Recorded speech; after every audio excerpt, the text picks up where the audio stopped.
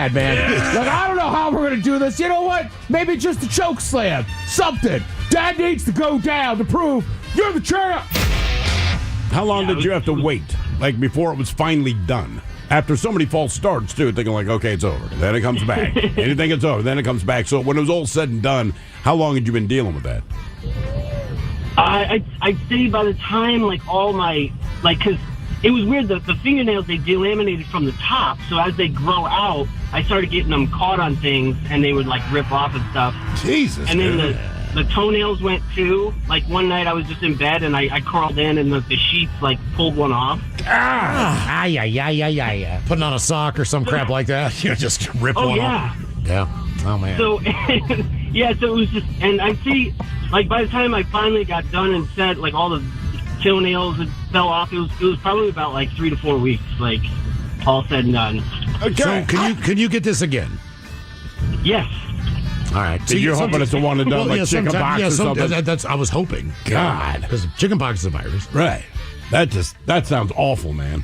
What is the sickest you've ever been? 206-803-ROCK. We're like unlocking new fears I didn't know I had to. I did not know that would bug me. You've heard about, foot and mouth disease, whatever. I'm like, all right, it is what it is. Then he describes it, and I'm like, I'm not okay with this. And also, he probably used the word pustule more than any caller we've had in 20 years.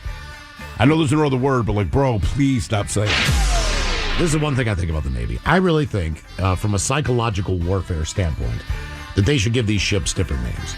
All right? Because if I'm in the water and the USS Daffy Duck is coming towards me, right, and they blow us out of the water, like, we got to tell everybody, man, we got sunk by the Daffy Duck. Oh, yeah.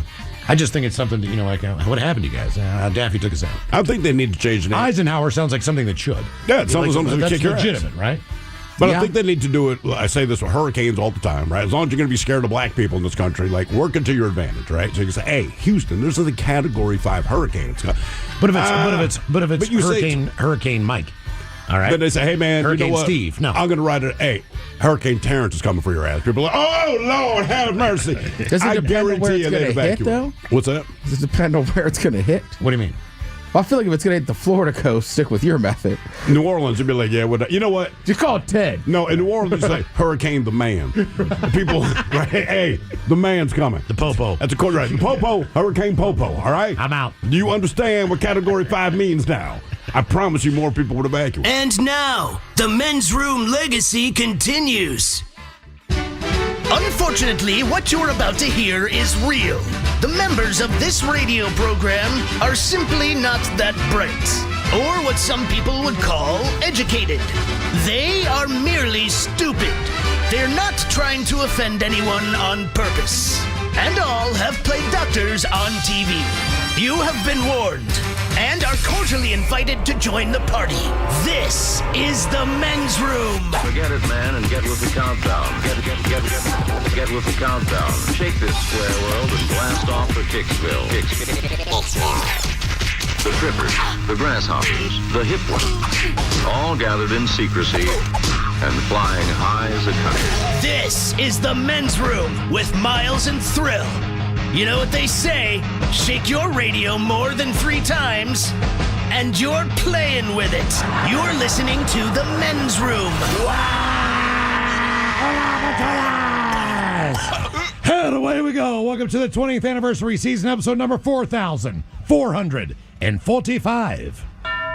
Along with Steve the Thrill Hill, the Ted Smith, and Mike Hawk. And you are the men's room. On tap today, the return of Who Sucks Less. We will play Profile This, plus headlines, the men's room shot of the day, fun with listener emails, and everyone's favorite, TV Time with Ted. Click, clack. All right, here we go to Colorado, where residents fight to keep their inflatable 27-foot-high toy. Meanwhile, a man opens his hood and finds an animal the most would like to destroy. That's why you get circumcised. LA woman not happy that an Amazon driver stole her cat. A stowaway was found in an airplane. It turned out to be a rat. Into Australia, where a koala bear rides the bus. That is all coming on today's very special episode of The Men's Room. And now, Here's the question. Hola, bitches. Good day to you and yours. All right, nobody likes to be stereotyped, right? Nobody wants people making a judgment on them based on some, quote, oversimplified beliefs or images of a particular group of people, whether it's by race, religion, political affiliation, age, appearance, hobbies, profession, gender. Basically, you name it, there's a stereotype about it. And depending who you are, you either find stereotypes incredibly frustrating, or more frustratingly, you find them remarkably accurate.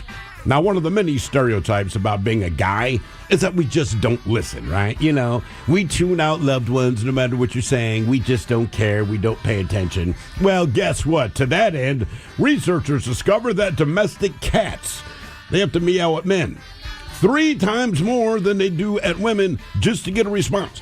Just for us to turn around and acknowledge the cat, it takes them over 4 meows just for us to turn around and say, oh, hey, buddy. When it comes to the ladies, they meow once, and a woman's like, hey, baby, and meow back.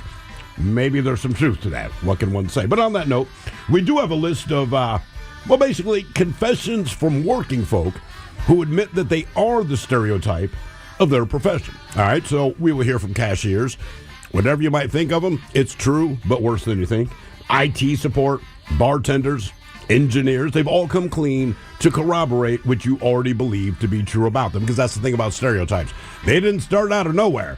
There's somebody that perpetuates it for better or worse. But why just stop at your job?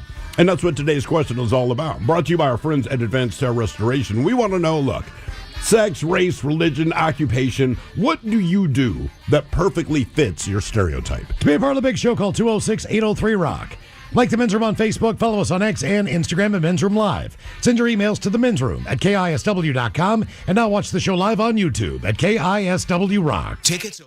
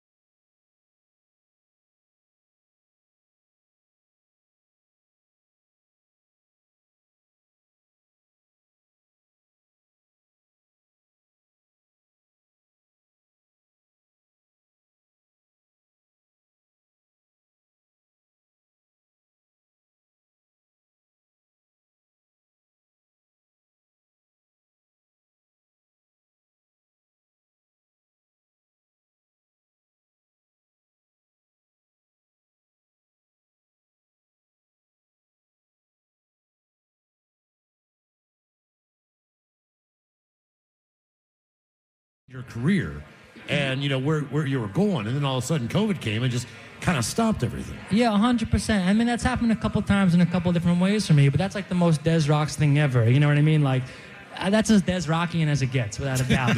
To be like, we were on tour with like the Rolling Stones, you know what I mean? And then the whole thing got shut down. What was that like? Unbelievable. I mean, for the first show, we showed up, and they didn't believe that we were there to open because we showed up in a 1989 Volkswagen Vanagon with the one door painted the wrong color. Oh, really? So we came in there and we said, we're here to play, and they laughed at us. And then they brought out the German Shepherd bomb-sniffing dog. And then many phone calls later, they let us into the stadium. How long did it take you from the time you arrived before they finally let you in? 45 minutes. 45 minutes. So the Rolling Stones themselves, they basically have no idea who you are, right? No, they picked us to open. They did. picked That is you. awesome. Yeah. So that feels good, but then when you get there, it still takes 45 minutes to get into the joint. That's Des Rocks, man. That's a dictionary definition of it, yeah. Dude, I'm is digging that your like story. is that like a rock kind of spirit, or is that just the New Yorker and you like, whatever happens, we're gonna keep going? I don't know. I think it's a little bit of both, to be honest. I think it's nature and nurture. Either way, it's New York's fault. You know what I mean? That's where I was born, and that's where I was raised. How big is that stage? What stage? The The Rolling Sto- Stones yeah. stage? It's like a mile. That's mean, what I'm it's- saying. It's Like, huge. you probably walk out there and go, like, where do I stand? Well, we were rehearsing at the time in an abandoned radio station in Greenpoint, Brooklyn, and it was no bigger than that platform for that drum stage. No exaggeration. It was like Chernobyl in there. There was no lights and the toilets ripped out of the walls. So in order to properly rehearse for that show, I had to run down the stairs and down the block while we were performing to simulate the cardio of a stadium stage. Did you take advantage of the whole stage? Yes, except they tape off this one line you can't walk past. That is only for Mick Jagger to walk past. All right. And, So if you just step over that line. and at the lid and the stage, they put down this material for Mick Jagger to dance on. That's like a bowling alley lane. You know what I mean? yeah. And I just kept sliding and sliding and sliding. And I'm coming up to this line, and I'm like, I'm gonna go over the line. Oh my God! And I stopped right at the tape. Just like bowling. Yeah, exactly. Yeah. You got? Did you not get stopped at the Canadian border one time for a while too? What? This is crazy research. I've been stopped at every border. You know what I mean? Is it the Vanagon? Is it your look? I mean, what do you think it is? I don't know. People think I'm a bad guy, but I told you in the beginning, like, I'm not as stupid as I look. You know, so I've been stopped and frisked and denied many times on that border crossing. So as a result of that, I mean, are you into anything illicit? Do you do anything that might be illegal? Not today. Not today. Not right now. So knowing that you just have a face for suspicion, do you make it a point to always just travel clean? Yeah. Oh, of course. I think I just look like a mugshot. You know what I mean? Like, Well, and look, the accent, it's like, I don't know, he's from Brooklyn. Maybe he's taking something in. yeah, but we're secretly the nicest ones. You know what I mean? So Yeah. But then again, it's one thing to be Des Rocks, but your God-given name, you sound like a mobster. Danny do. Rocco. Yeah, that is now, my no legal offense, name. and you don't want to judge a book by its cover, but I will judge the book by the title. Like Danny Rocco, this guy has connections. You have to be a pizza aficionado. I have spent a lot of time in pizza shops, and I've had a lot of family-owned pizza shops in Queens and Long Island. Yeah. Okay. Is it hard? Okay, we just had lunch at Brooklyn Brothers Pizza, Yes. which is absolutely fantastic over here. Go by if Angel you haven't gone, it's good. Yeah. Where's the best pizza you found outside of New York? Outside of New York. I mean, because there's different styles. You like a Detroit-style pizza, Chicago-style pizza, like a tavern pizza in Chicago, or St. Louis style. I mean, across country, there's a lot of different varieties, so to speak. I mean, you're tapping into some very explosive territory right now. I know. You know what I mean? Sicilian It's thick. how you know what I deep mean? do you want to go on this? Yeah, Because deep dish. I disregard deep dish in the same category as a New York style. It's a different thing. Okay, It's right. not one better than the other. It's apples and oranges. One is pizza, and the other one is like a pie filled with cheese. Right. Different things. My favorite pizza outside New York City is probably a place called Paulie G's in Columbus, Ohio. But asterisk, it's also in New York City. Okay. Okay. How about Connecticut? Do they hold a candle to New York? They always I act think like they do. Connecticut New pizza is Haven? equal. I'm an Okay. equal opportunist when it comes to all these things. I think they got good clam pies there. I really much like that. All right. Yeah, that's fantastic. Now, you also said, and this is many years ago when you were first starting out, that Seattle is actually one of your favorite food cities. Seattle is my favorite city outside my home city, without a doubt. What is it about Yeah, Seattle? yeah. I love coming here. I've never been to Everett before, but I just spent the whole morning walking around. I didn't realize that Kenny Loggins is from Everett. Yep. Could you do Kenny Loggins? Could you cover him? I have 10-minute set tonight. It'll be exclusively Kenny Loggins covers. But Kenny Loggins covers Unplugged, which nobody wants to hear. Well, nobody's doing it. Nobody's done it until today. In his hometown, just to mess with him. That's right. So you said earlier that you said, man, part of the reason you've continued to pursue this in spite of anything is because you're delusional. So at the moment that you realize you're delusional, do you take that as something that's like, oh no, this is my Achilles heel? Or do you just adopt it and say, hey man, that's my superpower? I think it's definitely my superpower. You know, at a time when every rational head would give up on chasing the dream of, bringing rock and roll music on the biggest scale imaginable to millions of people around the world, like most people would give up on that. Most people should give up on that, you know? And but for some reason, there's just something in me that I can't express any other way artistically, and music's only been the only way to do that, and therefore I continue. You did a song with a guy from One Direction. I wrote and produced a song for Zayn Malik last month. Yeah. And For Zayn? Yeah.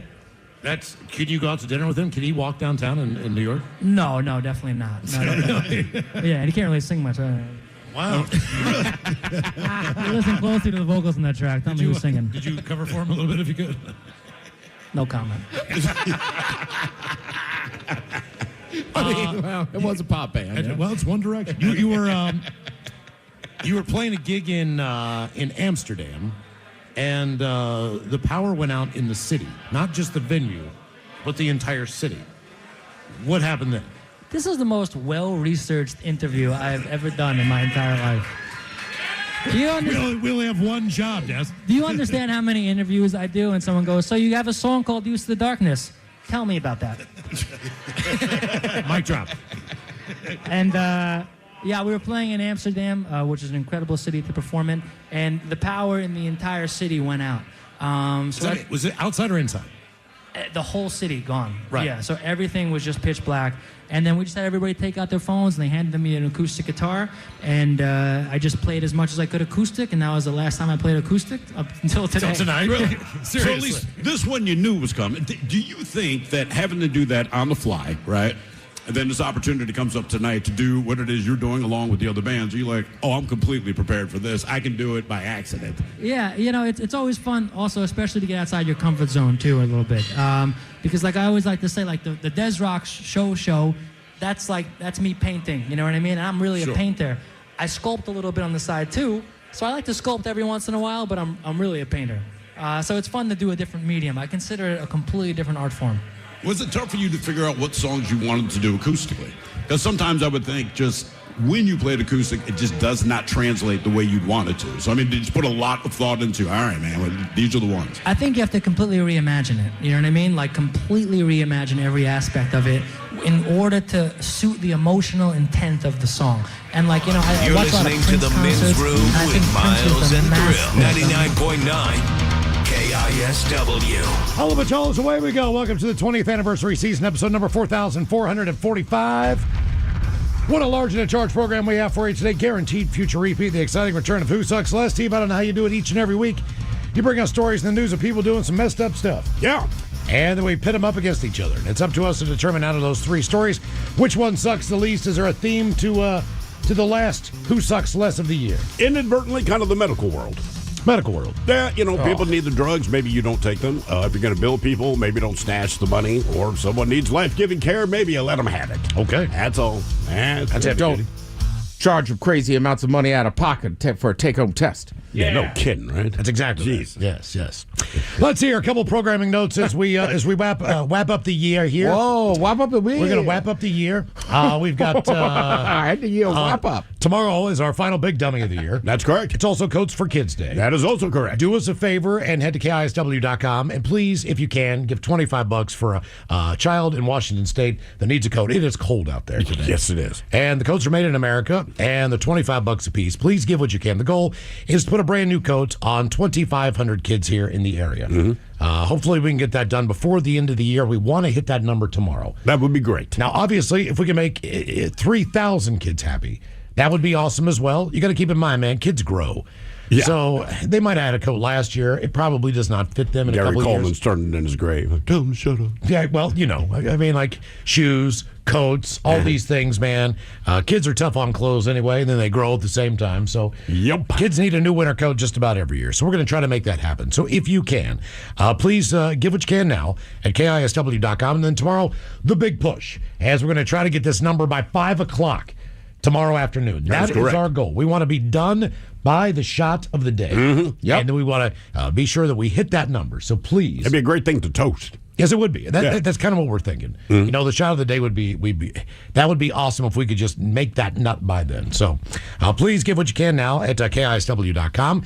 Friday is our end of year spectacular. Mike, any insights into anything that we can expect for our final 20th anniversary season show? Absolutely. A lot of awards will be given that day to the various callers and segments and little bits that we have done, things that we have forgotten that we have achieved throughout the entirety of the year. We have a lot of people that are on for a caller of the year, a lot of segments that are up for segment of the year, a handful of stories that we might not have heard from over the years, some stories that you have heard from over the years. We'll also, of course, dip into the vault of some of the greatest moments in men's room history that we like to revisit around this time each and every year. Yeah, but I'll tell you what, we did a great job just finishing the year with the Unwrapped holiday show. That was great. That was awesome. We've had a great year celebrating 20 years with you. Lucky enough, man, that we got a chance to partner with Black Raven a few years back. We have a 20th anniversary lager out, and word on the street is it's selling so well. It might be one of those things that just keeps going. Yeah. I hope so. It's like Pabst Blue Ribbon. Maybe they won a blue ribbon, maybe they didn't. But whatever it was, they've kept that ribbon now for over 100 years. So They didn't. Well, yeah. Did they not win it, or was the ribbon more like a participation ribbon? No. They just threw it on. The World's Fair was coming up, and Right. showing animals was very big, and you won a blue ribbon. Okay. So they just threw it on there. Guinness won that year. Oh, really? But Guinness won. yeah, So they should be really the blue ribbon beer. but to Pabst's credit, Miles is right. We still think of it like, oh yeah, they must have won. They won that. a blue ribbon. You'd have to be a nerd like me to know they didn't. But 100 I years mean, you ago. just ruined it for everyone. Yeah. Like, wait, what? I'm not going to drink it now. Yeah.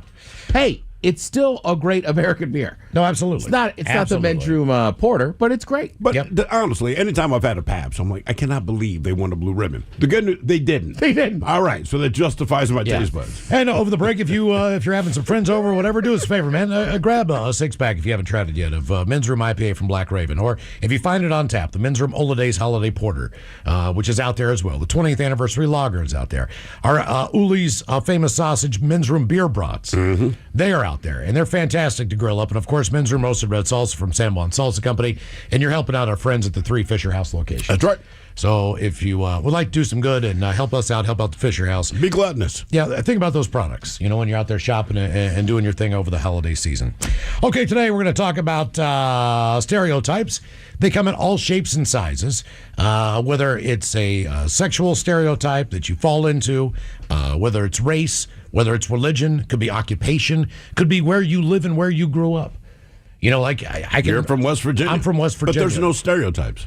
Well, there's a ton of cousin stereotypes. effort. The only one that I really don't subscribe to You is toothless, drunk that's ass the one. cousin Yeah. effing. My teeth Yeah. are okay. Yeah, you got good teeth. Shockingly enough, that's one thing that I don't fall into. But You also said the only reason you didn't sleep with the cousin when you could have is just because the stereotypes aren't there. yes, exactly. If you were from, we were not blood related. If you were from Ohio, This was a cousin by I marriage and a understand. distant cousin by marriage. but the only reason you didn't is because you're from West Virginia. Had you been in Ohio, you'd have been like, well, let's maybe, do this. yeah, but I can't fall into the stereotype. I mean, I get home, the first thing I do is I take my socks and my shoes off, and I'm barefoot. Right. All right. I'm drinking a Mountain Dew right now. That's, Yes, you that's are. basically what fuels, the entire state of West Virginia. More Mountain Dew is sold in West. I think more is sold in Texas, but by volume on Like population, per capita. yeah, it's, Yeah. West Virginia leads the nation. Now I'll be sitting here drinking a Mountain Dew. You're drinking an orange soda. Almost every day. I'm drinking a Coke now, but make no mistake, I had a Fanta earlier. Right. And I like orange soda, and I like fried chicken, but I hate to do it in public, just like you won't after your cousin. It's like, Yeah. look, man, I don't want to do this. You just get the knowing looks from people like, And even yeah. I used to have a buddy. He not only would he not eat fried chicken or wings in public, if I was in the room, he wouldn't eat it. Just because he was like, I'm not eating fried chicken off the bone in front of a white guy. Well, that's Just ridiculous. Yeah, I mean, But wings some are are different. fine. And he some stuck are, to it. But But like- some are fine though. I mean, like, He'd eat wings are boneless wings. universal, Yeah. right? But fried chicken's different. Like going to KFC is different than going to Wingstop. So if my ass goes to KFC or Ezel's or Heaven Sent, like, yeah. Well, growing up in West we do Virginia, it. I love fried chicken. I mean, 90% of the time I go to breakfast, Everyone I know likes fried chicken. I go and get biscuits and gravy. I just get hit with the stereotype. I'm like, everyone's eating goddamn fried chicken. Because West Virginia, if you go to a restaurant in West Virginia, they don't even offer like an English muffin or toast. Right. Why waste the bread? They know you're going to get a biscuit. Biscuit, of course. That's basically all you eat if you're having a bread product with your breakfast in the morning. And I just can't I can't shake it, man. I've stuck. Nothing tastes better But to that's me. true in the South. If you go all through the South, you're getting a biscuit. You would have to ask for toast. My dad eats grits every morning. He lives in Florida. Yeah. He lives in a trailer. You know, like he's perfectly fits his stereotype. He drinks whiskey. He has grits in the morning. Right. Sometimes shrimp on top, and if you do it right. Yeah. I mean, he is Florida man. I grew up in Maryland. I have never, ever, a time in my life lived somewhere and not had Old Bay in my home. Exactly. Yeah, and that exactly. is or Maryland flag representation. You take it to restaurants. I have. See, that's the difference. That's man, how right the there. bartender at the Crab Pot knows me. He's like, "You're the guy that brings in your whole Old Bay." But do you give it to the chef so he can sprinkle, because he won't know how much to put on there. Oh, no. I just like to dip my crabs in it. Okay. Yeah. But you take it to the restaurant. See, it's Correct. one I have Old Bay in my house. I would never think to myself, I'm going to put this in my pocket You're not from Maryland. if I'm, going It over is. to Salty's for, brunch. The only time it got me in trouble was on a date. What was I forget? Anthony. She used to do those crab feeds on Sunday night. Sure. I hadn't lived here this long. Didn't realize Anthony's a little nicer. I pre-called and I said, "Do you have Old Bay?" She said no. So I brought some, and then the girl I was with, she was like, and I just brought it in a little Ziploc like drugs. Oh, Yeah, she was like, "Are you really going to use that?" I was like, "Yeah."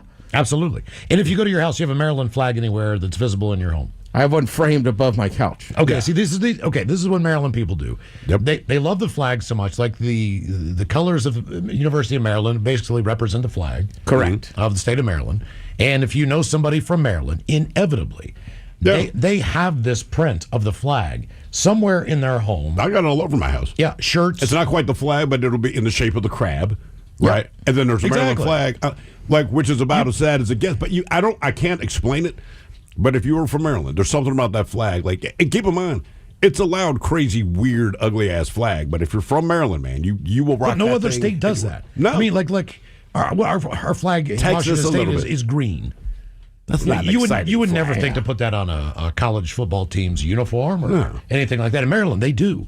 Like you see that thing everywhere you go. everywhere. And there's a If you went to a funeral, it's not odd that somebody would be wearing a state flag tie at the Guaranteed. yeah, or Guaranteed. a jacket or whatever the hell they're wearing. funeral. Yeah. The inside of the coffin might be draped with the flag material. We were the only state, the Calvert family told the English. They said, "We're keeping the family coat of arms." Yep. Is that what it is? Yeah, That explains so that's the why our appearance. flag looks so much different. The Maryland flag, it looks like an old English flag. It's basically that family was just like, "F you, we're going to stay here and we're keeping the flag." And the thing is, it's adored by anyone who's a Maryland resident. Yeah. But everyone else thinks, "What is this? This is one of the ugliest things I've ever seen in my life." Absolutely. If you don't know what it is, Yeah. it's jarring. Yo, yeah. I mean, it's that's like- obnoxious. Right. It really freaking. It's kind of like when horse jockeys, like their pants are always absolutely stupid. It's basically that, right? Correct. But if you're from there, it's like, hey man, it means everything. Can't explain it. Yeah. I mean, if you've listened to this program for the last 20 years, if someone is from California, they will tell us that in the first two sentences on any topic. And it doesn't have to have anything to do Nothing. with the story. It has nothing to do with it, but it's just the first thing that comes out of someone's mouth. Texas is the same way, but in a different way. But Texas wants you to know because Texas is proud of Texas, right? That's universally abundant with Texas. But California, it's like, look, we simply said, how was your day? I'm having a pretty good day today. Reminds me when I was in the Bay Area. Like, dude, this has That's all. nothing to Yeah, do right. with California. But they will absolutely let And you know. if people are from Texas, they'll let you know they're trying to get back to Texas. Always. That's one of those universal things. Well, I'm up here for a while, but eventually I'll make it back. Yeah, to about Texas. Texas, yeah. Texas I again. mean, honestly, the first answer we got on X was great. This guy goes, "I'm from Kansas City, but I'm Mexican heritage, so I'm a Raiders fan." Okay. Well, I was like, fair shout. They're one of the biggest fan bases in Mexico. Yeah. The Ravens do pretty well, but the Raiders do really well. Nobody touches the Raiders, man. Even when we went to the Vegas game, I'm in Las Vegas, right? So you just think like, whatever ethnicity, I swear to God, 95% of the guys that are rocking Raiders gear, it's like, all right, you're of Latin descent. Like that's kind of a thing, man. That's the stamp of, because I was looking down to my wife and I'm like, Jesus Christ, you would think we're at the Mexico City game. Yeah. Right? Honestly, I'm like, there might be more people of Mexican descent at this Vegas game in Las Vegas than if we went to freaking Mexico City to actually see the game. Right. It could be doing whatever your hobby is. For a while there, I was running. And when you get to that finish line, no matter if you do a 5K, Ted, I don't know if you were witness to this because it was more of a shorter race, but people who run just talk about running all the time. For whatever reason, if you are a runner, you talk about running all the time. And there's more stereotypes that fit into that. Now, when I was doing those half marathons, most of those races were actual marathons. So you've got two groups of people. You got somebody doing it half and somebody who's doing it the whole deal. And we were in the tunnel coming back, and I was doing the half marathon, and a guy in front of me collapsed. I don't know if he had a seizure. I don't know what happened, but it was a definitive medical emergency. He was shaking. His eyes were rolling back into his head. I stopped. I looked at him. I'm like, oh, man, this guy is having a hard time. But we're also in a tunnel, and it's dark. And there's two lanes. There's one for the half marathon, and there's one for the marathon. And we need a doctor. And, I mean, you can hear my voice screaming in the tunnel. We need a doctor. I jumped into the marathon line and put my hands out and said, we need a doctor. They're like 80% of them stuff. The first guy who was coming up to me was a doctor. Yeah. I mean, and if you know anything about doctors, they are highly driven individuals. They have in their entire lives, but they run marathons. Yep. They do. And you cannot believe the percentage of, it's your doctor. He's health conscious, but you would hope so. These guys are incredibly competitive. And they'll go and run races. They'll try to qualify for the Boston Marathon or New York City Marathon or whatever the hell they're doing. But, man, as far as hobbies go and doctors go, if it has anything to do with exercise, most of them are runners and long distance runners. And the first guy stopped, and he started giving them aid. By that point in time, a golf cart had come up. So there was more people on the way. So I was like, all right, I've killed my 5 minutes. I'm going to start back up and keep running. There's nothing I can do here. But it was I could not believe it was the first dude. It was the first. Well, and they're the only group. And granted, I respect people that run marathons, but they're the only group that put the bumper stickers up and stuff to let you know that they've done it.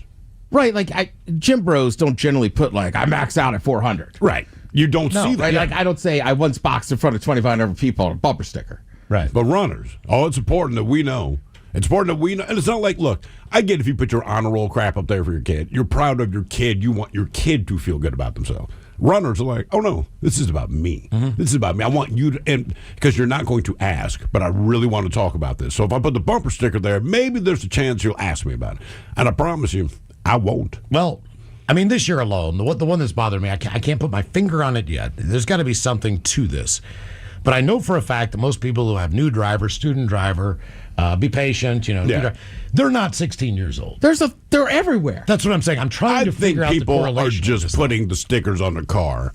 Because again, like you said, I'll look in the car and I'm like, this woman's 45 years old. That does not mean that she's not a new driver, but I find it highly unlikely. Either Washington State has the much older new drivers than anywhere else in the country, or you're lying to our ass. And I know maybe you share the car. I get it. Well, if it's a 16-year-old beater car, I understand it. I've seen these things on Volvos.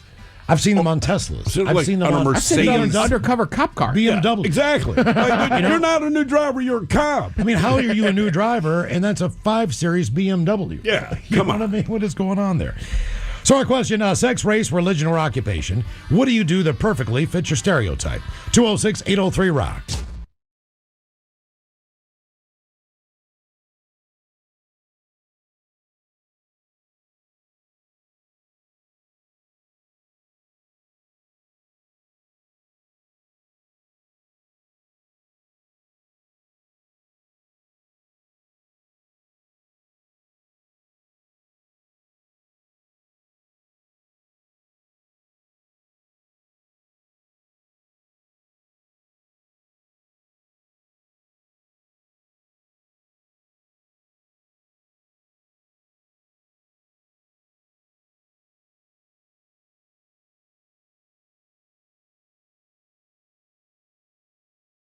Today, a playlist for people who hate Christmas music. Are these, in fact, my Christmas songs, or are they the Antichrist of Christmas songs? No, this is just for people that don't like Christmas music. I don't like Christmas music, so should this list appeal to me? So, yeah, it will, just because now they are Christmas songs. But it's just kind of okay. All right. Yeah, it's classics. Like, correct. Okay, I'm a spiteful guy. Cheeky Christmas songs. All right, yeah, I'm much more likely to appreciate that. Down with that. Sit and Spin is coming up at 4:30, and as we get the days confused there, yes, we had yesterday off. We had our company holiday party. Had a blast at that, but I want to thank everybody who showed up to Tony V's in Everett on Friday afternoon. Everybody that went to Angel of the Winds Arena and saw our first ever Unwrapped show, which was hell of a fun time. It was a busy day, man, but it was cool. The bands were unbelievable. The entire show was just, we believe, to be an incredible success. So thank you all for coming out. For the most part. Yeah. They did play, as we take the stage, they played the Daily Mix morning show video right Intro, before. So yeah. if you're sitting in the audience, you would just assume they're going to take the stage. And then we took the stage. Okay, whatever. It is what it is. I was screaming, you're playing the wrong video. No one heard me. The thing played, we take the stage. Yeah. And then before Daily Big Show takes the stage, they then played the Mindrum intro. So if you're sitting in the audience, you might be thinking, hey, the Mindrum. Here come the Mindrum. But no, it was the Daily Big's morning show, along with our very own D. Ted Smith and Mike Hawk. Yeah. All right. Yeah. But it was it was a fantastic night. If you were in the VIP, that was a great experience as well. So, Tony V's was a lot of fun. Big thanks to Tony once again for having us there and hosting that. I saw him later. He was in a good place. I will say to the people in the VIP, Shinedown has a lot of money. They don't need all the gifts. I could not believe, just like, here's Shinedown, and it seemed like 50% of the audience had something specifically for them. Yeah. Not that's for autograph, like gifts to give these guys. It was unbelievable. Well, Zach was telling me that their flight was a little bit delayed. Yeah. And I don't know if they got in later than they were supposed to. Maybe it might have been ridiculous. It might have been like 1:30 in the morning or 11 o'clock at night. They were super late, yeah. But they just got stuck someplace for a few hours. And then they get in. And, I just would not expect this, but when they got to SeaTac, there were tons of Shinedown fans there with signs, banners, everything else, waiting for those guys to get off the plane. And as Zach would explain it, man, he's like, yeah, man, it was cool. We signed a bunch of stuff and, all that stuff. And then the next thing you know, 45 minutes go by and he's like, Brent, he's going to sign every damn thing there. Yeah. he's like, so I'm like, come on, man. I'm going to die. I'm falling asleep right here standing up with my bag. And, he just kept on doing what Shinedown does. They want to meet and talk with every fan of the band, without question. I was going to say, because then we interviewed him in that VIP thing. Yeah. And then their manager, like, we're all standing there with Zach, and their manager's like, you got to get him. We need to take this photo. But it's like, I'm not going to bark at him. And tell him to stop He's signing. talking to a 9-year-old little girl. Right. I'm not going to be that guy. Like somebody else could be the heavy. Like, I ain't doing it. No, hell no. Absolutely not. But thank you again, Tony. Tony V's. Everyone that was working there, fantastic. Yeah. Hopefully got a chance to try the Men's Room Holidays Holiday Porter, which they still have on draft. They didn't sell out of it. Mm-hmm. So if you're looking for one and you're in the Everett area, we know they have at least the Men's Room IPA on draft there as well. Tony V's is a great spot. They had live music that night as well. Thank you to the Apex for the after party. So I stopped in the Apex. It was great. We had a hell of a day up there. And, Yes, indeed. it was a long day, but it was a lot of Everett style. Jeez, whiz, did that go by fast? I mean, it was just one thing after another, but a lot of fun. And also just walking around the arena. Like, I should have had my step counter on. I just kept doing laps. And, like, every time I turned, somebody wanted to talk. It was awesome. Yeah, it was a great time. Really was. And for the first ever show, I mean, as far as the lineup goes, the bands That was were out awesome, there, dude, yeah. Man, I mean, you couldn't have asked Special for guest appearances. Yeah, Ann Cameron stopped by and That played Ted with, almost Taylor. prevented from getting on stage. Thompson, but you blocked the stage from the guy My in the bad. Garden. My bad. That was probably the shortest trip he's ever made for a gig. Yeah, no kidding, right? Other than like living, young in downtown and play on, Elcourt Zone or something. I mean, that was a pretty short jaunt for him. And then, right, for the people that are fans of Taylor, like, she couldn't be nicer. Like, she was great. What She a was professional. super sweet, man. Yeah. Well, you got to remember, early on, we interviewed her however long it Like was. 7-8 years ago. I mean, I think the band's been together 13, 15 years. yeah, so, hot minute. Since 2009, Yeah. I believe it is. But at the time, she was just in a different place because, here she is. She's this childhood star, but she's an incredibly talented singer. By the way, we kept mentioning, so I brought this up to my wife later, and my wife knows more than me pretty much all the time. But I said, well, because she said, how was Taylor? And I said, when we talked to her years ago, like you're alluding to, slightly different place, but I said, super professional, super cool, really sweet, really nice. And I said, but the one we tried not to bring up the Grinch thing, but she actually brought it up on her own. When we first interviewed her, she didn't want to talk about it. So my wife's like, the Grinch? I'm like, yeah, dude, she was freaking Cindy. She's like, I know. She's like, she was in, oh crap, was it a TV show? Was it like Mean Girls or Girls? Something Mean Girls like- is a movie. Okay, so it was a TV show that Yeah, I've she was heard on a TV of. show for a long time. I did not know that. My wife's like, Gossip Girl. Gossip Girl, right? Oh, that's right. That was Okay. a massive show. Right. I never watched it. I know it was a massive show. I've never watched. I had no idea she was on there. My I wife's can't believe like, you're not a fan. She was like, "You got." I'm like, "No, we did not bring up." I'm the a Grinch." She's dude. like, I'm a dude. She was in Gossip Girl. She's like, "That's actually where most normal people know her." Like, we all remember her from the Grinch, but she's like, normal people remember her from Gossip Girl. Like, But, that would have you been know, cool to know before we talked. When the band is starting out, she's looking for credibility as a musician, not as an actress anymore, or someone who's a movie star or TV. I mean, she wants to talk about the band. She does not. Yeah. She's trying to separate herself from that. Sure. And as the years go on, obviously the band is incredibly successful. She's past that point of worrying about that, and back to the point. Yeah, I of think she's good now. Pretty well just embracing her entire career. And with the Grinch having the anniversary, I believe it was 20 years, maybe, or whatever it was. I know That'd they're be longer than that, yeah. celebrating something because they keep bringing it up. Obviously, Jim Carrey, who was in The Grinch, was part of that Rock and Roll Hall of Fame induction with Soundgarden. Yeah. And she sang a couple of songs out there. So, it's she just seemed like she was in a really good spot. She was on Jimmy Kimmel the night before we interviewed her. Yeah. She's just boom, boom, boom, moving from one place to the other. It just couldn't be a nicer, more relaxed and chill person. It seemed happy, man. Yeah, really did. So that was a great night for all involved, I thought. Right. And I fathom that she's an actress, but I kept telling people, they're like, how was Taylor? I was like, I don't know how to explain it. I have never met her in person, but she makes it seem like you know her. She does. Like, Right. actually, the first thing she did, she looked at my ass and she's like, "We've talked before." I said, "We have." And keep in mind, last time we talked to her, she was a little salty about the acting thing, but I was like, "We have."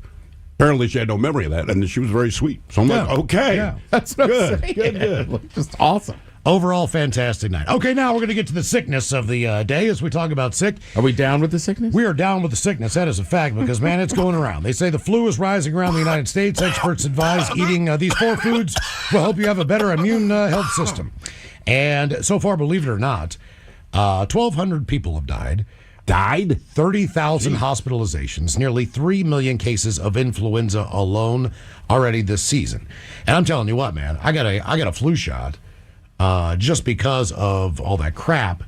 And then the next thing you know, man, I get some other kind of disease. I was sick for like 3 weeks. Yes, I think you got like a cold Or something else. The one thing they Yeah, can- like, I mean, just walking around. But they say, Right. I was talking to my brother today. He's every time I talked to him the last 2.5 weeks, he's had the same cough. Really? And I'm like, "You all right?" He's like, "I feel fine. I just can't get rid of this cough." yeah, Oh, right. yeah. I mean, I didn't feel too bad. I mean, it was all stuffed up. They say garlic is a good thing. Nice. Especially if you're eating pasta and pizza dishes, they say kick a little more garlic on there. But Ted, you got to usually when they say these are the foods you should eat for something healthy, it's always crap. I never want to eat. Broccoli, spinach, so garlic. I'm like, boom. Believe it I or just not, like they go, "Hey, eat some pasta, eat some pizza." Yeah. 1 clove of garlic has enough vitamin C for a day. Almost a half of what an orange does. Wait. When you think about how small a clove of garlic is, that's a lot of vitamin Right. C. Clove, not bulb. I'm like, Yeah. come on. All right. Red bell peppers, believe it or not. All right. They have nearly I 3 had some times today. more vitamin C than oranges. Boom. So you can see where this is going as far as what you need. So Apparently, far, it's a I'm big digging dose it. of vitamin C. Helps your immune cells get all good and ready. Eating yogurt will help regulate your gut if there's anything going on down there. All right. And they say berries is another best source of vitamin C. And blueberries, which your daughter eats nonstop. apparently, Non-freaking stuff. is one of the best things that you can eat for a number of reasons. But it'll She's help also you not with- sick. Help you with the cold. Now, other than the flu going around, the norovirus.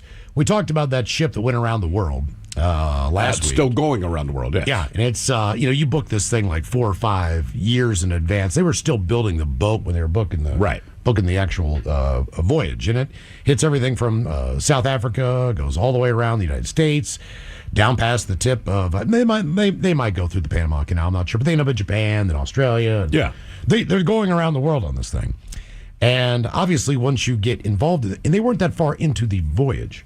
No, it's like a, 133-day voyage or something like that. And 200 people immediately got sick. Mm-hmm. They started getting sick in New Orleans, or when they landed, they stopped in Boston, I believe, and then Miami or whatever the deal Yeah. was. But through that entire East Coast stretch, that had basically changed people's rooms, where they were staying.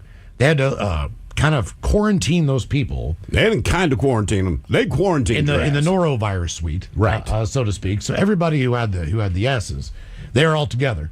But you always heard about in on one cruise area. ships, but it's just the point that if you're on a cruise ship and it goes around, like everyone on the ship's going to get it because you're all there. You can't escape. And not You only can't that, go anywhere. you don't want to eat.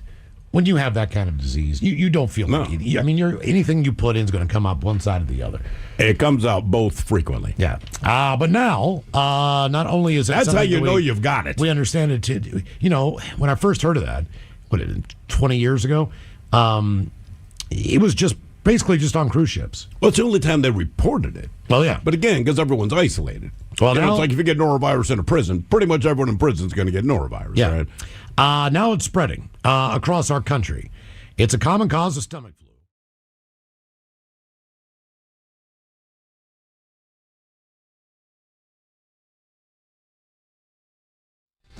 Always live on the free Odyssey app. From the Pinky's Plumbing Studio, you're in the men's room. Text the guys at 206-803-ROCK. All right, talk about tomorrow being Coach for Kids Day. Check this out. So Richard Minahan just gave $169. Nice. Oh, it's Dick. Gave 25. Yeah. Kane Lynn, $511. Wow. That is a lot of jackets. Yeah, $25 puts a brand new coat on a kid in need. We are halfway to our goal right now. Yeah. So we've got 1,250 kids in coats. We want to double that. Get 2,500 by tomorrow. So that is the goal. Please donate now at KISW.com. Tomorrow at 5. Tomorrow at 5, we need to get that 5 done. o'clock, yes. That's the idea. We want to drink a toast and celebrate you for helping out the kids here with Operation Warm and the Washington State Council of Firemen. All right.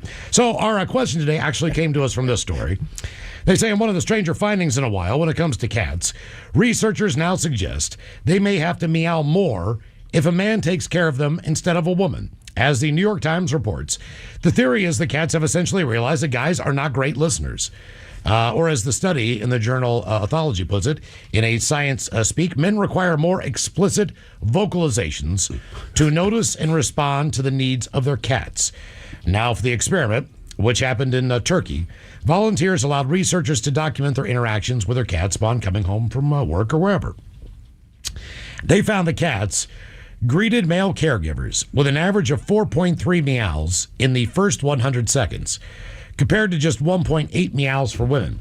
In general, the women talked to their cats more or mimicked their meows and appeared to be more skilled in interpreting feline vocalizations. The researchers acknowledge that the sample size is small, but it does draw a general conclusion. But they hope it lays the groundwork for bigger studies to figure out are guys just not the best listeners in the world. No, which is we're not. which is essentially what they're saying. And I think that holds true for. I'm guilty. I am 100% guilty. I'm definitely guilty because I don't care. Like, if you're not saying anything of any relevance, like I just turned my brain off. It's not a mean thing, but I just like information, right? So if you're just talking but not really saying anything, or there's no particular point that I can think you're getting there, like, I don't care. It's the same as people who call and go, look, long story short, when you hear that, what do you think? What is going through your brain? Right. The same thing that's going through ours. This is going to take forever. Yes. So I'm just going to be off and on kind of through this conversation as far as listening goes, because I know it's going to take you a while to get to the home point on this whole deal. So our question, sex, race, religion, or occupation, what do you do that perfectly fits your stereotype? 206-803-ROCK. Hello, Gary. Welcome to the men's room. Hola, it's Hola. Hola. So I work for a certain airplane company in this region. We all know it.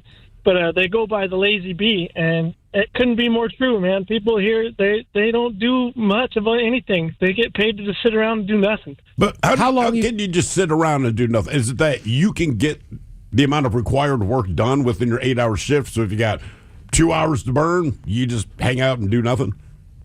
And that can be the case sometimes. And then there's other cases where people will just they'll damage something or make sure the work can't get done, so they have that extra hours to just sit there and do nothing. Actually go out of their way to make sure that so you're saying, like, sometimes if something is quote-unquote damaged, it's 4D chess, basically. So this project will not be completed today, therefore I have nothing to do? Basically. Or you got, like, a team of people that'll take care of work that's gone downstream, and they just, we can't do it today, so they just don't do anything. Okay. And you're saying you're guilty of that as well? I can't say that I'm not guilty of it. All right. So, again, how long have you worked there? I've been here almost 4 years. All right. What did you do before that? I worked at the kitchens for that same facility. Okay. So you worked in the kitchen. So in my mind, your stereotype is, like, I truly believe that 90% of the pizzas that I've eaten in my life have been made by someone who's stoned. I guarantee it. It's a high percentage. That might be a little bit high. I don't think it. I will say in all the kitchens I worked in over 12 years, maybe there was one person I can think of that did not smoke, and then more than that. Typically, we wouldn't be stoned during prep, but when you open the doors for the restaurant, because customers can be customers who they fit, they stereotype, right? So you'd get stoned, so you just take things more with a grain of salt. Because it's a high-stress job, it's constant, blah, blah, blah. But when you're stoned, you're like, I got it, man. It's all good. Yeah, no sweat. The wait staff and the bartenders, generally, they were all coked up for the exact opposite reason.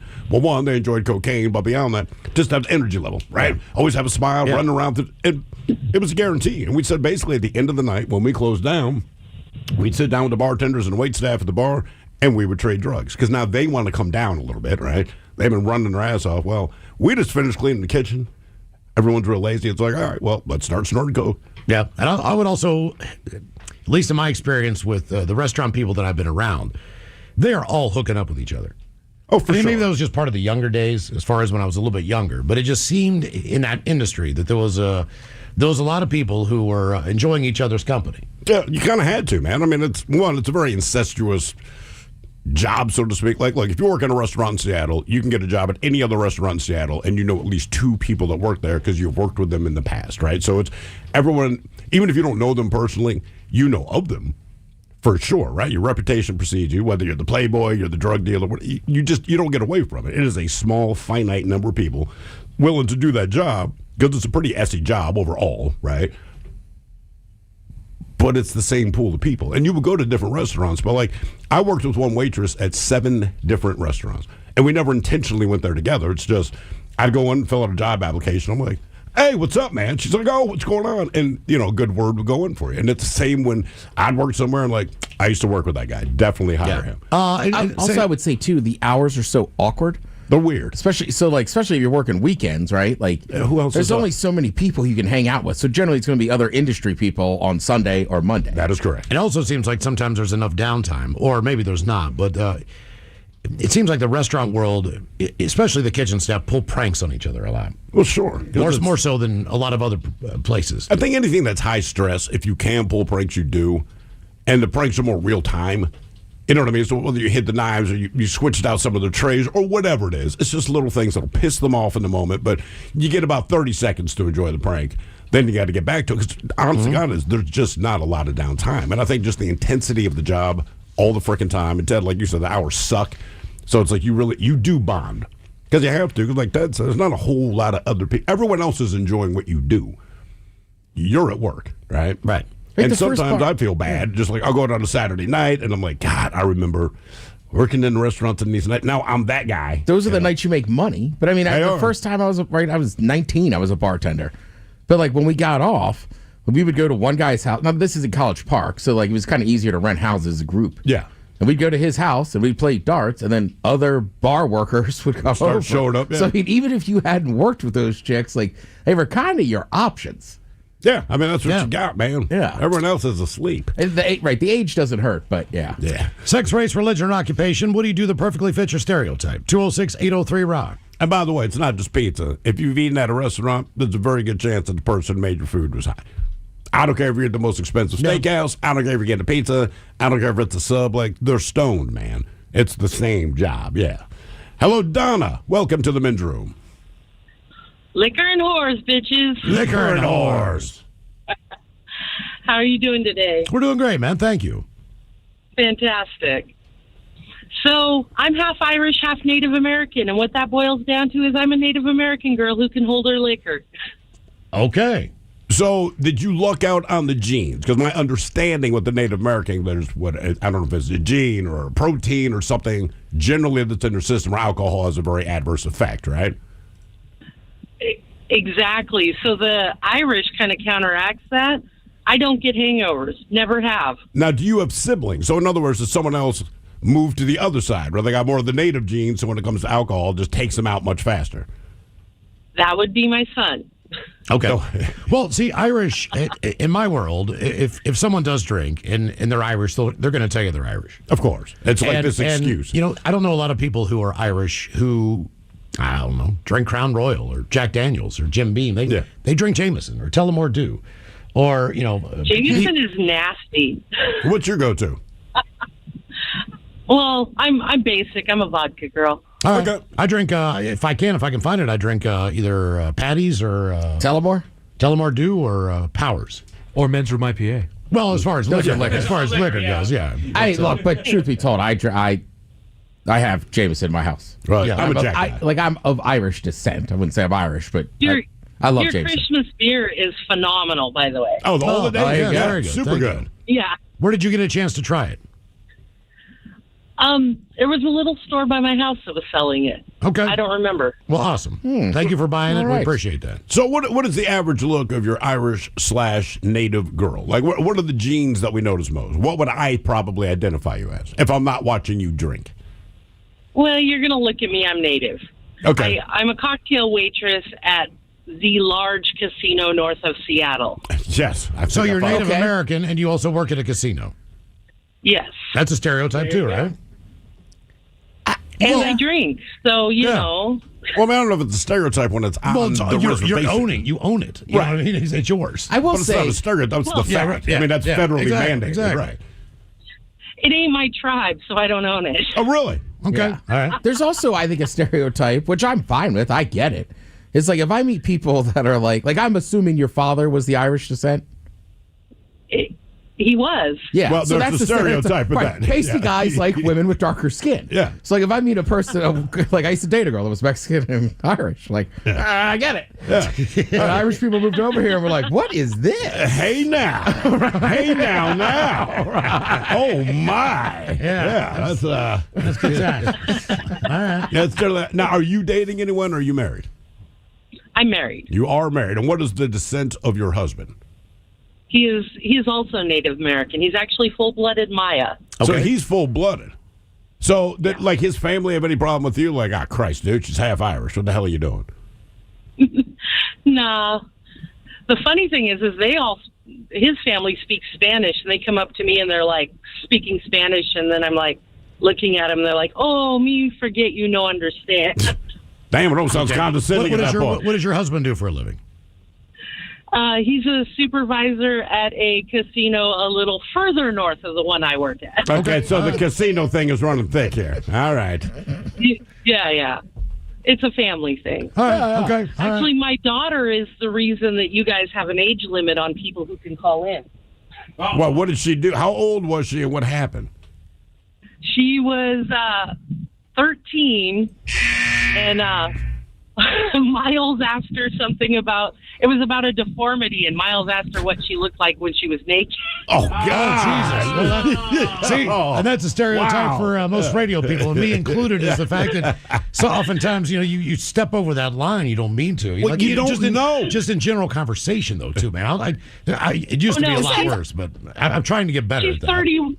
She's 31 now. It's okay. Well, again. Well, have her call in and she can finally tell Yeah, Miles exactly. what she looks I like don't know if naked. it's a stereotype of radio people. Well, we run our mouth. You always take it to that level. Yeah. Damn, and my daughter's way of the age limit. It's all right, though. Throw helped you out on Friday. What'd I do Friday? Yeah, let me hear that story about your mother. Not my mother. Well, Miles generally will ask a question and it goes sideways. Yeah. When you had all your info for the band. God. Yeah, man. I forgot. Right. So we're at Tony V's and, what's the man? Return to Dust. Yeah. Right. 4 young guys, very nice guys. And we tried to do research before we interviewed these people, which, by the way, one of the guys even said, I appreciate you guys doing the research. So I feel good about myself in these moments. So I had 2 specific questions that I really wanted to ask them that I thought were interesting. Again, based on the research. Well, neither one of the questions was accurate. And they're just like, hey, man, we could tell you got this off the internet. I'm like, well, sure, but it was your band. They're like, okay, this one of them is patently untrue. It has nothing to do with us. It's completely false. So I give it a second. I ask a second question, and they're like, that's not a bad question, but you're talking to the wrong band member. No. It's not my mother. The question you're asking is about this guy's mother. Yeah, It's just like, Sebastian. of course it is. Oh, freaking Yeah. course. I told Ted afterwards, like, I quit. Like, I give up, man. I didn't. And I'm sitting next to I can see your notes. I mean, it's Yes. locked and loaded. And he's just like, well, screw it. I know. Yeah. After I was like, I'm done. And I've been on a roll for 20 years. If I ask somebody a question, typically it's the worst case possible answer. We had one of those Friday, too. Oh, I forgot about that Yeah, I first mean, guy. Look, man. Oh, God, dude. And it seems like See, a it just harmless like- question. It really did. I mean, That one felt very generic and harmless. well, but I can get into these. I can get into these situations What did talking you to ask the somebody at a bar or just in general, at a gathering or whatever. And Sure. I'll do the same thing. And it's not just on the air. Like there's no way that could be just possible. It's a lot of times. I mean, my questions are. I don't think they're that off. I don't think they're that bad. Sometimes they're not. You asked the guy Friday. You said, hey, man. I said, Where are you coming from, or do you live close? Yeah, whatever. whatever. But the guy's like, actually, I am homeless. I'm in a homeless shelter. I'm like, bro, look, no one could have seen that coming. No, none of us. But it wouldn't happen if I didn't ask the question. If I had asked, he lives in a 7-bedroom home. Yeah. No, he retired. So He it's like at 30 Schrodinger's retired cat. early. 35. You know what I mean? He's good to go. He's doing well. If for himself. Miles looks, the cat is dead. If I look, it's alive. Yeah. I wore an Ace Frehley shirt this year. One day I wear an Ace Frehley, right? Who dies that day? That day. Who dies that day? Yep. I haven't worn that shirt since because I'm afraid he's going to die again. Right. Or I'm going to kill another member of KISS. Zombie Ace Frehley. Yeah, no, exactly. I'm going to kill, I don't know. You're going to kill Little I'm Ace. going to kill Tommy I know, Thayer. Little Ace. Tommy Thayer's going to die. Yeah, or, something. Bruce Kulick, or whoever. Sex, race, religion, or occupation. What do you do that perfectly fits your stereotype? 206-803-ROCK. Hello, Aiden. Welcome to the men's room. Hola, bichola. Hola. How are you guys doing? Doing good, Aiden. Thank you, man.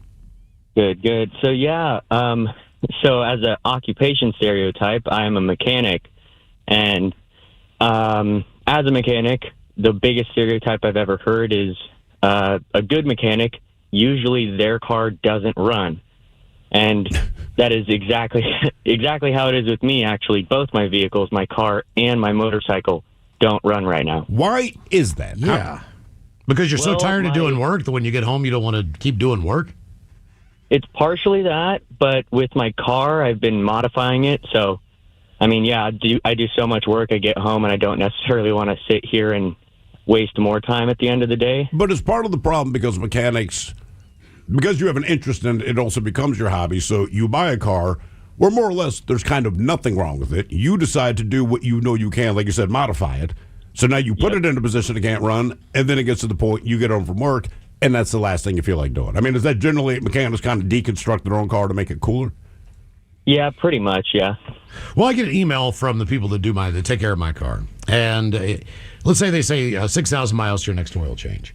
And let's say they'll email me, you're due for an oil change. And I'm like, well, I've only gone 3,000 miles. You put a sticker in my window. Right, you put the sticker. Right, that tells me when I need to go back there and do that. And they're like, well, maybe you want to come in now and we'll look at some other things. I'm like, I'm not going randomly to go get an oil change at 3,000 miles. And they do it all the time, so I'm always assuming. Because there was a time when I went in there and I needed, I don't know, like new brakes or something, whatever. Yeah. They found 7 different things that needed to be done. Well, that's what I was So going by to the ask. time I walked out there, I swear to God, it was $2,000. So one of the stereotypes of mechanics is that are you gouging us or are you Or is that honestly an discovering upsell? things like, look, man, I mean, look, everybody wants to upsell. I get it. But also, like, you should address these things. Or is that just something you guys kind of say to see if we'll part with the cash? Honestly, with as long as I've done it, I feel like there are some people that definitely do try to get that extra stuff in there. Sure. But there are certain things that you definitely should do ahead of time because it could cause more major issues in the future. Okay. You know? What if somebody is just a D-bag to the front desk person? Are they going to have a, you know what I mean, just whatever, they're upset, they're having a bad day. Are they going to get gouged a little bit more than someone who's a little bit easier to deal with? Most likely, yeah. Yeah. Okay, I think that's true in everything. Yeah, any profession. Generally, if you have to deal with someone before you deal with the people you're going to deal with the rest of the time, if word gets back there that you were difficult, like, oh, you are going to absolutely get inferior service at the superior price. Especially in the kitchen, I guess, too. Well, no, we'll charge you the same. And actually, we give you extra in the kitchen. About to say Trust a little me. extra ingredient. Oh, plenty more. We won't charge you a dime for any of it. That's not saffron. Sex, race, religion, or occupation. What do you do that perfectly fits your stereotype? 206-803-ROCK.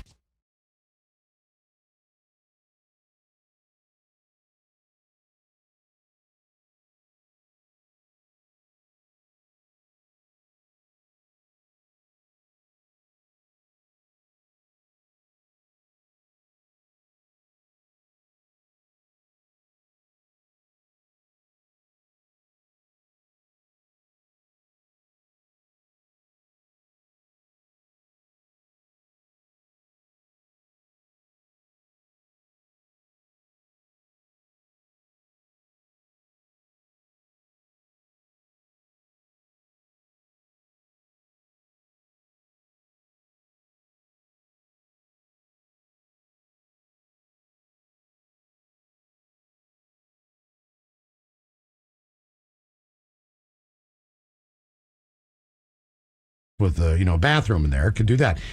Typically lasts 2 to 3 days.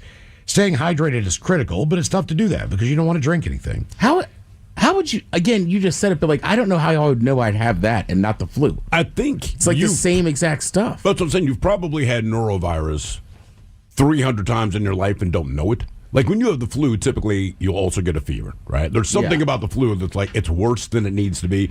Kids get the fever. With norovirus, their basic description is like, look, man, you feel like garbage. Your temperature doesn't necessarily go up, but you're puking out of your mouth, you're puking out of your ass, right? Yeah. And we've all been there. So I'm like, we've probably had norovirus a lot more than we actually had the flu, but when you don't have the fever, you don't think, I just have a stomach bug, right? That's what we write it off as. You have the stomach bug. But again, on a cruise ship, when everyone has a stomach bug, you go, okay, well, something is wrong. Jamie Kennedy, she's a mom of 6. I bet she's tired. Shared her family's experience. She said, first the baby got it. It was a domino effect. Baby started first, then my 3-year-old, then my 13-year-old. Blame the baby. She said it was chaos because guess what? You need to go to the bathroom. Frequent bathroom breaks are needed because you have severe diarrhea. And everyone's just kind of trying to fight for a little spot in the bathroom when you have 6 kids, and 8 people living in a home. That's awful. Her family managed the illness through isolation and strict hygiene. Every time they come home from school, wash your hands. Go do a chore, wash your hands again. The norovirus levels are climbing steadily across Michigan and Wisconsin and Minnesota. 5 of these 6 data collection sites are in the high category right now for norovirus levels. There's no site that is a medium or a low category. And they emphasize that the norovirus's tough protein coat makes it resistant to many household cleaners, hand sanitizers. They say showering and washing your hands with hot water is the best defense. Sure. Yeah. And not only there, it's in Massachusetts. Medford Elementary School reopens after norovirus outbreak. 130 students on one day called out. Yeah, dozens of That's part that blows my staffers. mind. Yeah. Dozens of staffers went home. But again, with kids, like, look, man, when we were looking for daycare, my kids were super young. Oddly enough, this is the one we settled on, but I remember walking in, and when you open the door, like anything, little kids are going to look at the door, who's coming, and I swear to God, because I stopped in my tracks and looked at my wife and said, this is not okay. Every kid there looked like they were snorting lime jello shots. Yeah. I cannot explain. They get like those, the snot bubble, like they're exhaling. And there's like kids don't know. And then when they do recognize it, it's just the back of their hand. It's that long drawn. And then they're back to playing with blocks. And I'm like, Jesus Christ. My wife's like, look, man, it is gross. Mm-hmm. It is horrible. It is awful. We can't unsee this, but this is the truth. This morning it was about 56 degrees. I don't know why it's warmer in the morning than it is I do not understand. in the afternoon, but it is what it is. And I got my window cracked, and I stopped at a stoplight in Fremont, and they got the kids on the chain gang, like they're all 2 or 3 year olds, but they got them all lined up, you know what I mean, and they're all in their rain gear and all this crap, and they're at a red light, and I'm waiting for them to cross the street, and 4 kids just walked around. Thank you. Oh, yeah. That's what I'm saying, It's man. almost like there was a medley of sneezes going on in front of me in my car. Yeah, kids got no shame with that. Just So our question, what is the sickest that you've ever been? 206-803-ROCK. Odyssey app. Text the guys at 206-803-ROCK from the Pinky's Plumbing Studio. You're in the men's room. Our question, what is the sickest in your lifetime that you've ever been? 206-803-ROCK. Hello, Emily. Welcome to the men's room. Hola, bicholas. Hola. So a couple of years ago, I wound up with pancreatitis, and I was in the hospital for 18 days total. What actually leads to pancreatitis? Mine was actually medication-induced. My cardiologist had changed one of my meds a couple months before, and it finally built up in my system. My body was like, oh, heck no. And so it was basically just nonstop vomiting, like severe... I wanted to die, vomiting and pain. So you're taking medication for your heart, and then that leads to pancreatitis. Right. I'm one of the lucky 20% that it affected that way. Okay. Did it didn't kill it though, right? Because pancreas, they'll come back if you. I believe. Does the pancreas regenerate? I think so. Did it regenerate? I'm a type 1 diabetic. So my pancreas hates me already. Okay. But, generally pancreatitis, because the doctor, it took 11 days, and then they released me, and I was still sick. And then when I went back 3 days later, the same doctor was like, why are you back? And he did more research and found out, this particular medication caused it. but like generally it can be use of hard drugs, a horrible alcoholic type, like can cause diverticulitis, gallbladder issues, which I don't have a gallbladder, or high cholesterol, and I don't have that. So they were like checking off the boxes, like, okay, you don't do this, you don't do that. And so the first doctor was like, you're fine. Wait a minute, you don't do hard drugs or drink? I used to drink a lot, but not to the point where it caused issues. And like maybe now I'll have like 4 or 5 a year. Oh wow! Do you like? Is it? Do you feel hot? Like what is the? What's the symptom that lets you know something's wrong? Is you just throwing up all the time? Mine was I started feeling really sick. Like I thought I had a fever, and then I threw up, and then I didn't stop for probably about a day, to the point where it's like everything's out of your system. All you're doing is throwing up bile, and then there was literally nothing left but blood. And I started throwing up blood. And the pain was so severe. And so at the time, my boyfriend, I was like, dude, I got to go to the hospital. Like, I was just, like, chilling. I had a bowl in front of me. And it just got worse and worse. And I went to the ER, and they're like, yeah, you need to be admitted. How many bags of fluid did they end up putting in you when you got there? They actually had to put me, like, I was so bad that I kept going in and out of consciousness. I think the first 24 hours, if I remember correctly, there was probably about 15 bags of fluid they put into me. Jesus. Wow. Yeah. So, okay. I had IVs so bad. Like, my veins kept blowing because the IVs, like, they couldn't get enough liquid in me because I just kept throwing didn't matter if I had anything, like, going orally in my mouth. That sounds bad. Right. Well, but it's the only place for oral. But you were even throwing up the fluids that they're giving you via IV. Yep, it hydrated me enough that I was just I look like the chick from The Exorcist, just constant projectile, just bad. Now, explain to me this, as far as medical insurance is concerned, because I'm thank God I don't know as much about it as I should. Right. But I know what I know. And what I know is that when I need to go see a doctor, I have to do one within our plan. All right? So sometimes I'll drive to Everett because I can get into a doctor up there. Yeah. Whatever the deal is, I try to get in more quickly than not. But I am going to a provider that, works with our insurance. Now, in the event of an emergency, let's say something would happen to me, and I need to call 911, and they pick me up in an ambulance and take me to whatever hospital. My thought is not that I'm going to be in there for 18 days. So, did your insurance cover the majority of that stay? For me, yeah. Thankfully, the hospital, I live in Tacoma, so the hospital is close enough to my home. They are within my network. At the time, I used to work for a health insurance company, and the insurance was pretty good.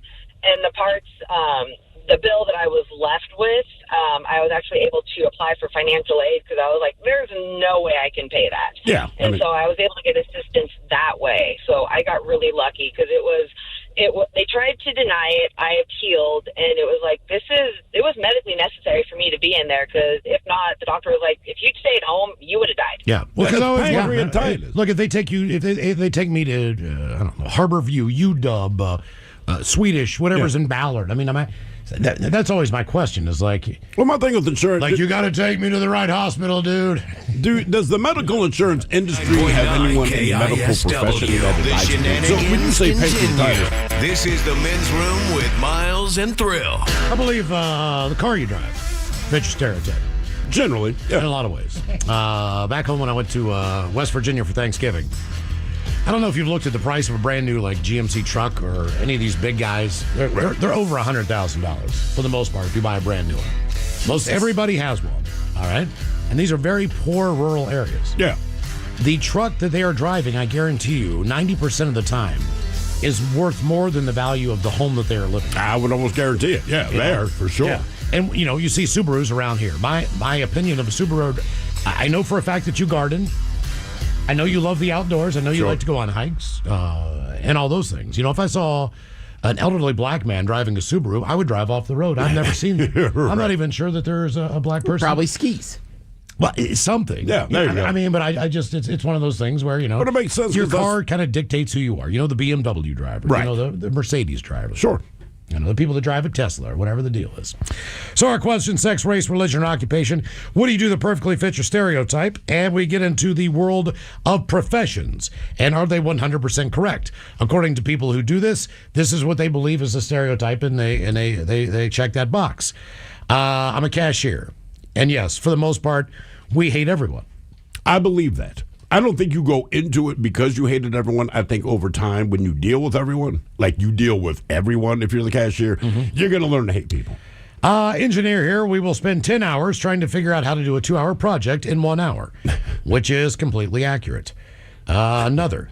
Baker. Right, spend 10 hours to figure out how to do it in half the time. We had a listener at one of our events this year, and like it was her and her buddy, and like they were like, "Where's your husband?" She's like, "My husband's at home working on like a project." All right. But he takes so long. She was like, he's so detailed. She's like, he's great at it. But he spends more time figuring out how to do it than it actually takes to do it. Right, that was basically her gripe. So then, like, the other friend that was with him, I was like, but is it done correctly? He was like, well, yeah. Like, he's super good at it. Ultimately, but to do something efficiently. Or something that isn't efficient for the consumer. Sure. You know, it's like German engineering. You know, they've talked about it's simple, it's effective. Whether it's a doorknob or a lock or whatever the deal is, it's a different level of quality depending on the engineer who does it. Sure, but then the flip side, it would have taken 2 hours if you just did it. But you spent 10 hours trying to figure out how you could take this 2-hour job and make it 1 hour. So you invested 11 hours when you could have just done it in 2. And so if you do it the first time right. But if you have a job, my assumption when you get hired is that you do your job right the first time. To me, that's what having a job is. Yeah. Well, sometimes you get a little bit of a learning curve. You're going to make mistakes. But I mean, even Germans, though, right? Like, I always look at, like, the German soccer team, right? Like, they always, doesn't matter who the players are, they'll play the same style.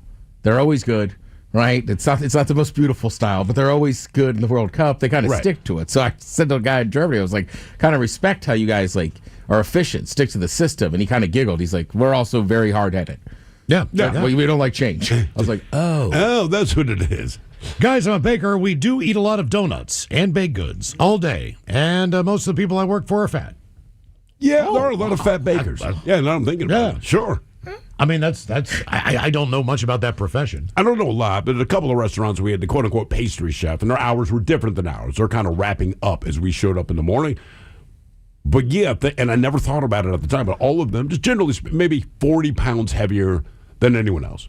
Right? So it's not that they were fat, but they just had like bigger jowls, you know what I mean? And you're right, they're back there just eating dough. Well, they got to try it.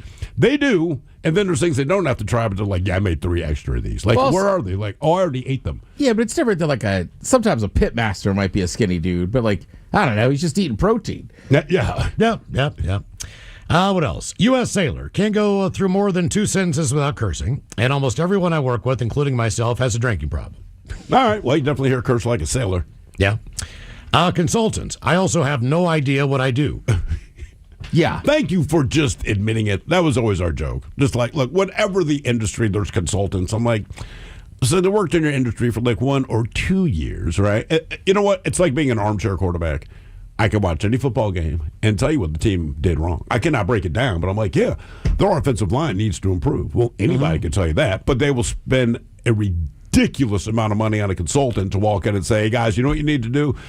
Improve your offensive line. I will not tell you how to do it, but what I can do is observe what you did wrong and let you know that what you thought is correct. Work in IT support. I do literally just Google everything. Makes it a hell of a lot easier. Google's got all that stuff on. Proportionally, truck drivers represent more serial killers than any other profession. I am not one of those. But you say that, I don't believe you. But that makes sense. That's what a serial killer would say. Exactly. Now I think the guy's a serial killer. Yeah. No one would say, and I'm a serial killer. I fell into my perfect profession. Yeah, I don't think I would take that hitchhike ride. No. I mean, and they're right. Like, just because you can cross state lines, the whole nine. It's not that I think they're a serial killer, but certainly if you are, it lends itself to you not getting caught. Yeah. Right. Statistically, right. They're just on the move. Like, makes sense. All the time. They have refrigerated trucks. Mm-hmm. Commercial airline pilot, guys. I wouldn't say 100% due to being married or engaged hook up with a cabin crew, but specifically in the layovers in different countries. Think about a 2 or 3 male crew, 12 women. Somebody's going to crack. It's inevitable, right? They're always together. I mean, we see the hotel across the street. I'm not sure what airline they're contracted with. It is a good-looking airline. I will say that. But their little bus pulls up. Right. On average, it's like 2 dudes. They're like 8 hot-ass women. And we're just like, there's no... And you've been in this hotel, overnight. There's no way. There's no way it doesn't happen. Yeah. Let's see. I'm a biologist, and I own an insane amount of nerdy outdoor clothes. Think cargo pants, hiking boots, utility belt, safari hat. The safari hat, that's the one that gets me. Etc. I don't know why. Once you put that on, I'm like, come on, man. I don't know if I've ever met a biologist. I mean, other than, I know you have biology class, and I'm sure those teachers are. I to a degree, sure. But other than that, I don't know that I've got any buddies that run in that level of intelligence. I've definitely met a marine biologist before. Well, yeah, Castle's wife's a marine biologist. But she doesn't put on waders and stand in the water. She's in front of a computer. Well, she's a number counter, basically, right? Yeah, for the most part. IT and software developer, guys, and I'm incredibly socially awkward. Oh, yeah. Got some IT friends? Yeah, I just kind of lump them all into tech bros.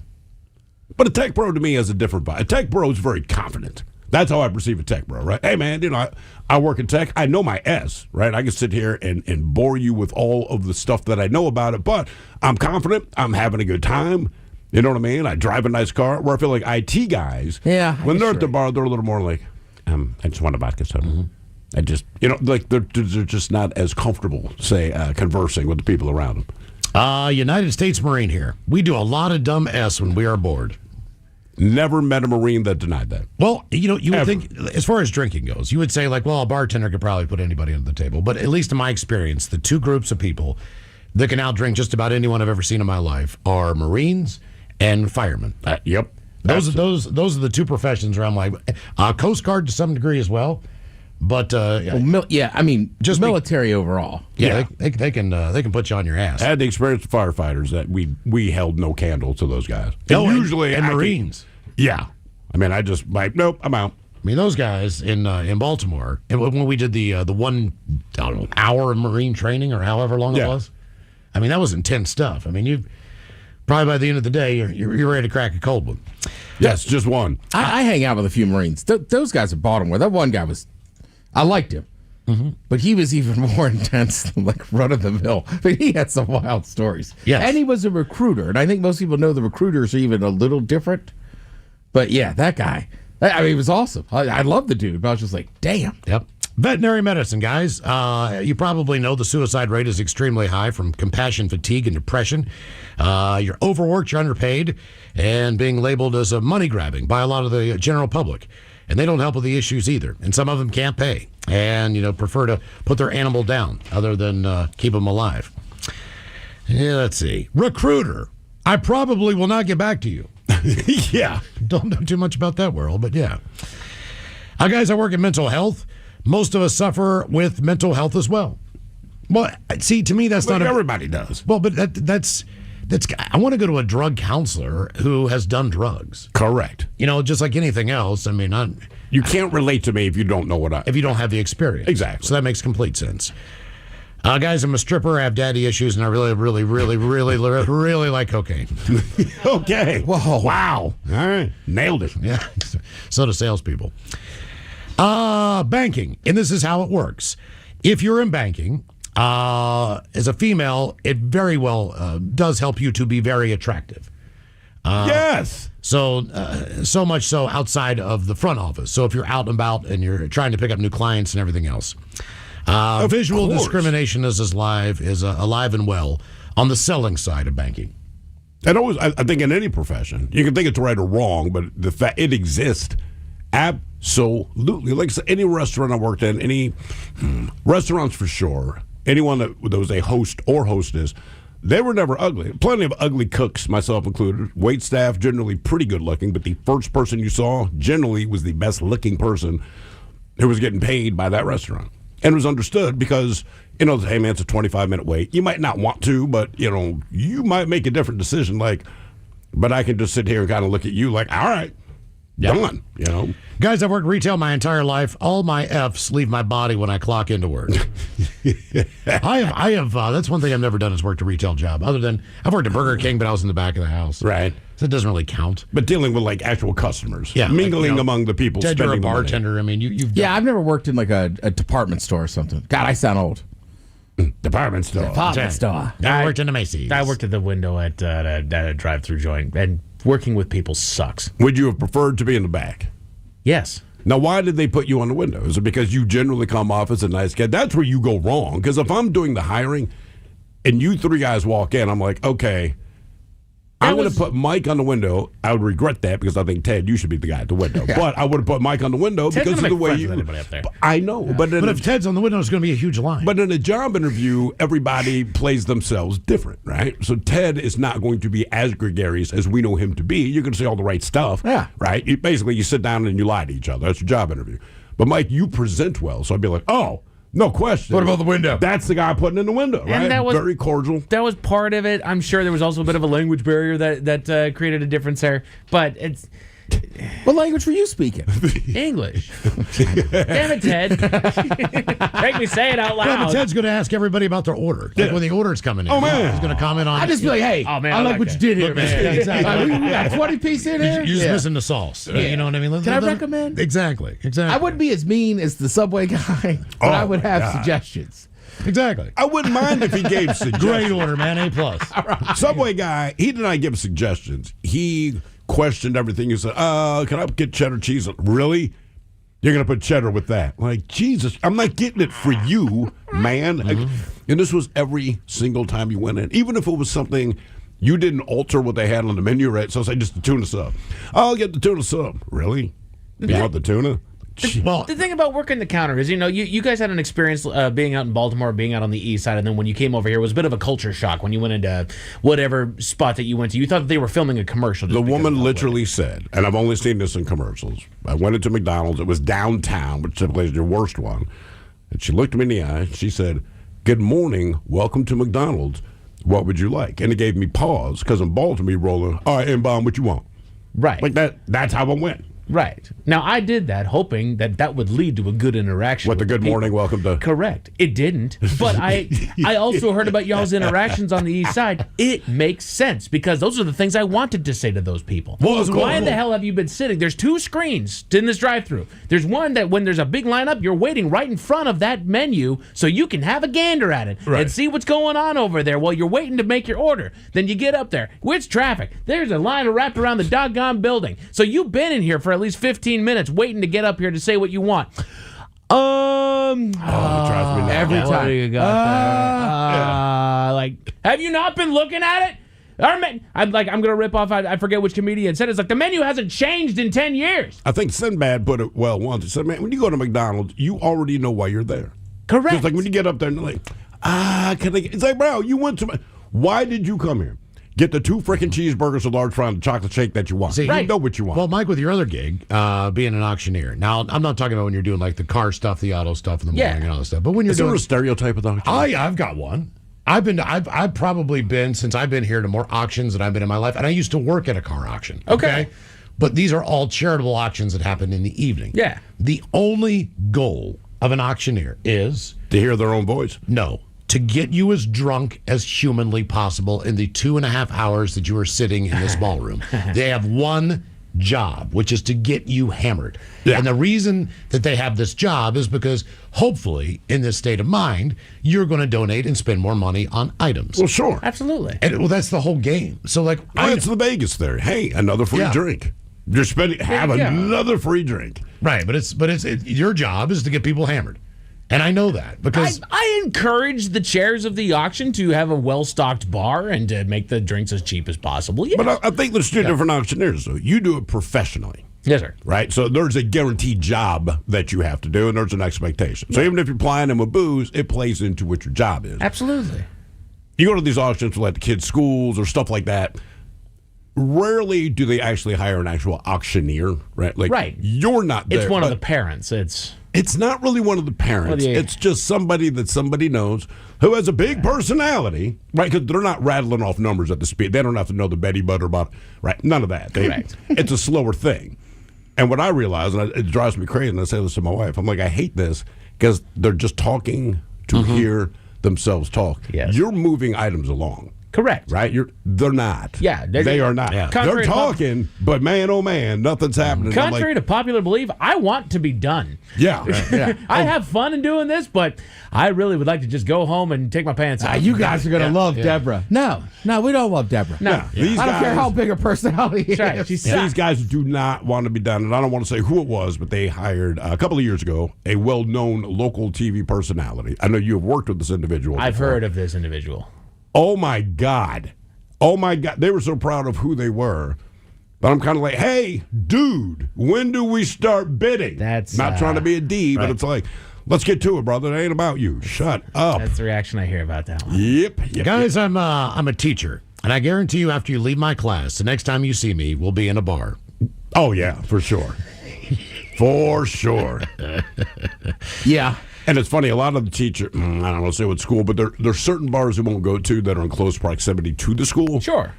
So every once in a while, there's a big annual event, and then the teachers will go out with the parents, and we have a good time. And like, man, you guys ever come in there? They're like, no. We're like, it's right around the corner from the school. And they go, that's why. Yeah. 'Cause we don't. Like, if look, we I grew up in a small We can't town. get drunk and talk S about your snot-nosed kids when you're in the bar. So we go to a place further out. I'm like, Yeah. you know what? That's fair. But in all honesty, man, like growing up in a small town or a smaller town, you really don't see your teachers that much after you're done.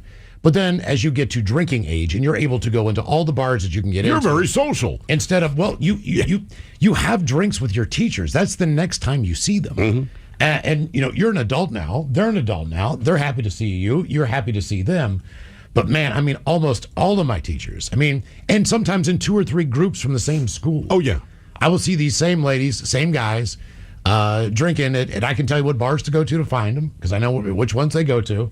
But it was always a fun time hanging out as an adult. It was like a different social dynamic. It is because as a kid, your teachers, they're just nerds, man. They have no social life. And then when you get older, like, they're out 5 But you would nights a never see week. them in the grocery store. You're not going to see them just in any other environment. That's the weird thing. I never ran into a random teacher like at a football game. Right. You know what I mean? Doing something else. It is the bar. Yeah. I mean, I think it's weird running into anybody outside the environment you only know them. Sure. Right? Like, for instance, like when we were Monday. Like, I ran into her at the grocery store, the owner.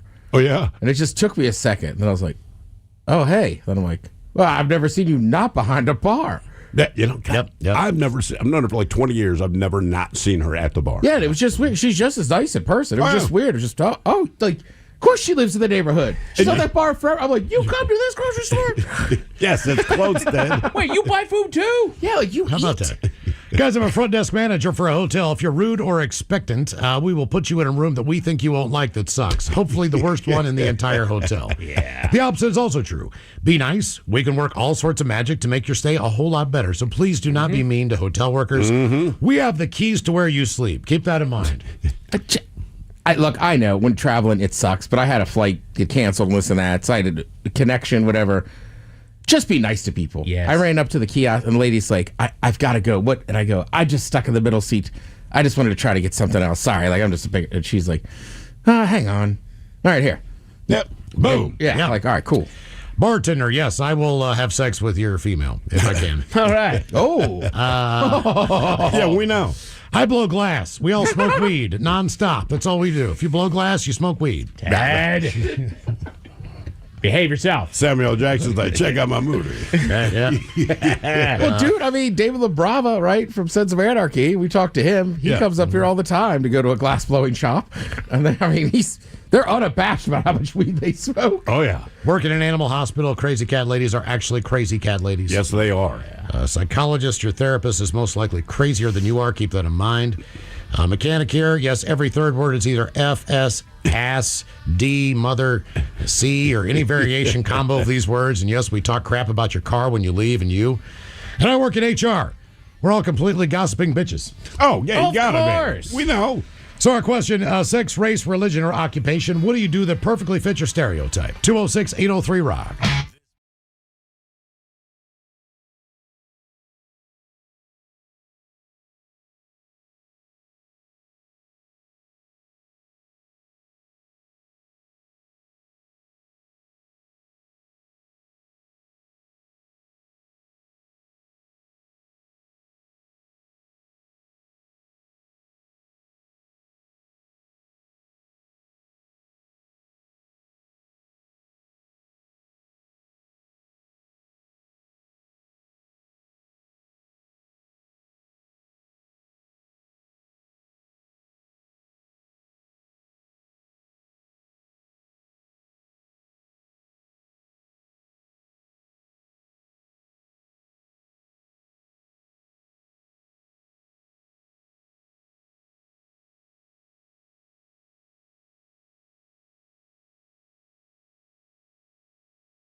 to the wrong doctor. You went to the wrong hospital. So what are they? Why were you taking heart medication? So there's already something wrong with your heart. You get heart medication, and then that leads to the problem with the pancreas and your type 1. I mean, like, what else is going to go wrong with you?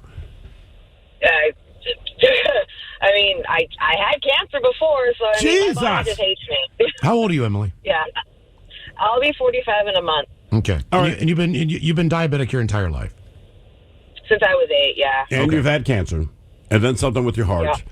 and then your pancreas. What's going wrong with you now? Like, internally speaking, what are you keeping an eye on? Besides being diabetic, I still have the heart problem because that's not going to go away. And then I'm stage 2 kidney disease because I'm a diabetic. Jeez. But that's pretty well controlled, thankfully. And then, Well, you're too young. You're too young to start losing digits or your eyes going bad. Or I mean, do you like profoundly beautiful or have perfect breasts? I mean, did something go right physically for you, man? I don't know. People think I'm cute. So All right, there you go. All right. Hey, man, you got something, all right? Like, people tell me I'm ugly. Like, they just want to know something has gone in the right direction. Good Lord, man. I was kind of hoping she was going to be like, I'm an absolute smoke show. Yeah, I know. Well, I always hope to hear that, no matter what. Well, it'd be good, too. Well, I'm just saying it would be funny. And I didn't know what it meant, but... Now, is it hereditary? Does anyone else in your family have a multitude of problems or any similar problems? No, my mom's a type 2, but that's because of her diet and everything, and she's old. Sure. But no, I'm lucky.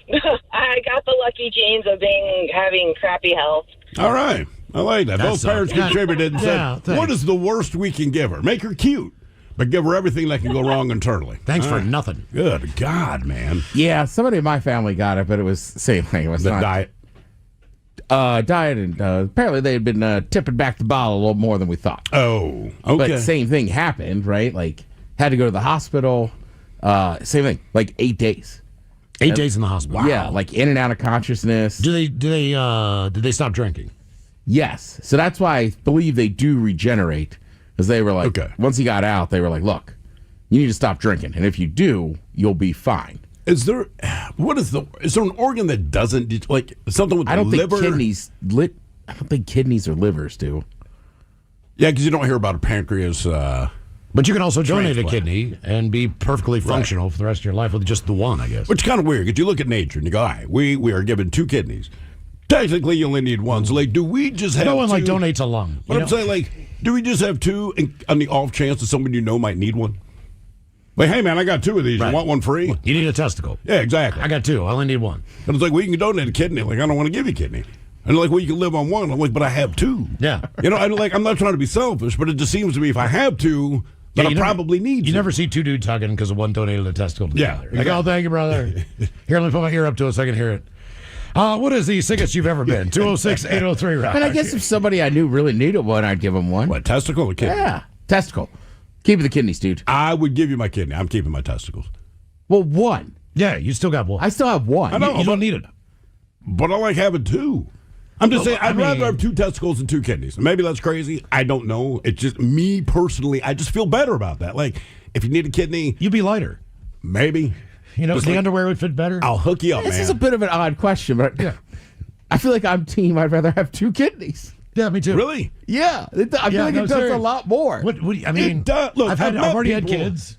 But You know? I've met people that have 1 testicle, right? And it doesn't seem to have any particular effect on them. They're just No, like, yeah. Some people it's have a 3. But I've met people that have 1 kidney. Same thing. Just if they said, hey, the choice, man, you can donate a kidney or a testicle. I think I'm with Ted. I'm on Team Ball. Really? Yeah, you ever talk to somebody that's on dialysis? Sure. It's awful. Right. Everybody I've met with 1 testicle is like, yeah, I got 1. Yeah, right. Exactly. So exactly. I gave it to my buddy. Tony needed a testicle. Yeah. Tony was you in might need. be right. I'm just saying, me personally, I just feel uncomfortable. Like, hey, I might have only 1 kidney, but I got both of my testicles. Again, it's a sick, weird question. It is. I'm just glad Miles. I'm like, I'm keeping the kidney. Right. But when you ask it out loud, it's Eyeball like, or you do have to testicle? think about it. Testicle. Yeah, exactly. I'll give you testicle it's for an a level. eyeball. So for me, it's kidney, testicle, eyeball. As far as right, what okay. I'd be willing to ABC. give you. Are you in that order? I know you're testicle I'm first. testicle first. Then kidney or eyeball. I think kidney next. Because there's people with 1 eye. They're fine. You know, Yeah, I know. peripheries are a little I'm different. sure you would get used to it. Sure. I just don't think it would be good for like driving and things like that. To me, I think I would be. I think I would miss my mouth with a fork every once in a while or to something. me, it's a subconscious thing, right? Like, if I'm missing one of my kidneys, I don't know unless I think about it, right? It's not like you see them all the time. Even one testicle, from what I've heard, you don't necessarily tell, but I know. Right. I had a You know buddy, what I mean? I had a buddy I who know. lost an eye 2 years ago. Just 2 years ago. And he seems completely normal. Like, as far as what he could What do. happened? He rented a damn Lime scooter. Oh. Like my neighbor behind no. me who basically shattered his knee off. I mean, he hit something. I think he hit one of those poles that they put in the middle of the trail. Yeah. And he was on one at night, and I don't know how he fell or what he did, but he completely just shattered his eye socket and lost an eye. But you said he's completely normal. He's a bartender. But you still... And I mean, you would never, if you looked at him, you would not know that they can't see. But that's still third on your list of the organs we That can would be donate. the one I would not want to lose. In spite of the fact that you just said this guy, just like your one testicle friends there, completely Well, yeah, I normal. mean, I think you have a choice. Everything's fine. I'm saying if I have a choice for one of those things to happen, You're still... that's you're the keeping your eyes. That's the last one. Yeah, I'll keep my eyes, dude. I would give a finger before I give an eyeball. I'm still sticking with Team Kidneys. I don't know, man. I give up a pinky. I give up a finger. Yeah. Take pinkies out. Pinkies don't count. You can lose a pinky toe. but Nobody cares. maybe you don't know that. Nick, I'm trying to think here. Do I need that thing? No, not really. It kind of sucks not having it, but I might give up an eye. Only before I thing give is a you finger. get that jump back on the handshake. Every Yeah. once in a while. You get that. Oh, God. Oh, hey, look out, man. What do you got going on down there? What is the sickest you've ever been? 206-803 I would also just lie and be like, I lost it to a gator. Yeah, something. Like, just your pinky. Yep. Just my pinky. and my one pinky. testicle. And an eyeball and a kidney. Very precise gator. You ever seen a chimp outside the cage? That's what happened to my pinky. Yeah. and my testicle. Yeah, testicles are more likely. Hello, Keelan. Welcome to the men's room. Hola, bitchola. Hola. Keelan, real quick. You giving up a kidney or a testicle? Your choice. Testicle. Really? Wow. Do you have kids already? I do. I have one, yeah. All right. I mean, I you got can still, kids. You I can still just- impregnate somebody. Yeah, no, And but I can still match use I can them. match my dog. She has one kidney. Oh. Why That's better does- than just one testicle. Why I does think your a dog- dog needs to have either none or both. There's got to be a better way to match your Because dog. you can see it all. than losing a You can testicle. see it all the time. Because if you're gonna one ball dog, Yeah. if you're like, look at that thing. You know. You could walk around on all fours if you wanted to bother. Because I think it would swing more. Yeah. Just with the one weight, Why does your dog have one kidney? Well, we think she got hit by a car when she was younger, and then That'll the do older it. she got, it kind of just died. So eventually, we figured that out. And How much did that cost you? I actually drove her down to Oregon State University. It's a veterinary college, so it's a lot cheaper. It only cost me like $6,000 instead of the $13,000 up here. I wonder what does. It's something about state colleges in that degree specifically, like Washington Well, State, sure. another great program. Or Yeah, they have a good Well, one. it's like too. going to the dental school. You will save money. Yeah. Your gums might bleed a lot, but you save money. Could also be something with like state schools in the middle of nowhere. Yeah. I mean, We- yeah, they we got need to be good with animals. farming communities. I don't know what the deal is. Like agricultural schools, Right. for whatever reason. All right, Keelan, what's the sickest you've The done? mighty. So mine wasn't anything too crazy like that. Always live on the free Odyssey app. Text the guys at 206-803-ROCK from the Pinkies Plumbing Studio. You're in the men's room. Daily Mix Show, totally live. The men's room will be live as well for Live Night Yachty and Naughty at the Snoqualmie Casino and Hotel. That's going to happen Friday night, February the 13th. Yes. Everything is live. All the music will be live on stage. The commercials, our shows, all the music you hear, everything. 100% of everything you will hear that night. And you'll be part of the live studio audience. Very nice. Yes. And why not just get a room at the hotel Yeah, they got it. Friday night, kick back and join us for live night. Tickets are on sale as of now at KISW.com. So that's something to look forward to coming up here in the new year. But get those tickets now. I know they got VIP packages and all that crap for you at KISW.com. So today on a question, sex, race, religion, or occupation, what do you do that perfectly fits your stereotype? 206-803-ROCK. Here is a stereotype, and this story comes out of Florida. And you may have heard of the Florida Keys. And if you know anything about Key West and the Florida Keys, it's pretty lawless. Yep. It's just one of those places. It's almost like time has kind of stood still there. Sure. It's got a pirate type of vibe to it. 3 people were arrested in the Florida Keys last Saturday after they were caught having a threesome in a supermarket parking lot. I believe this is the one that happened at the Winn-Dixie. Winn-Dixie, yes. It wasn't happening in the middle of the night. It was noon. The group consisted of a 45-year-old woman, a 43-year-old man, and another 59-year-old man. All three were drunk. All were charged with disorderly intoxication. And all of them were ugly. Indecent exposure, lewd conduct in public. The woman whose name was Sharon was also charged with how resisting fitting. without violence. Police say Sharon has done this kind of thing before. She was arrested for a similar public conduct incident just a few months ago. Oh, yeah. That's about as Florida as it gets. Yeah. Well, I mean, right. You go to certain places, you know what you're getting into. Okay, so Ted, you go to Montana. Sure. All right. Is there a stereotype as far as because you always say most people in Montana get married when they're like 18 years old. Yeah, there's no chicks. Right. There is, and they're attractive, but yeah, they're all married. They're taken, yeah. Okay. Right. And generally, the woman is a lot more attractive than the dude. Uh-huh. I mean, just saying. Yeah. But that's also a stereotype when you go to those SEC schools and go to football games. Oh, yeah. You're just like, For sure. Jesus. Couple more texts that came in. Guys, I'm white and I love Creed. Okay. All right. Isn't that just divorced dad rock these days? That's what they call it, but yeah. Yeah. I mean, it's like, look, I've never been a huge Dave Matthews fan. Mm-hmm. But, you know, I don't know. If you ask me my favorite Dave Matthews song, it's like Two Step or whatever. Like, I have one. It's kind of a stereotype of being white. Is there a stereotype of you go to a lot of festivals as far as the people who go to festivals? Well, yes. But we call them wooks. Wooks? What are wooks? W-O-O-K. Yeah. All right. And it's like, they're like kindergarten teachers or something. Okay. Basically, they're very spiritual, but in like a drug-induced spiritual kind of way. Right. They have a lot of good diet tips. But it's like, dude, you haven't eaten in 3 days. Like, of course you're shredded. You know what I mean? Yeah, I got you. So it's kind of the thing. They're always trying to trade you something for something else. Okay. All right. That's fair enough. Oh, yeah. That's the festival lifestyle. Stereotype. I'm a Seahawks fan, and I emailed Thrill about the officiating on Sunday night. Jesus. Oh, yeah. Like I expect it. It's fine. That's just being a football fan, right? It's never your team's fault. It's always the officials. It has nothing to do with turnovers. It has nothing to do with jumping off sides. It has nothing to do. Sometimes your team just sucks. It's like, man, the officials killed us. Like, yeah, that's what it was. That's what cost you the game. But fans of certain organizations have a stereotype.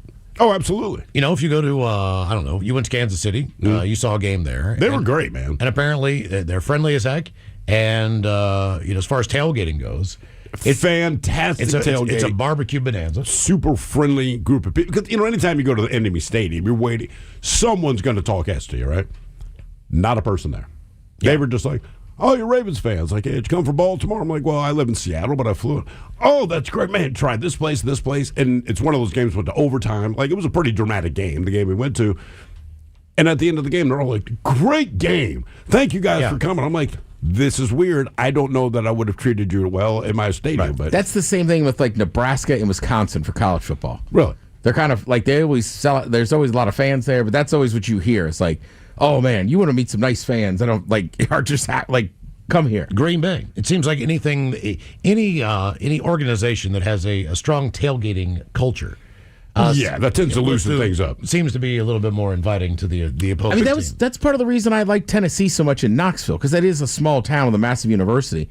But everybody in Knoxville, like all the Uber drivers there, but did you enjoy your time? Well, please come back. Yeah, that's what they want to know, man. Yeah. And you could be in the same city and have different types of fans. I've heard people who've gone to Foxborough and seen the Patriots play. Sure. So people couldn't be nicer. But then if you go to a Red Sox game, and you're correct, you're a fan of the opposing team, you're going to catch hell. So same city, different sports, different fan bases. That's fair. Right. I would say the bulk of the Mariners fan base is a little bit nicer than the Seahawks fan base. Oh, I'm a absolutely. Seahawks fan. Yeah. You think about the city of Philadelphia. They suck all the way around. Now, it doesn't as far matter as how they're going to treat you. It doesn't matter what kind. It doesn't matter. You could go see the Sixers. You could go see the Flyers. You could go see the Eagles. You could go see the Phillies. You're still going the exact same experience. You're going to catch hell in. Someone tried to stab me in Philly, no matter what. Somebody spit on me. Somebody sucker punched me from behind. Yeah. I mean, that's the Philly experience. I am from Nebraska. I always offer to give someone a ride to the airport or help them move. I can't help it. All right, I can believe that. That's not a bad stereotype. I'm Irish. I drink an S load of whiskey. Enough said. Bad from Irish. Yeah. I'm a white dude, heavily tattooed, with a big beard, and yes, I ride motorcycles, build hot rods, and smoke cigars. But do you brew your own beer? That's the other thing. You think so? Yeah, that seems to be the thing now. Every time they show brewers, it looks like Ted or Mike, right? Yeah. You watch any commercial, when they show you the actual brewery, it's like all the guys in there. I'm like, they basically just AI Ted everywhere. So look, man, I know you don't brew. Can we use your image to be a brewer? Because this is what people expect to see. You got any hoodies? Like, I have a rack of hoodies. I know. You are that guy. Sex, race, religion, or occupation. What do you do that perfectly fits your stereotype? 206-803-ROCK. Like this one from YouTube. Somebody says, I'm in property management. We have a ton of stereotypes. We hear that we are slumlords, that we don't fix anything, and it's, of course, our fault when a tenant is 3 months behind on their rent, or we're baddies for calling the cops. 3 months is a little excessive. I know people have go through tough times, but... No, but it's his fault, see? Yeah, right. As the landlord, it is your fault that this person's not paid rent. Well, it's not so much that. It's that you have the audacity to ask them when they can pay. Hey, you're 3 months behind. Why are you bugging me, man? Right. Because you're 3 months behind. I know. Hello, Mark. Welcome to the men's room. Hello, Mark. Hello? Mark. Hola. So my stereotype is about Puerto Ricans. Well, that's not really a stereotype. That's just where you're from. What is the stereotype? Okay. The stereotype is how loud they are. So I've been married to a Puerto Rican for several years, and they are loud. They talk and they all talk loud. Oh, Mark, you're breaking up. We can't hear you. So what is it? Just loud and start over. Okay, so I was married to a Puerto Rican for several years, and Puerto Ricans, the stereotype that they talk really loud and fast is very true, especially when they get together. So I developed what I call the Puerto Rican whisper test. All right. All Puerto Ricans are genetically incapable of whispering. So if anybody says, "Oh, I'm Puerto Rican," just give them the whisper test. And if they can't whisper, which every true Puerto Rican cannot, then you'll know that they are a true Puerto Rican. If they can whisper, they're not really from Puerto Rico. That's my stereotype. Okay, I'll tell you what, man. As far as I was in San Juan for New Year's, yeah, and man, they throw down. As far as a party, everybody's dressed to the nines. Mm-hmm. I mean, you would love to look this good at least once in your lifetime. It's like really nice, light, linen suits type things, and shoes are impeccable, and everybody is good looking. Oh yeah, it's insane. But it is loud. Same thing in Mexico. I told my wife, I said, I do not believe in all the different places we have traveled in this country that you could call the cops based on a noise complaint. It was, hey man, my neighbors are being loud. Like, then move. It is unbelievable. So like Christmas Day, we were down a couple years ago, Christmas Day. There is absolutely no one on the street. There's nothing, right? And almost like a ghost town. And then about 6 p.m., everybody just hits the street. And like you said, dressed to the nines. Music starts playing. I don't even know where the music's coming from. Like, it just plays because you snap your fingers and it's somewhere in the air. People are dancing. It's closed down the streets. Cops don't care. And it's a lot of fun. But it is unfreaking believable, man, just how loud it is. And at any given time, I'm like, no one's ever home. Like, if you wanted to rob a place, like Mexico City would be the place to rob because no one is home. No matter where you go, there are millions of people on the street everywhere. And I'm like, does anyone actually live anywhere? Like, it's impossible to me to always not be home. Yeah. But that's the case, and it's just loud as F. But everyone's having a good time. Even if people that aren't having a good time seem like they're still having a better time than you. They can be arguing with their wife, and you're like, why do they still look happier? We're not even arguing. I can't explain it, man. There's something I would say a white stereotype. Now, you break it because you agree with us, but white people love beer. Oh, sure. Well, Like in different cultures, like I just say, like growing up, like most of the black dudes I hung out with, they always drank liquor, and like they just have a beer. Right. It just wasn't their thing. Now, see, And it I've was like always the white liked guys. beer, but I think where white people start to break out is White Claw. Like, I don't know a brother that drinks White Claw. Like, everyone I know would drink beer, will drink liquor, might be vodka, could be whiskey, whatever. But when it comes to White Claw, I'm like, no, man, that seems to be like, and very young. It's and in the name. Also young. That seems to be more of a young drink.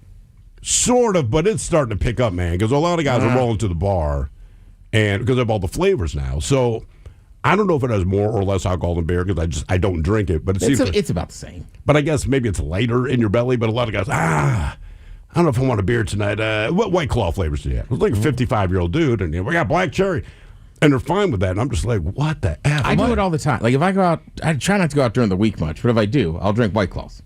And then on the weekend, it's like, let's rip some beer. Well, my neighbors are younger, and they throw down quite a bit because they stay up late, they party, and I'll open up my recycling to throw something in there or whatever, and there's 50 cans of White Claw in there because he already ran out of room on the recycling. I mean, they just plow through that crap. I think we just got to stop stereotyping it, period. I think a lot of people just like them. Well, White Claw?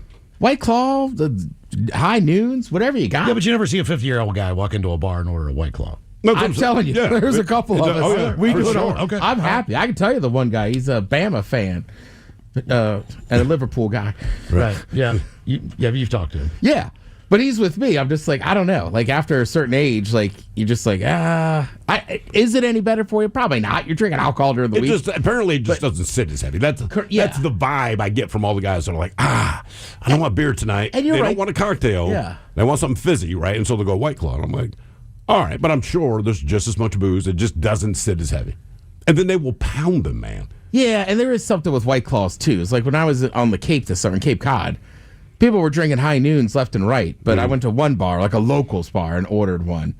And it's like, get a load of this guy. He's drinking a White Claw. Oh, really? Yeah. I was like, Jesus Christ. Wow. The whole bar made fun. We're like, oh, White Claw guy. Well, and then my cousin goes, oh, he's from Seattle. Yeah, which didn't help. Oh, jeez. Well, drinks define people as well. You know, like every bartender knows the vodka soda guy. Oh, yeah. God, that's almost the go-to. Whatever it is. You know, I mean, you judge, bartenders judge you on what you order at the bar. And they can pretty much nail your stereotype just based on what you say you want to drink. But I don't know, because so many chicks drink vodka drinks. I don't know what they put with the vodka, but I feel like 90% of the women I hear, if they get a cocktail, it's a vodka base. And I will always turn my head. There's one woman I know, she'll come in and order, makes a drink, and she'll like, oh, I want it with tequila. And it just makes me turn my head, right? It's the same kind of drink, but she's substituting tequila for vodka. And I'm always like, wow. Like everyone else gets vodka. You're actually getting tequila. Oh, like a tequila soda? So somehow in That's my popular mind, now. you know, she's the tough broad. She's the one that'll punch you right in the face. With all these vodka candy asses, like whatever. She wants tequila. That's for real, you know? I don't know if that's true. Yeah. And my order never changed. In fact, we went to the bar last night. So me and the wife popped in after the remarkable Yuletide festivities of the kids' school. Oddly enough, we determined in that moment, would you like to get a drink? She was like, yes, I would. So our bartender, who you know, as soon as I walked in, she just points at me and goes, I know what you want. Then she asked, what do you want? Because my wife will switch it up on occasion. I'm always just get me a beer, get me a shot of Jack. It has not changed. It is easy. I am happy every time. I do not want a mixed drink. I do not want a White Claw. I want a beer. I want a shot. Every time. It has not changed in, 5 years I've been going there? It's like you've never switched it up. So the only time you've switched up your order is if we ran out of the beer you asked for, you just have to pick a different beer. Yeah. But the shot of Jack is there. There's no question. And one time they didn't have Jack. She said, how about J-Mo? I said, fine. Like, that's the only time you switch it up. We've run out of something. I'm like, right, I don't switch it up. But but I like that because I like when I can just sit down at the bar and your drink arrives.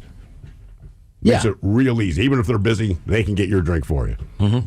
Here are some stereotypes about millennials, Gen Z, and Gen X at work. So this has to do with work. All right.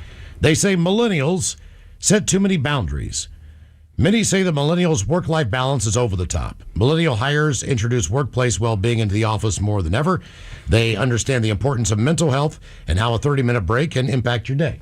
All right. Millennials are also difficult to work with. As a millennial at work, I've often heard people make sweeping generalizations about my generation. Some say we are entitled and lazy, while others think we are tech-savvy and innovative. I've even heard a few people claim that we are difficult to work with and lack loyalty to our employers. But that's not about whether you're millennial, Gen Z. That's every older generation. Every older generation says that about the generation behind them, right? Mm-hmm. Plus, I heard this millennials from have my a parents. reason to. Like, it's not the old days of having a pension and working for the same company or over. Right. Companies will, hear my voice. They are not loyal to you. Yeah, exactly. Whatever they tell you. So, you don't have to be loyal to a company. Yeah, a lot of people. You're working there. People stuck with their job, like you said, because of that pension. And when that was something you could count on, they might not like their job, but the company knew, just based on the fact that we're giving you basically a decent retirement, we know you'll stick it out, right? So it's not the best of times, but yeah, nowadays, they're like, we're not stupid. And is this list mistaking millennials for Gen Z again? Millennials get a lot, because we've been roped into the next generation as well. It's like, no, we're all in our 30s and 40s. We have not been difficult to work with. We have been grinding for nothing. Whereas Gen Z is the That's one, the they're the ones that are difference, coming up, and they're, yes, very focused on mental health. They use a lot of therapy speak, they weaponize it. So I get that, but like millennials, we're just trying to stay out of the way. But every generation is going to tell you that. I mean, who did not grow up with their parents telling you how much easier you have it now than they did? Because, when I was their age, we had a blah, blah, blah. So, look, that's something we're going to do for the rest of our freaking life. My kid, right, he's 13. I promise you by the time he's my age, he'll be telling his kid the same thing. When I was growing up, I had it rough. I used to have to, turn the on button on my computer. Whatever it is. A couple of age stereotypes. Older adults. These are negative ones. Frail, sickly, dependent, forgetful, lonely, and unable to make decisions or use technology. Is that a stereotype, or is that that's the inevitable consequence of being alive that long? Right. Yeah. Right. Not all old people are in that boat, but a huge majority are because you're old. Yeah. And you know what happens? You get forgetful. To me, that's not so much a stereotype. It's I don't know. Saying, one thing I notice about all fresh hot dogs, they're hot. It's not a stereotype. That's just kind of the situation, man. I definitely notice I'm sliding into those ages of dressing more for comfort than style. Oh, absolutely. So typically I just even at work, I just want to be comfortable.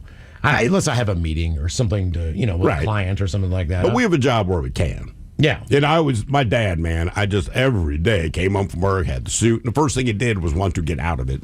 Take that tie off. It was always, the tie's already loose when they get in, and I was just, as a kid, why did they make you wear that if 100% of the men I've seen in my life, the first thing they do is loosen that noose around your neck? Why doesn't somebody say, hey, obviously they don't want to wear this, and it's not necessary? We generally call it a knot. Well, yes. To me, it's like a noose. Jesus Christ, yes. They say teenagers, moody, reckless, and resistant to parental guidance. That's what teenagers are. They're teenagers. Yeah. Exactly. Common positive age stereotypes. All Okay. right, here's some positive ones. Older adults, wise. Easy to scam. Experienced, yes. Kind, family-oriented, and financially comfortable. Some people are, some people are not. Older adults also, some stereotypes are also positive, portraying older people as having wisdom and experience, such as a golden ager who is healthy and adventurous. They have experience, but sometimes the wisdom does not always follow. I know for a fact my kids are just 100 times smarter than me. Sure. So no matter what, if I was really needing to get some good advice, I probably would ask someone, who's 40-some years younger than me, what to do about it. And there is something nice, though, I don't know. You ever sit around a fire and there's just that guy in his 70s and he's cool about it. He's giving real potent advice. Sure. I'm thinking about somebody else's granddad, but I was like, man, I miss sitting around the fire with that SOB. Yeah. Keep telling me stories. Here's a couple more. I'm a blonde. Once in a bar, I saw one of those stuffed rabbit heads with antlers hanging on the wall. Oh, no. A jackalope? And I asked my buddy, are those real? Jesus Christ, man. Just Google it next time. Just keep certain words in your mouth. White programmer. Up until last year, sex was scarce, and the sun scared me. Eternally grateful for any woman who would even look at me. Now, let's see. My crazy bat ex who has 3 DUIs, deals drugs, and always is in and out of jail. She's a psychologist. So, yes, when they say psychologists are crazy themselves, it's very true. Couple more. New home construction superintendent. We hate most of our homeowners. They're helpless idiots. And here's a good one. I'm a PE teacher, and yes, I'm a lesbian. I'm also a casual longshoreman and work as a security guard. She says, quote, total lesbo. You think she drives a truck or a motorcycle? I would say Subaru. Longshoreman, too. All right. Well, yeah, truck. Forester. Return of Who Sucks Less is coming up at 4:30. We've got your emails on the way next from the men's room at KISW.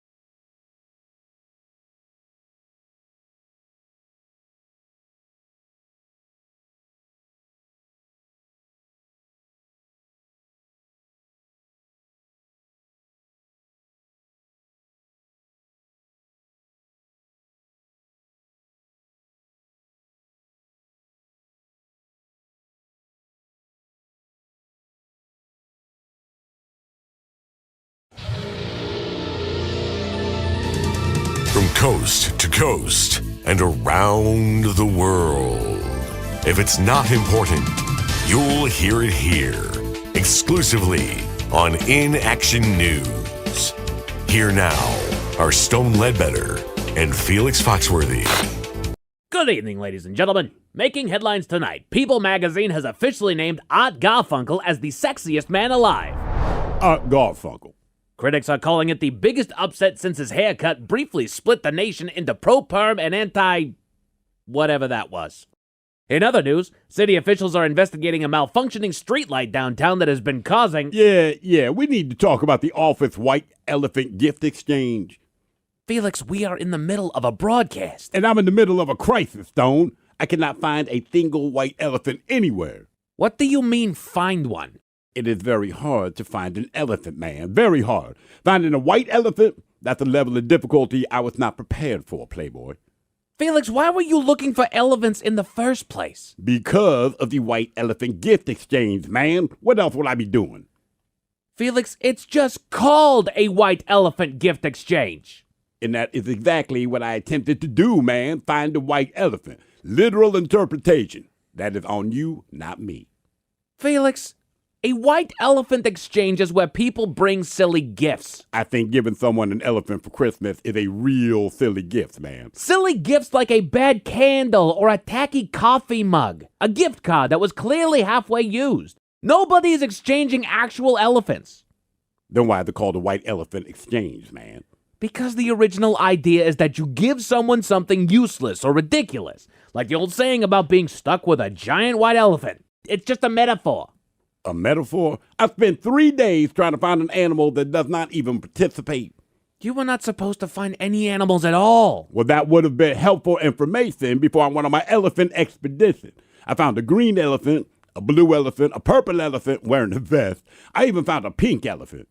You found a pink elephant? Bright pink, man. Looked like someone dipped a regular elephant in bubble gum and just said, good enough. But I could not find a white elephant. No, Stone, I could not. Felix, I'm actually impressed that you found green, blue, purple, and pink elephants in the first place. But the gift could have been something as simple as a candle. And I could have kept my dignity. Instead, I got a restraining order from the zoo and a subscription to a Pachyderm newsletter. I had a tough time finding a white elephant, too. Bonnie, you too were looking for an elephant. Yeah, Felix is right. Elephants are hard to find in general, especially the white ones. See, Playboy? No, both of you took this way too literally.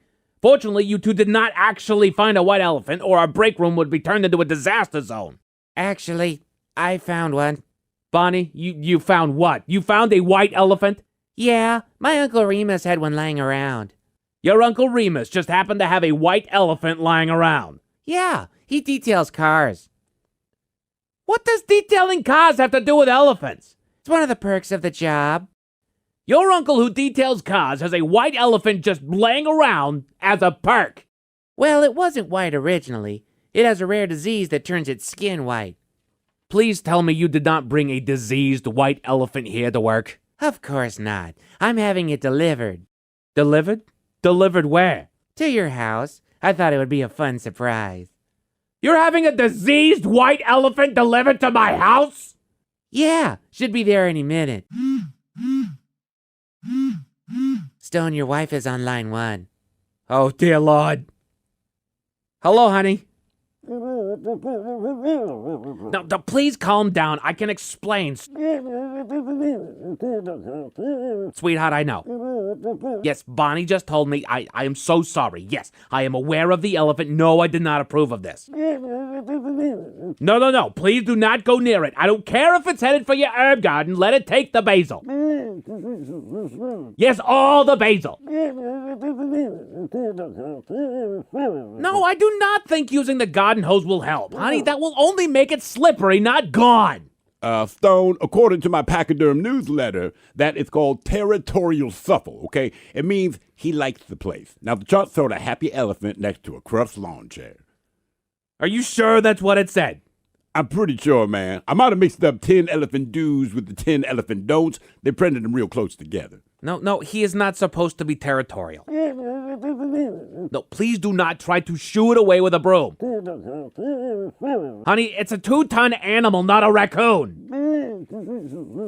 Yes, I know that is your favorite rose bush. Okay, she starts to assert dominance, make herself big, wave her arms, shows that she's the boss. No, sweetheart, no. Felix is not trained. He's not certified. He's not anything. Please lower your arms. Honey! Honey! Oh no, she went outside. Okay, that's good. Face-to-face dominance works fastest. Oh no. No, she's engaging. She's actually confronting it. See, man? Dominance. Told you, Playboy. Stop saying dominance! If my wife asserts any more dominance, I'm gonna be divorced by lunch and trampled by dinner. Okay, we're going to break now. Emergency break. Real break. Bonnie, call someone who handles elephants. Not Felix, not newsletters, actual professionals. He sounds hungry, man. You got snacks at your place, right, Playboy? We are done!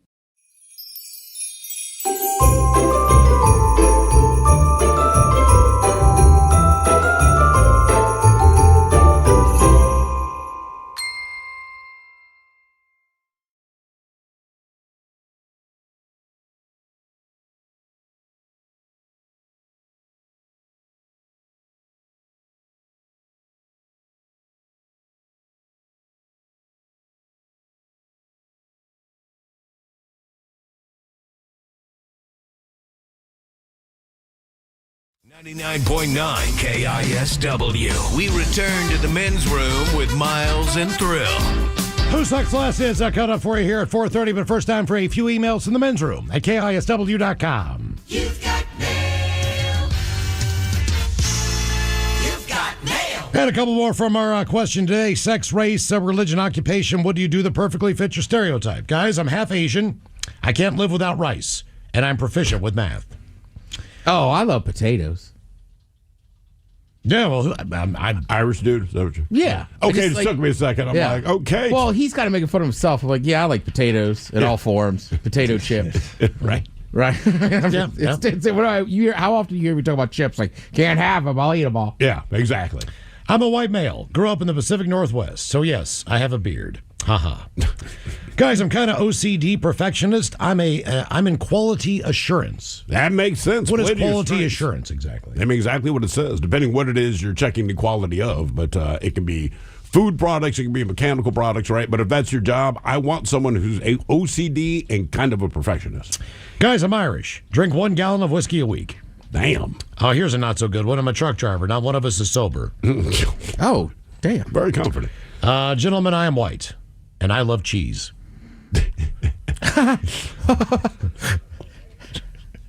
Is that it? I don't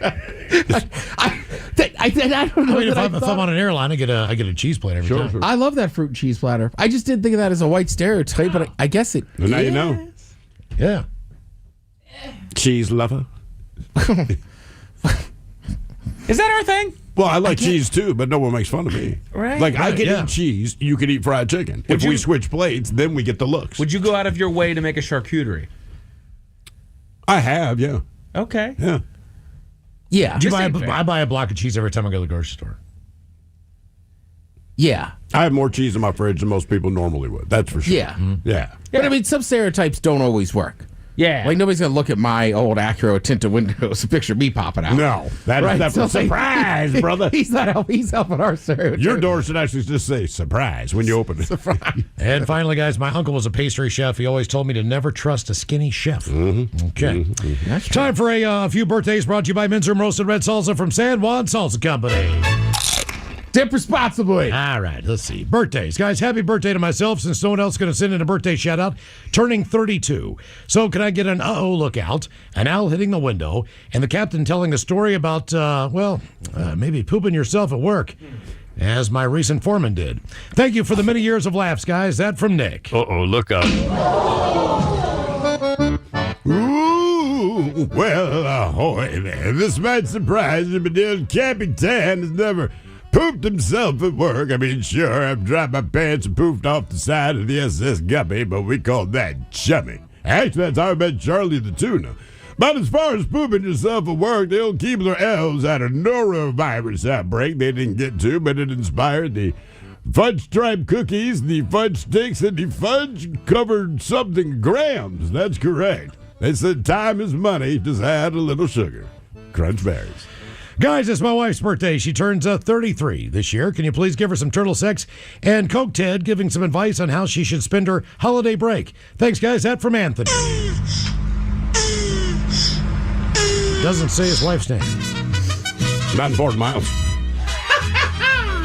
Well, if she's listening to me, she's going to be out partying her ass off, all right? That guy doesn't even remember your name. You should stay here in the bar, maybe hit the bathroom with me, and then let's rock and roll, girl. Macholos, please help me wish my amazing husband, Elia, a very happy 36th birthday. He had a very successful year, the highlights of it being the birth of our son, celebrating our 10th year wedding anniversary, and watching his beloved Sounders win Leagues Cup live. He's a wonderful husband and a dedicated and caring father, and we love him very much. So, can you get a random soundbite or two from Mike, some thrill shotgun gets, dad jokes from Miles, and Coach Ted hyping him up for the next Sounders MLS season? Thanks, guys. That from Victoria. You like that? You like that? You ain't. Get.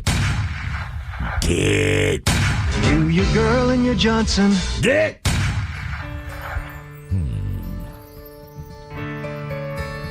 Dad jokes. Why does Santa carry a single stone with him in his sleigh? Why does Santa carry a single stone with him in his sleigh? I got nothing. It's his Jingle Bell Rock. All right.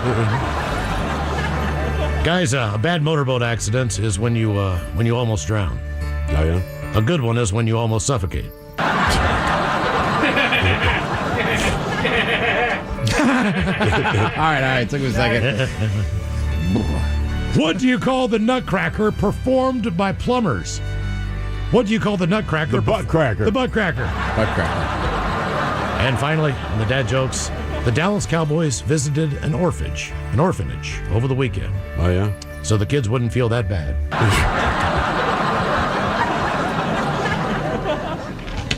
Seems like the Cowboys wouldn't need to feel better. Yeah, no doubt. All right, guys, here you go. Hey, on. It's my brother Chris's birthday. Oh, you just remember now? Well, I called him. Mike, give him a penis is too small. Well, that's a good principal need.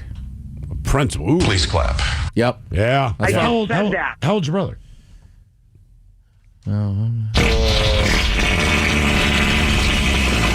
52. All right. Okay. Very good. Took me a sec. All right, guys, here you go. Happy, happy, happy birthday. Happy, happy, happy birthday. Happy, happy, happy birthday to you, to you, to you. Ya's a Dirty Germans brought to you by Men's Room Original Sausage. Available through Uli's world famous sausage, mensroomlive.com, and other fine retailers. Schweinefleisch. Thank you, Bob. A couple extra emails. Ola, guys, Merry Christmas. Merry Christmas. Subject is airplane stairs. Just got off the plane in lovely Paris, France. All right. Oh, Teddy. Yeah, Made sure to stop at the top of the stairs and waved to everybody. I do. That from Tony. What else? Guys, I'm just commenting on something I've heard Miles mention multiple times. Reheating the pizza in the pan on the stove. Simply dynamite. That is the only way I'm going to do it now. With the microwave, you just get that soggy, warm slice. That stove crisps that bread up. It has a slight crunch to the bread, and all the toppings are reheated. Mm-hmm. That from your favorite listener, B Money. Do you like that better than just reheating it in the oven? I do, because it crisps up the bottom, I think, a little bit better. That makes sense. That's all right. And if you put a lid on top, you can melt the cheese again and everything else. What else have we got here? Definitely wanted to read this one. It says, guys, I want to start out with you guys are awesome. I'm not sure if this is something you could do to help out, but hope so. So the Saturday night before Thanksgiving in Tacoma, my aunt and uncle are driving home, and some guy threw a chunk of concrete over an overpass, and it landed on and in their car going under it, slamming into my uncle's head. The tragic story of what happened and what he's been fighting for since is on our GoFundMe page. I was hoping you would be able to just get the word out there. He's a genuinely nice person, has a great sense of humor. He and my aunt's life has been changed forever. As it states on, they're just asking for help for the expenses that are already piling up fast. And it's not just about the financial strain. It's also about the thoughts and prayers and good vibes you can give. if you could. Hoping he will have a good quality of life, hopefully in the future. Thank you guys for everything that you do, for the sanity of all of our commuters, and also for all the off-air things that you guys do for the community. Happy holidays from a loyal rockaholic and their family.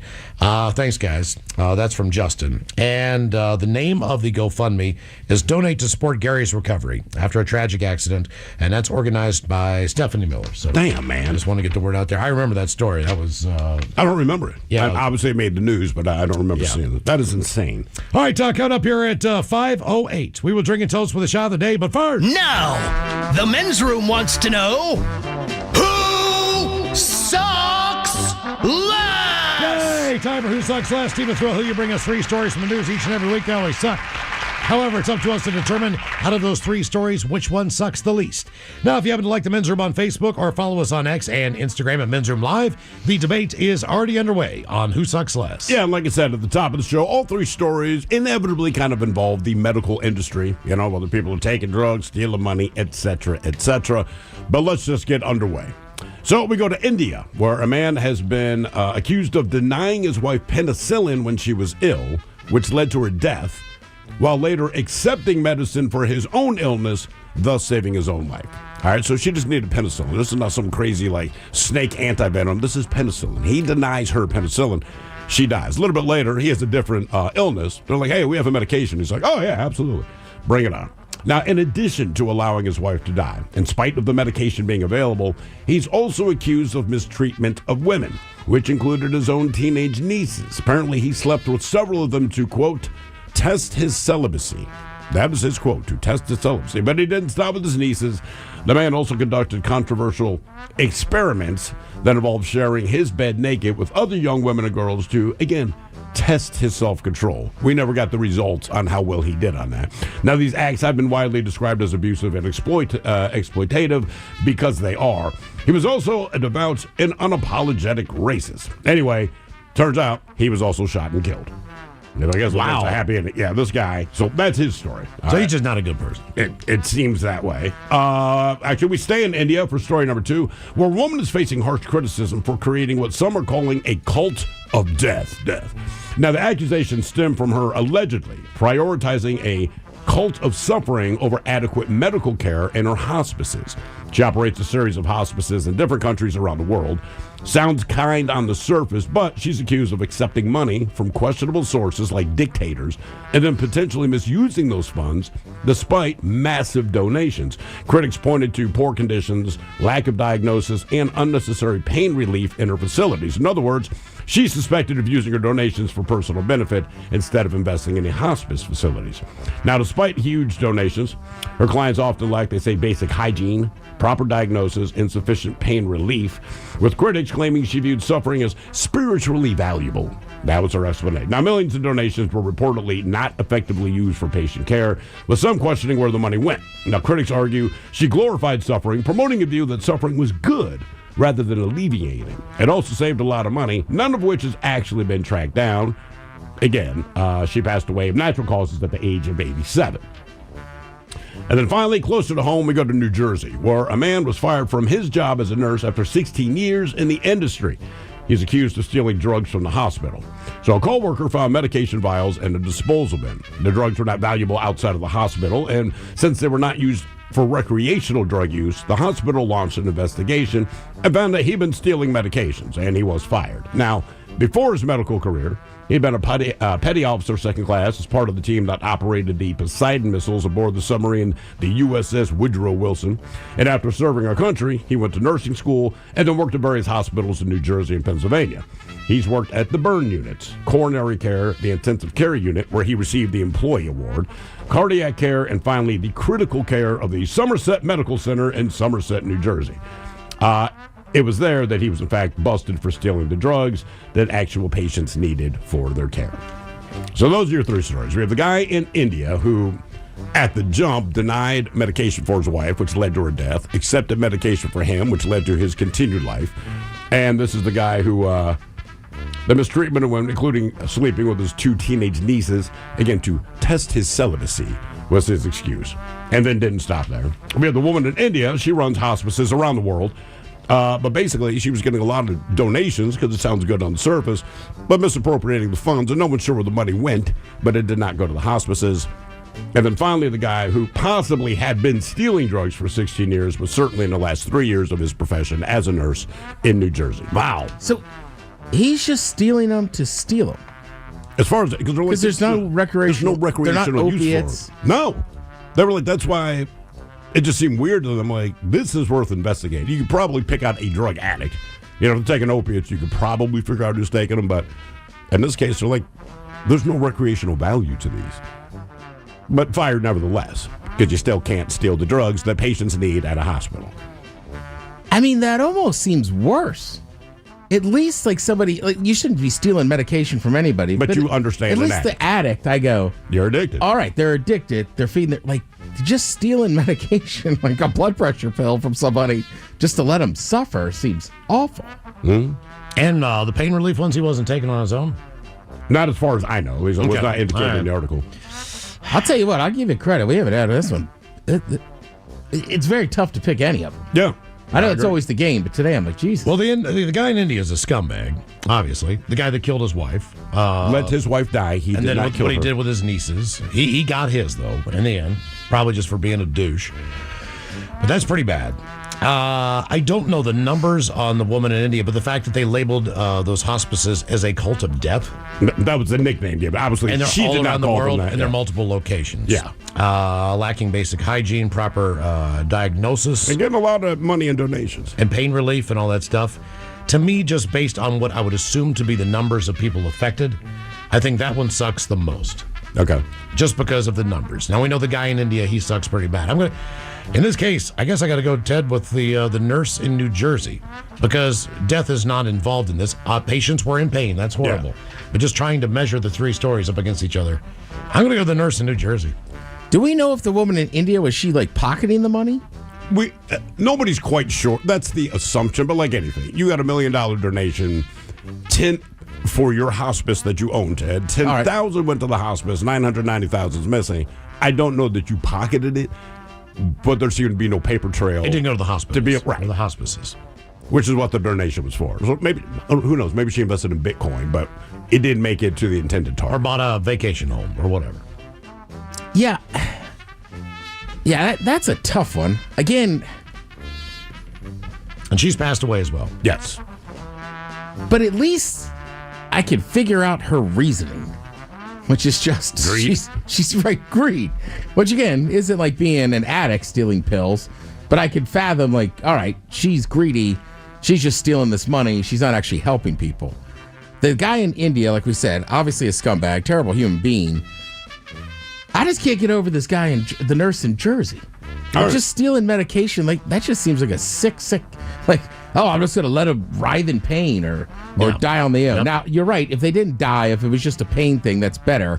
Because both cases, the woman in India, people are dying in there. But I don't know. At least she had some bad, terrible reason to do it. So you're saying the woman in India sucks the least? Yes. All right. It's interesting you say that. So guys, just so you know, this was Miles. You think that Mahatma Gandhi sucks the worst? You think Mahatma Gandhi was at? Yeah, Ted, I set you up. Mahatma Gandhi. You think Mahatma Gandhi? That was the man. He was, as I said, he was shot and killed. He was the worst because he did deny his wife penicillin. Douchebag, I believe, is what Miles called him. You call Gandhi a douche? Just douche. No bad. I did think the middle one did sound. I was like, I just read this thing about Mother Teresa. That was Mother Teresa, Ted. You were kidding me. The woman in India. The woman in India who basically pocketed a lot of money from hospices around the world, but no one could quite track down the money, and her hospices are run very shoddily. She's known as Mother Teresa. Yes.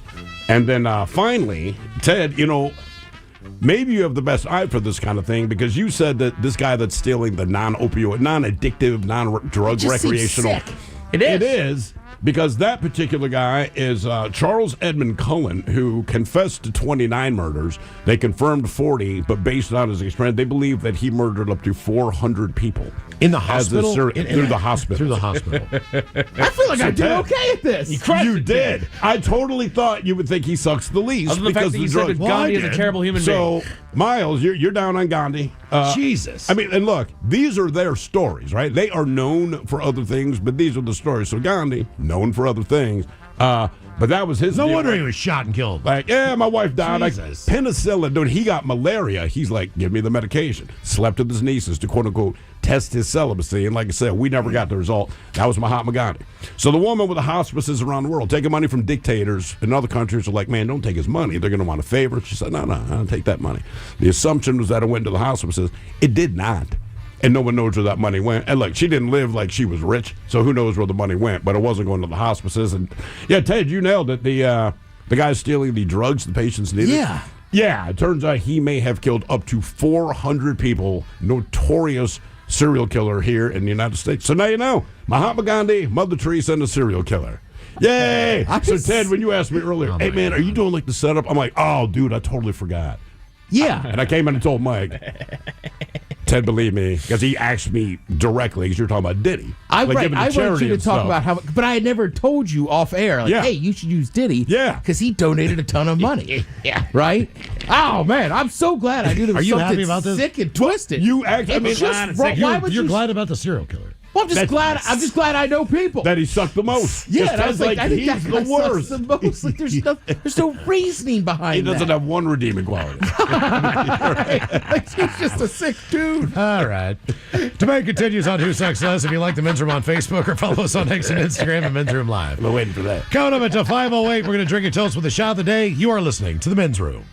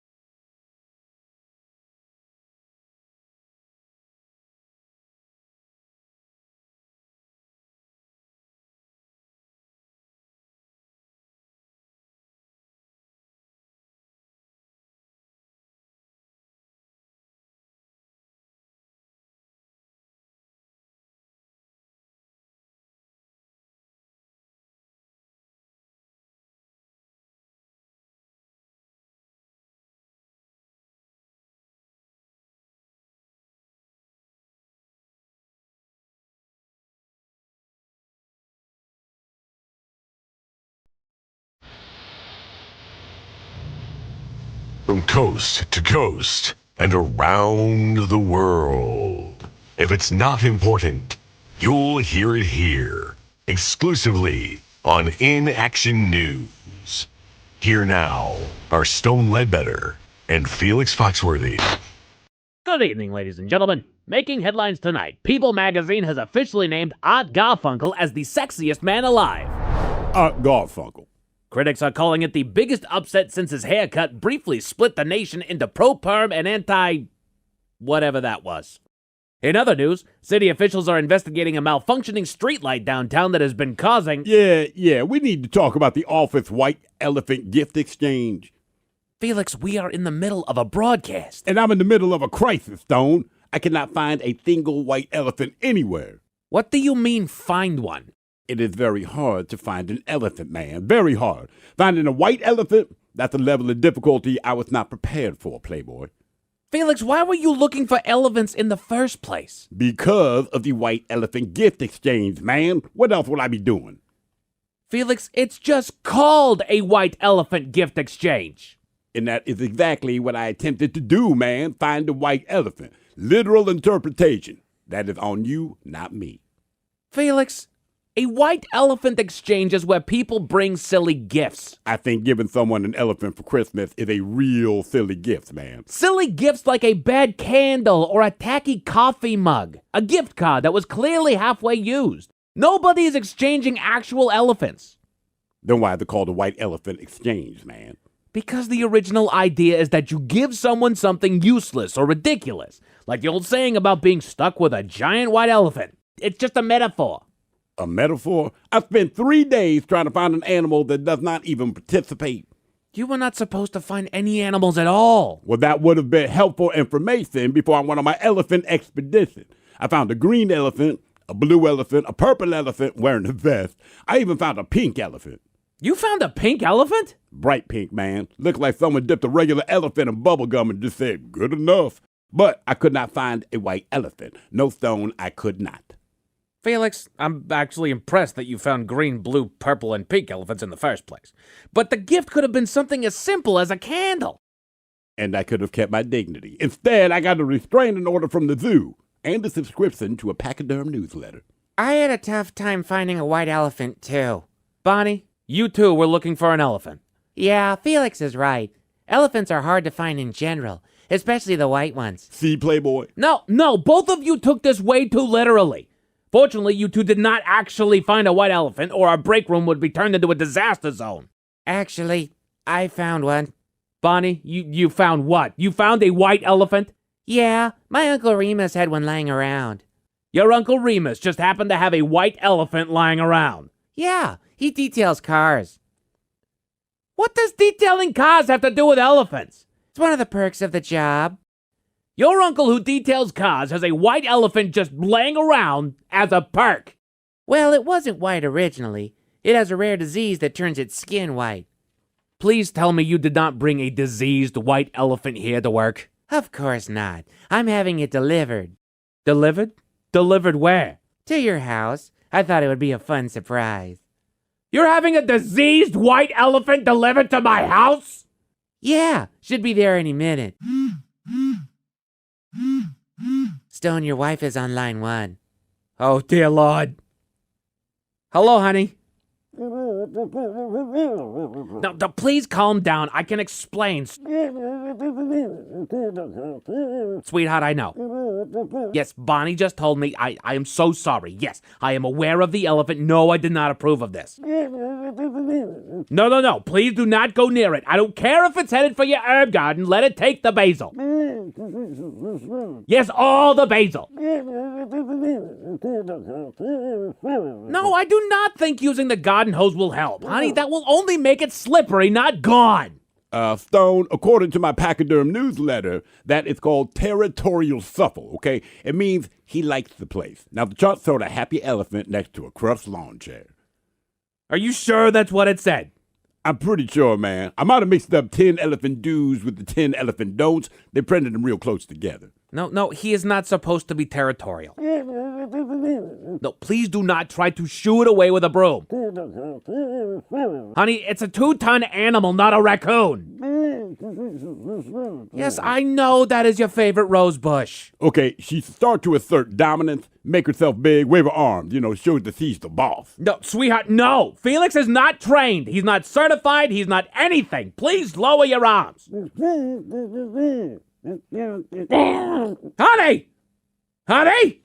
Oh, no. She went outside. Okay, that's good. Face-to-face dominance works fastest. Oh, no. No, she's engaging. She's actually confronting it. See, man? Dominance. Told you, Playboy. Stop saying dominance! If my wife asserts any more dominance, I'm going to be divorced by lunch and trampled by dinner. Okay, we're going to break now. Emergency break. Real break. Bonnie, call someone who handles elephants. Not Felix, not newsletters, actual professionals. He sounds hungry, man. You got snacks at your place, right, Playboy? We are done!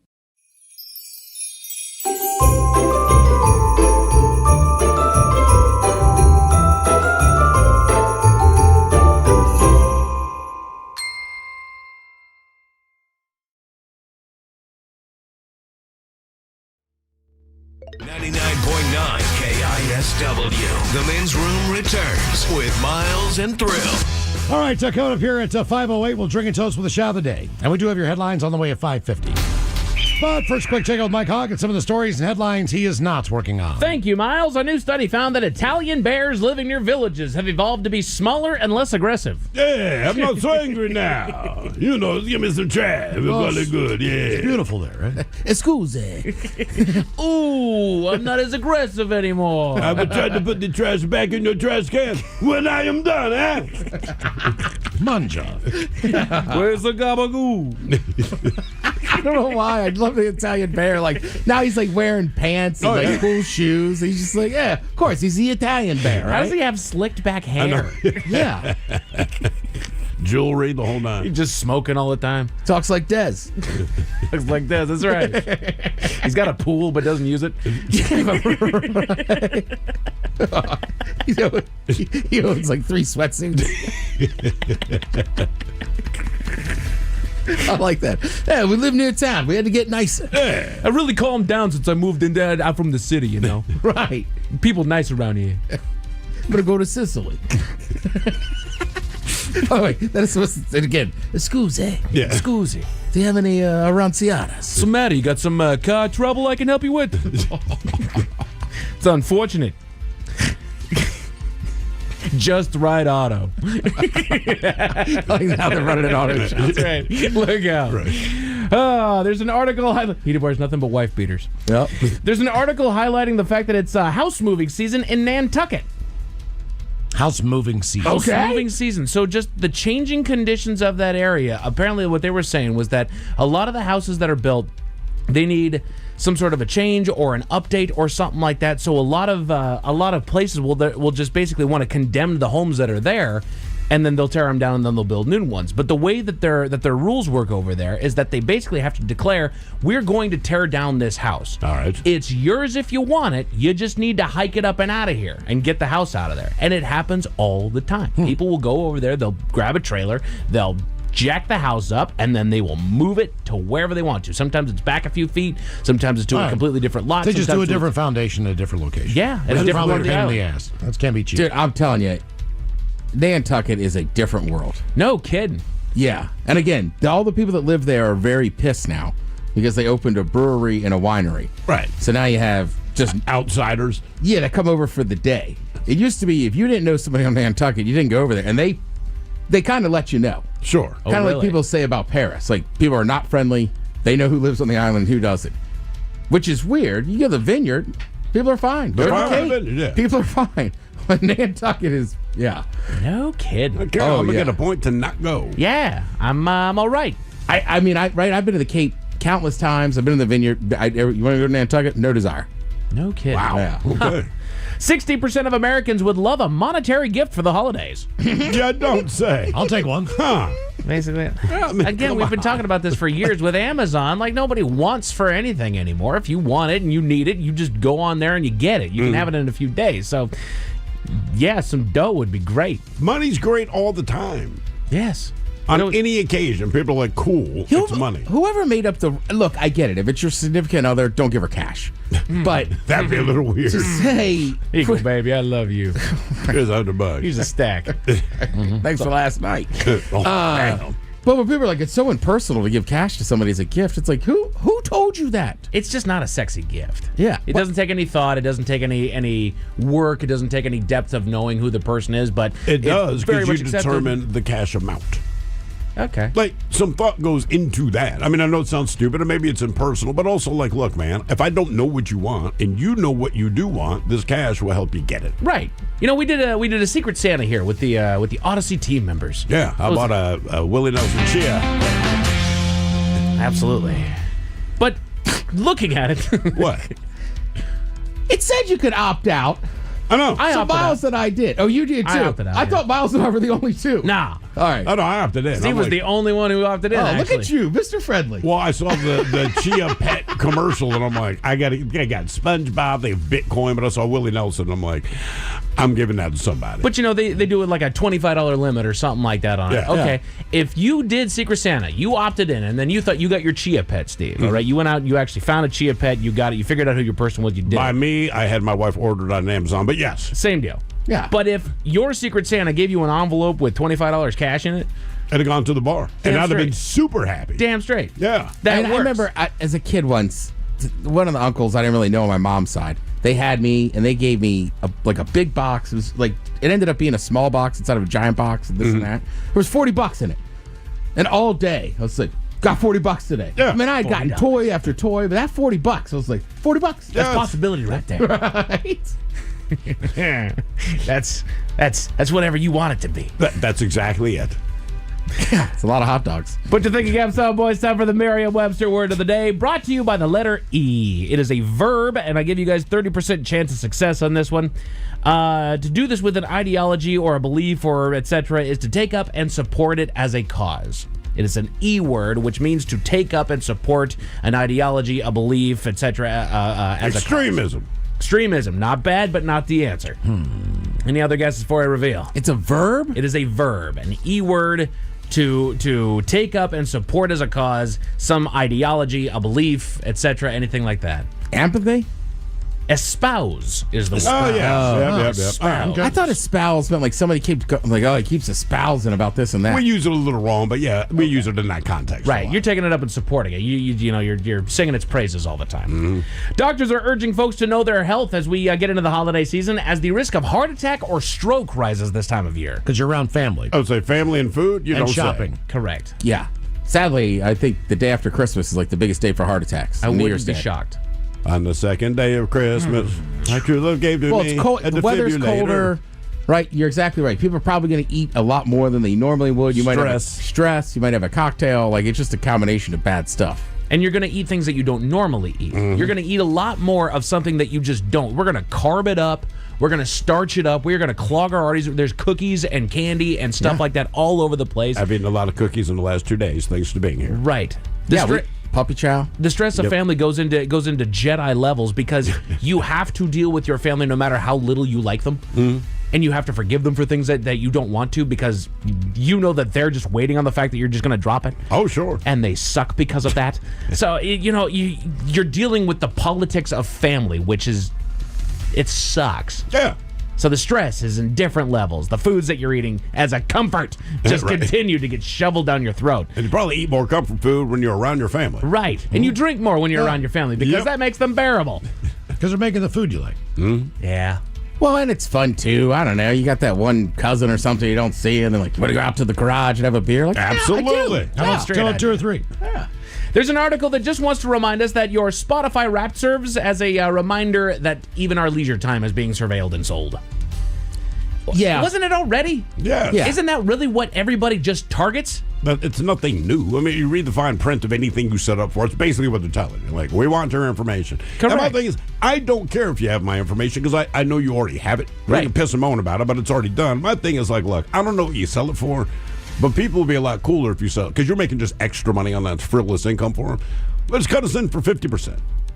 Like Spotify's like, we're going to sell your information. All right, just give me at the end of the year, Right. send me a check so I can find out what I'm worth to the consumer. Even if it's world. $1 a customer, give me 50 Right, cents. it doesn't matter. Yeah. Just hook me up. I think Thrill saw it, but there was a very good skit on SNL last week. It was your Uber Eats Wrapped. Did you see they're about to actually do it? Oh, God, no. Nobody wants to see it. So, yeah, it was basically like the Spotify, this is what you listen to most. SNL did a skit about Uber Eats. So it's like, you've consumed, was it $24,000 worth of chicken nuggets, that kind of stuff. Right. Your But- top three are Taco Bell, McDonald's, and you order at 11 p.m. I read yesterday, Uber, I guess they'd already kind of had the plan to do it, and then SNL beat them to the punch. And Uber's like, I want to say it's more like they're offering you the opportunity to say, where Spotify will tell you. Yeah. Uber's they kind just of shove like, it down your look, throat. we understand you might not want to know, or maybe you've been hiding crap from other people, but if you would like to know the places seemed you like- frequent most, they will do it. It seems for like you. it would be more counterintuitive to the business model. What do you Because mean? look, if I'm ordering everything at 11 o'clock, now that's in my head. Sure. And maybe one night I decide, you know what, man, I'm not going to do that. I I'm feel not gonna- bad because I'm they not going to told fall me. into what I normally do, and I'm not going to order from the same place I normally do. And if they have a monetary amount on that, and you're trying to budget as you go into a new year. Oh, for sure. You're going to be thinking to yourself, you know what, man, I should cook at home a little bit more. You're or right. Maybe change the things that I eat. The problem with 11 p.m. delivery food is that process starts hours beforehand. Right. When you go to happy hour. You're Or you not smoke going to that- make a good decision. Right. By the time you're sitting there at 11:30 at night going, Don't care. It's open. Right. Maybe at 7 you might make a different Right, decision. 7 or 8, I could fathom. Miles, here's your receipt from the year at this bar. Like, oh my God. No. An itemized- How many ounces of beer I drank, if you do it that way, which equates to how many pints or whatever the deal, how much liquor I've shoved down my throat. I don't want to see that. How many shots did you take at the bar? I don't want to know. Just 2. Yeah, you got this all wrong. This was your favorite establishment. Oh, we had a bender down in San Yeah. Diego, didn't we? Oh man, and I get points at Sean O'Donnell. So by the end of the year, man, I'm like, free dinner on me, baby. Like on my birthday, sometimes we'll do, like the day before we'll do like 12. We were trying to do 12 pubs at Christmas. Yeah. So we kept going to all these bars. The next day, they cut off my card. Oh. They were like, "We think there's fraud, man." And I was like, "Well, no, it's my birthday. I went to like not." She was like, You're a drunk. Yeah, basically, yes. You have a problem, sir. All right, anyhow. Yeah, they cut you off in some strange locations.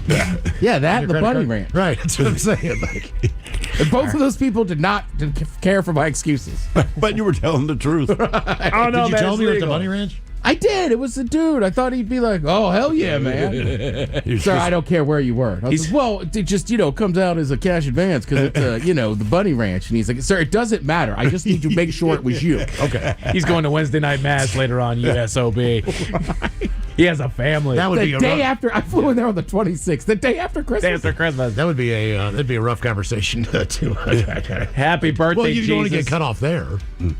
No. Of all places on this earth. Yeah, like, no, I That's need the the last money. place where you want to be cut off. We're not going there. Thrill, what day is it, buddy? Tell us it. Today is Hump Day. It is a National Maple Syrup Day. The Men's Room Top 10. The Men's Room Top 10. So, given that it is National Maple Syrup Day, I decided to bring you all 10 fun facts about maple syrup. Fun fact. Fun facts about Okay. maple syrup. Because you never actually think fun with maple syrup. However, Well- it's where the fun is. Okay, that's You know what I mean? You go that's the epicenter of fun. stack of pancakes in the morning. Sure, Bam. sure. Syrup's there to help you out. Your maybe stack of waffles in the morning. Bam, there's syrup to help you out. Waffles sound good. I think good. And you dip your bacon in it, it's the best. Dip your bacon in it. It's the best. Going back to waffles. That's a euphemism, by the way. I was called weird for this when I met my wife. When you guys had waffles and you were putting syrup on them, did you fill the little squares with syrup, or did you just like drizzle all around You it? talking like Drizzle. a big fat waffle I mean, I with like just, the big squares? The Belgian waffle, like Yeah. Eggo, dude. I did it with Eggo. Yeah. I mean, sometimes, not all the time. Depends on the mood I'm in. I But think yeah. the real test is, do you like your syrup hot or cold? Or room temperature? That's a good call too. I never really experienced hot syrup. Well, it until later. melts the butter. So to me, that goes Yeah. a long way on pancakes, French toast, waffles. Damn it, Ted. What? We got 3 days, brother. You said I've never experienced hot syrup. I'm like, what's not that fancy? To me, it was. There's microwave bottle. Look, I remember when they came out with that microwave bottle. You could microwave. Yeah. They'd tell you when the syrup was hot. It was like, whoa. Mind blown. It's thinner, but it's still tasty. It can be a cough soother. Its properties can help soothe coughs and loosen mucus, acting as a natural remedy. It kind of goes hand in hand with honey on that one. Did not realize it loosened the mucus, but I just figured the coating certainly would soothe the cough. Sure, and if you heat it up, I would imagine that it helps kind of. And if you're in that world, you gotta buy some molasses.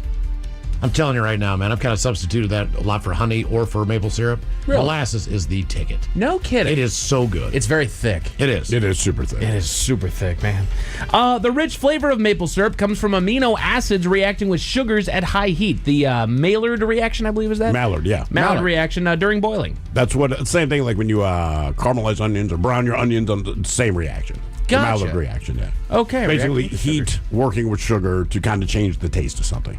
So is that why, I did a crash diet years ago, over a decade at this point, and one of the things that you could and then not eat, you could eat raw onions, but you couldn't eat cooked onions. I said, it's the same doggone thing. I'm not cooking it in anything. I'm putting But it you bare in the activated pan. the sugars, right? Right. That's the difference. My whole thought was like, the sugars are still there. It didn't conjure sugars. They're still there. You're right. 10 fun facts about maple syrup. Long live the trees. A maple tree can be tapped for syrup for over 100 years without permanent damage. Damn. Often starting when it's just 20 years old. I mean, according to us. Yeah. Well, it takes a long time to get that farm started, I bet. Yeah. Well, at least 20 years. Yeah. Or you can grab a 20-year-old tree. Well, it's the same thing as agave. Right. I mean, if you're does it really? Tequila and all that. It's a cactus, man. You got to let that thing grow for a while. Yeah, you do. Yeah, you do. I just think we should ask the trees. But Are you down with this? You okay with this? What do they say? Well, I mean, I guess I've been giving human syrup blood for 20 years. Human syrup. But it doesn't mean it doesn't hurt when she pricks me with that needle. Human syrup. Human syrup. Okay. We can tap a Ted for 100 years. Right? You get your human syrup for in your theory, you pancakes. could tap me for human syrup as long as I live, right? You got to just give Yes. blood.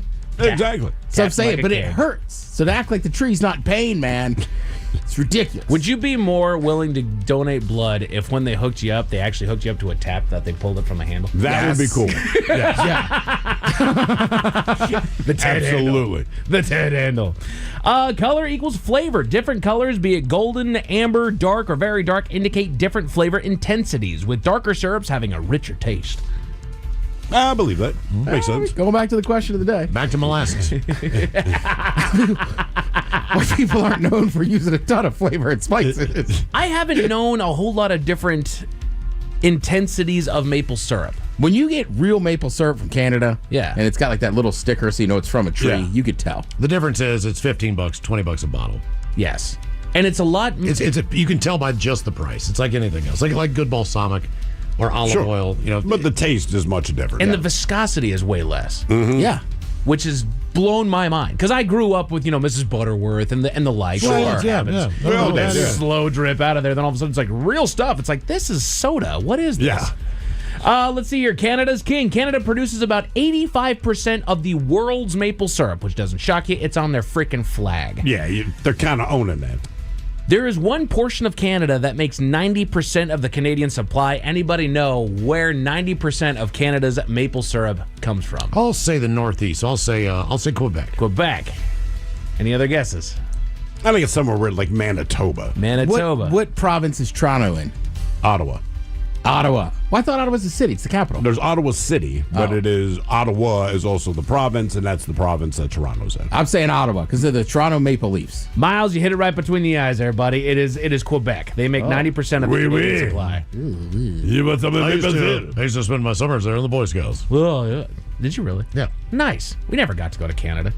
Doggone it. We always went to- It was pretty cool. Except for the fact they hate you. Especially as close to Canada as you were. Yeah. Not the miles was super far, but farther away than you are living in Seattle. I went to Canada for band. Band? 10 fun facts about maple syrup. It's a natural sweetener. Pure maple syrup contains antioxidants, vitamins, and minerals and has lower glycemic index than some sweeteners. I put it in doggone smoothies for the morning. I've done it before. Yeah. It serves as a great replacement as far as natural sweeteners go. I highly recommend it. Indigenous peoples like the Iroquois were the first to discover how to harvest and make maple syrup. Oh, really? Nice. I've always wondered where that comes from. Obviously it's just sap at some point, but then you figure out maybe if we boil it, it'll taste better, and then they find that it has a very sweet property. But there has to be someone Like, our equivalent is like the kid that ate glue in the back of the classroom, right? Because you jammed this thing into a tree. Now, if you don't know what it is and it's just oozing out of the tree, there had to be somebody took the finger and you're like, Billy, don't. Wow. Hey, that's pretty good. Billy died later trying other things like that, but at least nailed syrup, right? Sap flows during late winter and early spring when nights are freezing and the days are above freezing. It's a period called the sugaring season. So there's actually a time to harvest, just like anything else. What if you use the same hole? Like once you, well, we'll talk about sugaring and same holes. Miles loves him a sugar hole. In that hole. Because they got that crank, you know what I mean? They make the hole. Oh, they got that crank. They plug it up, I guess, with a cork or something. Yeah. But you just use the same hole when you come back next season. Does that have a sugar rim? I think you have to change the holes. Really? But you just put a cork in that hole, like a wet cork? Well, it gets tired. Soak the cork and then put it in the hole and pull it out the next season. A lot of sap is needed. It takes approximately 40 gallons of sap to produce just 1 gallon of syrup. Really? 40 gallons of sap for 1 gallon of syrup. It is wild how much it takes. That is insane. That explains the cost. And then I'll leave you with the number one fun fact about maple syrup. Even though you all already know it, it's tree sweat. Maple syrup is made by boiling the clear sap from maple trees. Miles just goes ahead and stabs the cork in the sugar hole and just starts cranking away. That's all right. Ted has human syrup. Yes, it does. Sometimes I'll just lick the bark on the rim. Yeah. A man popped the hood after encountering some engine trouble, and you won't believe what he found, Miles. What did he find? Tell you about it at 5:50. Thank you, sir. Headlines are coming up at 5:50. In the meantime, we made it to drinking time. Somebody out there deserves to be recognized. And the men's room knows just who it is. So to you, we say, bottoms up, sailor. You're the toast of our shot of the day. Drink time it is, and as usual, we head to the drink desk and Steve at Thrill Hill to find out who we're toasting. Yes, indeed. And today, we're going to go ahead and toast the University of Washington men's soccer team, a.k.a. the 2025 national champion UW men's soccer team. So the Huskies, they toppled NC State in North Carolina 3-2 in overtime on Monday night. Now, keep in mind, they weren't even supposed to be there, according to people who get paid money to pretend to know what they're talking about. So they had to win the Pac-10 just to get into the tournament at all. And they were the underdog. Big Ten. Big Ten, sorry. So you know what they did? They went ahead and they won. Then they were the underdog in every game that they played. They had 6 consecutive upset wins over a period of 21 days, 10,000 miles. These guys had to take their exams either on the bus or in the hotel. So, like, we keep winning, right? We're not going to be back on campus. But in the end, they ended up pulling off something that absolutely everyone said they could not do, which is go ahead and win the NCAA men's soccer finals. So, gentlemen, congratulations. Make sure you remember that message. No one knows what you're made of except you. And a special shout out to the head coach, Jamie Clark. That is someone who I know personally. Job well done. Just a little bit thing about Jamie. All right, so they won on Monday night. Sadly for him, there's a video going around of the team asking him to dance, which he did because that's what coaches do when they celebrate. He can't dance. He dances exactly as well as I do. But beyond that, this man wins Monday night. You got to party with the team. They fly back into Seattle last night. I see him at the kids' Christmas party. He looked like a man who maybe had partied on Monday night and just flew in, but still showed up for his younger kids' presentation at the Christmas. He's that guy, man. So, hey, congratulations, Jamie, the whole team, man. And it's very cool because you won something that everyone said it was impossible for you to do. So what do they know? Well, less than you. Remember that. So let's drink. We pour this booze, and we drink this booze because we think it's yummy. Yummy! So over the tongue and down the throat to party in our tummies. Down the hola bichola. All right, it's going to contestant now in line for Profile This, 206-803-ROCK. Profile This is next.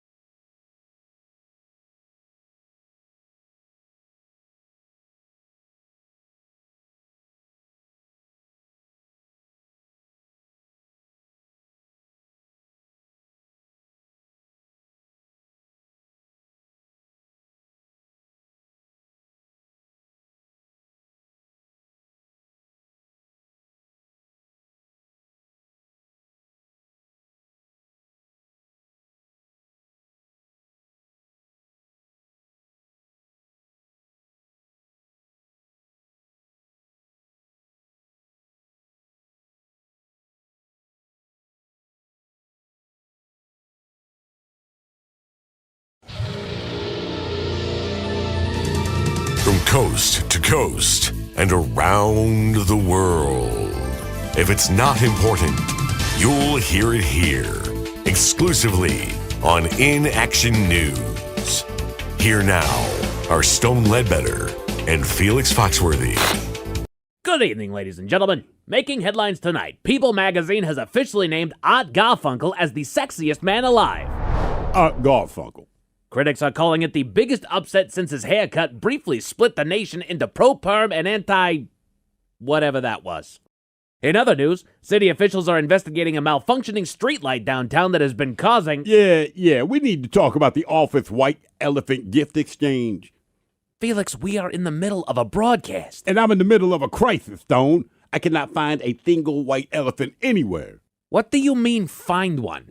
It is very hard to find an elephant, man. Very hard. Finding a white elephant, that's a level of difficulty I was not prepared for, Playboy. Felix, why were you looking for elephants in the first place? Because of the white elephant gift exchange, man. What else would I be doing? Felix, it's just called a white elephant gift exchange.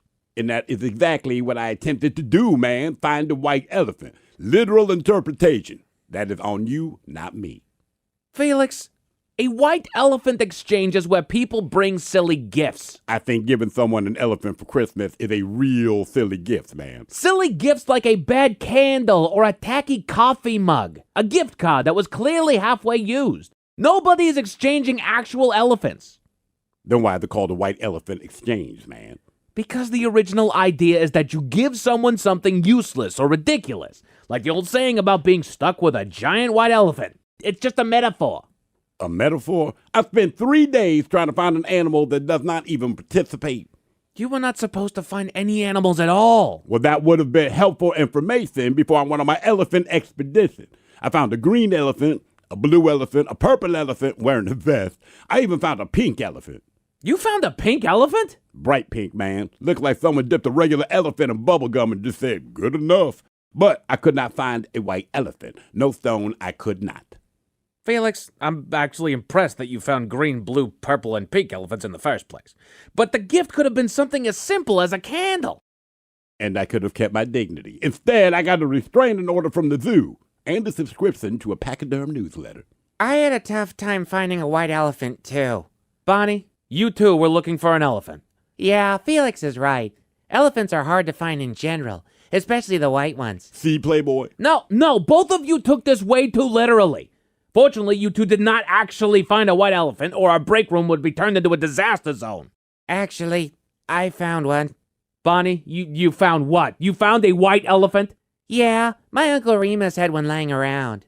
Your Uncle Remus just happened to have a white elephant lying around? Yeah, he details cars.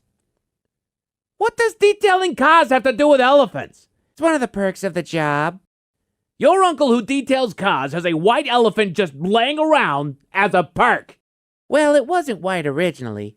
It has a rare disease that turns its skin white. Please tell me you did not bring a diseased white elephant here to work. Of course not. I'm having it delivered. Delivered? Delivered where? To your house. I thought it would be a fun surprise. You're having a diseased white elephant delivered to my house? Yeah, should be there any minute. Stone, your wife is on line 1. Oh, dear Lord. Hello, honey. No, please calm down. I can explain. Sweetheart, I know. Yes, Bonnie just told me. I am so sorry. Yes, I am aware of the elephant. No, I did not approve of this. No. Please do not go near it. I don't care if it's headed for your herb garden. Let it take the basil. Yes, all the basil. No, I do not think using the garden hose will help. Honey, that will only make it slippery, not gone. Stone, according to my pachyderm newsletter, that is called territorial supple, okay? It means he likes the place. Now, the chart showed a happy elephant next to a crushed lawn chair. Are you sure that's what it said? The Men's Room I'm pretty sure, presents man. I might have mixed up. Profile This. And Stephen Throwhook completes everyone out. Profile This is played. I sure can, Miles. It's a simple game where we share with you a real-life news story. Something that happened right here on planet Earth. earth. And as you listen to the story, based on the stereotypes you believe to be true of people and the decisions the people make, we'll ask you what it is you think makes the story a story. Hello, Matt. Welcome to the men's room.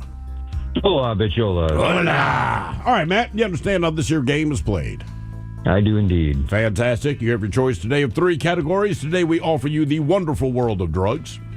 We have Bite Me. In other words, what did someone find in their food? And finally today, Hit Me with Your Best Shot, where you guess the unconventional object someone chose to use as a weapon. Let's go with Bite Me. Bite Me. Oh, sorry. Just eat it. Get yourself an egg and beat it. All right, a woman released a video that shows what she discovered just as she was about to take her first bite of her tasty Trader Joe's steak. Now, at the start of the video, she says, quote, "So I just slaved and cooked steak for the first time because I don't cook." And her plate was visible with rice, vegetables, and a steak. And she continues, quote, "Literally sweating, having a panic attack because it was like burning. And like, I just go to take a bite and I see this." She then zooms in on the offending object, clearly disturbed by what she's seeing.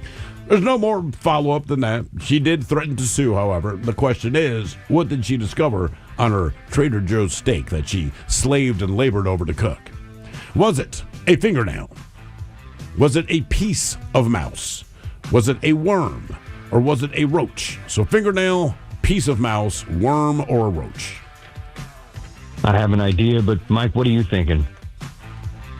What were the choices one more time? Fingernail, piece of mouse, worm, or roach? I think I gotta go with fingernail. Fingernail. How did the steak look, Throw? It looked fine. I mean, they give you cooking instructions. I don't know what her struggle is. She said, I don't cook. That's fine. Follow the directions, which is what she did. She just kind of forgot about it, I think. I'm going to go roach. I want to go worm. You're going to go worm. I think it's a worm, too, man. Matt and Ted and the worm. Steak has worms. Okay. What did you find in that Trader Joe's steak? Was it a fingernail, a piece of a mouse, a worm, or a roach? We'll find out next. That was a tease. You are listening to The Men's Room.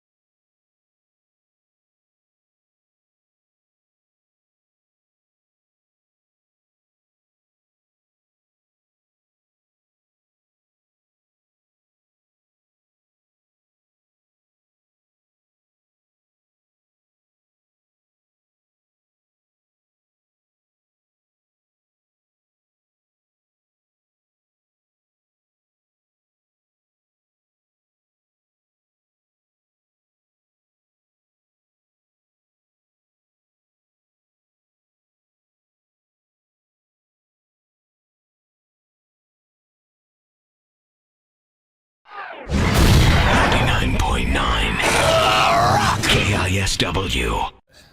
Ben the Psycho Muppet back here for Men's Room Movie Part 2. Shut up! You shut up.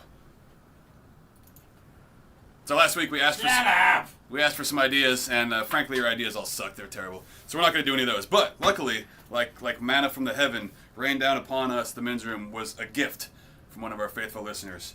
And this is it right here. He actually hand-delivered it. No farting. This is some sort of a fart crate. See what you've done? See what his ass has done? I think people take this all wrong, although I do appreciate the handy self-made no farting on. This is one, all right, but it's not universal yet. This one, I think, says it a little better. It's not really for you, though, is it? It's not for me. That's the thing. I might be the inspiration. Yeah. And I'm a little offended. Let's see what we got here. It's from our friend the Harry Trucker. It says, "Boo, bitches. I've been a big fan of your show for a long time. As far as I can tell, you fellas are the only good show left on the air anywhere in Seattle. I've listened to nearly every episode ever since you started releasing each day show via the podcast. Unfortunately, because I only listen to podcasts these days, never had a chance to call in. Due to the epic amount of gas expelled during the show recently, I was inspired to put this little package together for you guys. I hope you like it. Be sure to read the instructions thoroughly before use. Thanks for the laughs. Yeah, even you, Ted." That from the Harry Trucker. The Flatulence Survival Kit 1.0. Okay. And it starts with the Flatulence Survival Kits 1.0 manual. Now, this one I like. You see, the butt trumpet tooting, if you will. It actually has music notes, which I would like to think that I do. I put a little symphony behind my gas. And people get very irritated about my farts. And I don't mean the fellas in the studio. I understand that. Because it smells very bad. But people listen. Wow. It is. I have never gotten so much hostility about my butt. About my butt. Look at this. This is really put together well. Threat level 1, it ain't so bad. Threat level 2, dude, I think you just hit your pants. Threat level 3, oh my God, it's so thick in here that I can actually taste it. Threat level 4, I can't take it anymore. Threat level 1, it ain't so bad. Supplies, 1 danger tape. Oh, I see. 5 protective masks. So we actually got some danger tape here. All right. Upon realizing your And coworker smells. has dropped this level of emission, remove the above supplies from the crates. Use the tape, cordon off the contaminated area of the workplace. Pass out protective masks. Return to work. I feel like an airline attendant. In the event that I fart, but it's a threat level 1, we'll place the tape around the offending area, place the mask around your head. We would ask you to place the mask around your head before helping children. Threat level 2, dude, I think you just asked your pants. Supplies, 5 times air freshener spray. All right, we got to find that. We got to stay on track here. 3 times adjustable solid air freshener. Fresh berries. You spray it down here. Oh, solid air freshener is this guy. These are 3 good. times scented Just throw candles. just a little bit, you know? Yeah, Open it up yeah. a little bit. Ooh, candles. They are berry blossom red raspberry. And 1 times incense kit.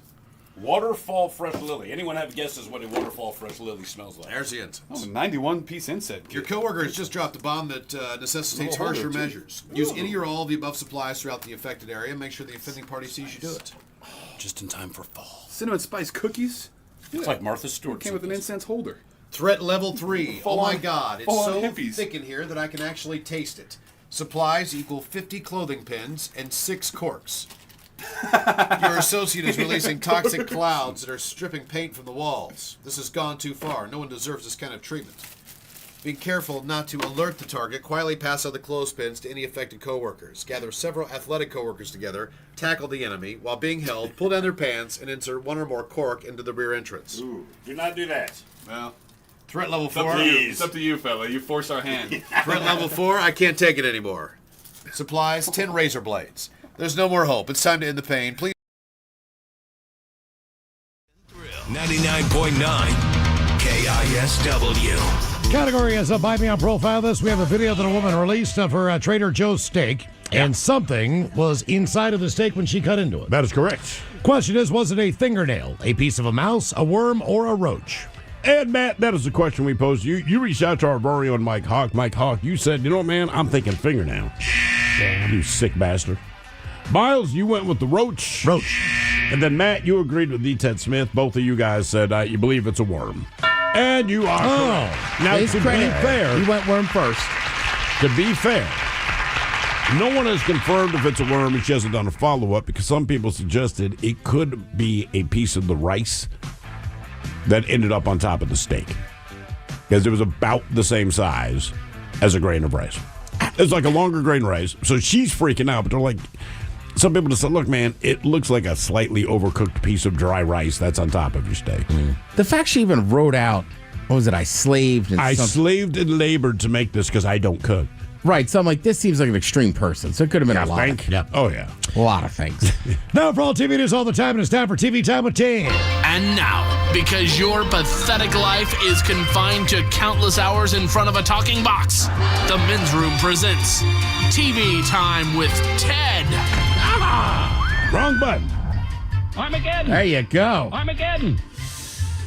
All right, your choices today, you got Stephen Colbert, Seth Meyers, The Jimmies, Fallon and Kimmel, Ted Smith. Is it Ted or is it late night? That is right there. The title. These guys have teams of talents, writers, often come up with monologues each and every night. It is up to you to determine, is this an actual late night joke and from whom, or could it be a The Ted Smith original? A content creator who buys abandoned luggage from airports has revealed the top item left behind by most airline passengers. And it is a shock to no one, it's their manners. Colbert. Fallon. Smith! Oh, Let's go! Well done. Well done, sir. Switched it up, Mike. It's going to go sex toy, but it felt a little personal. A woman was reunited with her dog that went missing 5 years ago after it was found 2,300 miles away. The woman was thrilled, while the dog was like, "Take a hint, Helen." Colbert. Myers. Fallon. A woman just got reunited with her dog that went missing 5 years ago after it was found 2,300 miles away. The woman was thrilled while the dog was like, "Take a hint, Helen." 5 years. Yeah. Is that still your dog? Yeah, that's what I'm saying. Dog's like, oh, cool. Okay. I like Michigan. 69-year-old grandmother was arrested recently in the Bahamas after she allegedly tried to reboard a Royal Caribbean cruise ship with a firearm, which is still not the worst review the improv troupe has ever got. Colbert. Fallon. Myers. A 69-year-old grandmother was arrested recently in the Bahamas after she allegedly tried to reboard a Royal Caribbean cruise ship with a firearm, which is still not the worst review the improv troupe ever got. She must already had that thing in her purse. Can't imagine that it's somewhere in the Bahamas. They were like, "Here, buy a gun." Obviously, she did. I'm saying I think she already had it on her. You think so? Yeah. I've been strapping the whole time, bitch. Strapped. A tech company is taking cockroaches, a.k.a. Nature's Review System, and outfitting the cockroaches with camera and tiny microphones. The company also said the bugs could be used for search and rescue missions. All right, everybody. We've been trapped in this cave for days, but I have some good news.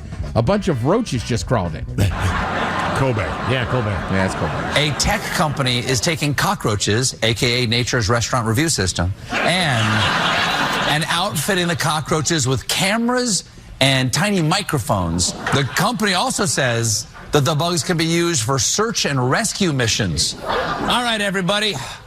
We've been trapped in this cave for days, but I've got some good news. A bunch of roaches just crawled in.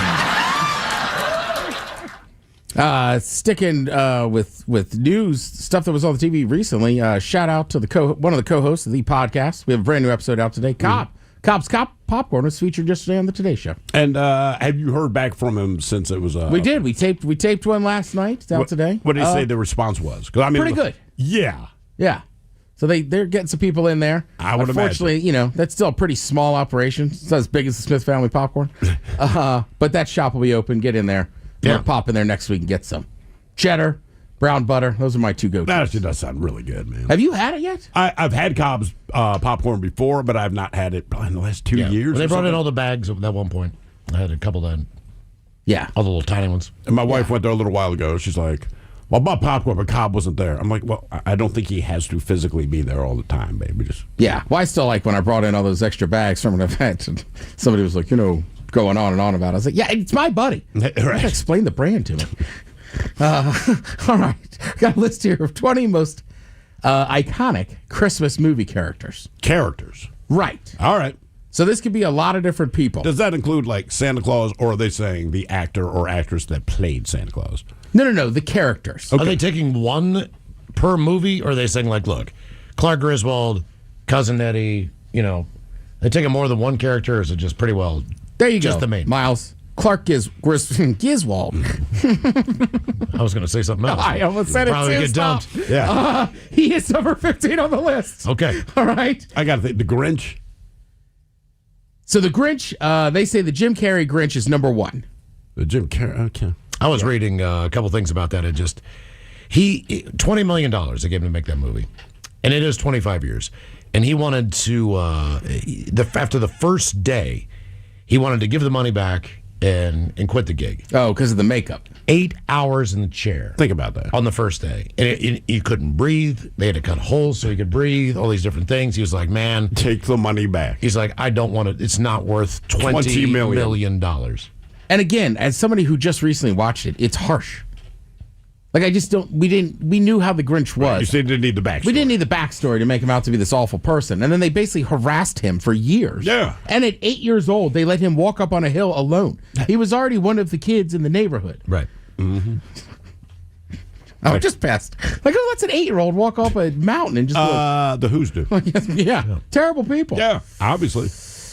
Let's see. So, Michael, like this one. Billy Mack from Love Actually. I forget which one Billy Mack is. I'm starting to wonder if you actually like this movie. It's you fine. You didn't get our coworker's outfit the other day. I didn't. Mm-hmm. There's just so many people in that movie. Yeah, I mean, look, I get the reference point of the cue cards. Yeah. I've never seen it. There's like 4 of them. Who's There's in like the 4 movie? different Who's in that storylines going movie? on. Who's in that movie? Shoot. Is that a Hugh Grant one? Liam Neeson's in it. Hugh Grant is in that one. Hans Gruber. Alan Rickman is in it. Okay. Bill Nye, I believe is how you say his name, is in it. Not the science guy. Okay, thank you. The guy who played Davy Jones in the Pirates of the Caribbean movies is in it. A handful of young ladies as well. I don't remember all of their names, but yeah, there's like 4 or 5 different storylines that's going on. Ah, all right, yeah. Are they interconnected? Or are they all separate? No, they're interconnected in the way of their paths might cross along their stories at some point, but Sure. they're never really interacting with one another. Okay. No. All right. Let me guess. Rudolph's got to be on there. Rudolph is number the 10. red-nosed reindeer, not Right. Rudolph Johnson.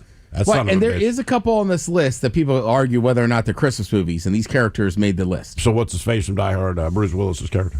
Yeah, John McClane. John He's number McClane. 6 on the list. Yeah. He's the 20 most iconic Christmas characters from Christmas All right. films. How about, Billy Bob Thornton as Bad Santa? Oh, strong call.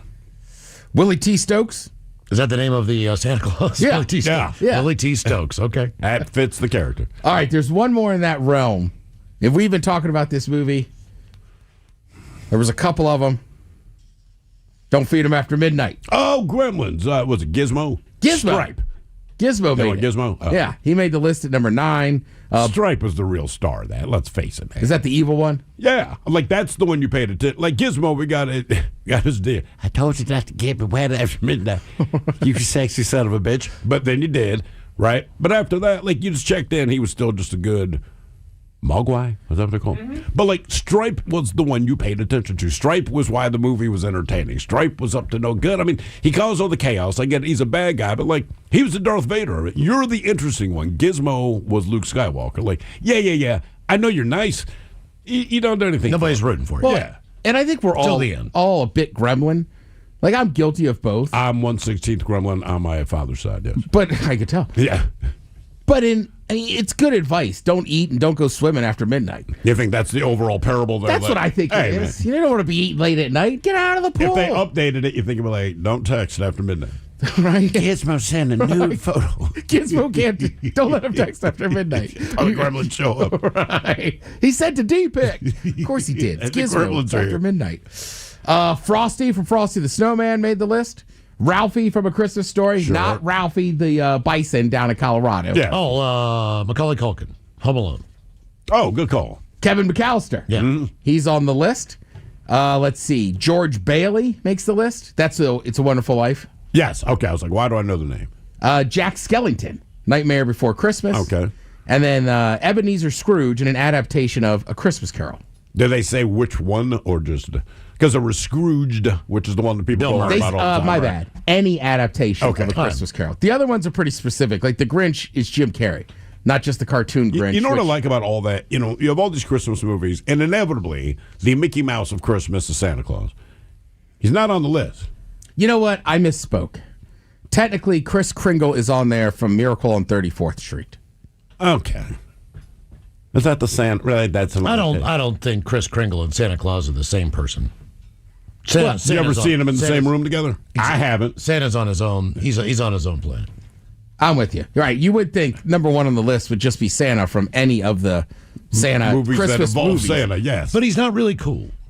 That's what I'm saying. He's like the Mickey Mouse. He's decent for Disney. You know, I mean, he wasn't the best in Rudolph. No, he's kind of a D-bag in Rudolph. Maybe he's having a bad night. I don't know. It's like, even you're making fun of this kid. Come on, Santa. Well, look, when you work one day a year, there's a lot of pressure. That's a hell of a schedule, but I can imagine where you got a little upset there and a little off track. It's kind of a weird one. Former Jeopardy champ was arrested for 2 felony charges of peeping. I saw that. Huh. And you know what's terrible? I saw a picture of the guy, and I'm like, he looks like... I don't necessarily think I would meet him on the street and say, that guy is a peeping Tom. But when I saw his picture, I'm like, I'm Is this not like shocked. Is this like looking through the window thing or what? Camera thing? What is he doing? Allegedly installing camera into someone's bathroom without their knowledge. Oh, Come on, Jeopardy champ. He had walked away. He's a development engineer from Raleigh. Walked away with $44,000 over 2 victories in From our November. cameras. Yeah, exactly. Look at that little 2024. tiny camera. I can afford it now. Well, also, like, I don't know, you got an extra 44 G's. Like, go to a strip club. You can see all the naked women you want. So get a hooker. Well, I was trying to keep it legal. He's in North Carolina. Go to the Bunny Ranch, right? You're right. There you go. You got the money. Yeah. Go to a brothel, man. You can do a lot of stuff. But either way, it's just weird. Like, you got arrested peeping? Yeah. Like you're a Jeopardy champ. Because they all come off as nerdy for the obvious reason. They're way smarter than we are. That's just not what you picture. Quick little sports thing. Last night, the New York Knicks won the NBA in-season tournament. Yeah. Right? And as a soccer fan, I just want to explain this to people because everybody's freaking out. Everybody's like, it's a fake trophy, this and that. Look, they won the in-season tournament, okay? It's basketball. Much like soccer, you can play multiple games in a week, right? Football, you can't do this stuff because you can only play one football game in a week, and that's pushing it, right? Yeah. The Seahawks are freaking out because they got to play Thursday. So people are like, does that mean there's two champions? Like, no. Right? Like, you can win, let's look at the Sounders, right? Well, they won the League's Cup last year, but they didn't win the MLS. There's only one MLS champion. So you can win other tournaments within the season. Correct. They're simply trying to draw up interest. And frankly, this happens a lot. Again, in soccer. Well, it also happens in football. You could play in the Sugar Bowl and play in the next week in the national championship game. So you could be the Sugar Bowl champion or the whatever, Fiesta Bowl. Well, now you can. Yeah. Correct. But I'm just saying, traditionally, football is just a week-by-week game. Right. You have playoffs, you have one champion. Whereas, like soccer and basketball in other countries, you can have multiple tournaments. Hell, baseball. Well, college has been doing it forever. You can win the Maui Classic or. Thank you. Right, But, you've seen it forever, right? How They just did it. Golf and tennis. Yeah, you can win the Grand Slam. You can win 2 of the 4. I mean, they're in these massive tournaments all freaking year, man. Yeah. So I just want to clear that up for people. You don't have to be confused or whatever. It's like, it's not the NBA title. Everybody gets it. But also, let the Knicks have some fun. They won a tournament. They won a trophy. You want to win something. And they haven't won anything in years. Let them enjoy it. Let the kids have fun. Thank you, Tim. We appreciate it. You're listening to the Men's Room.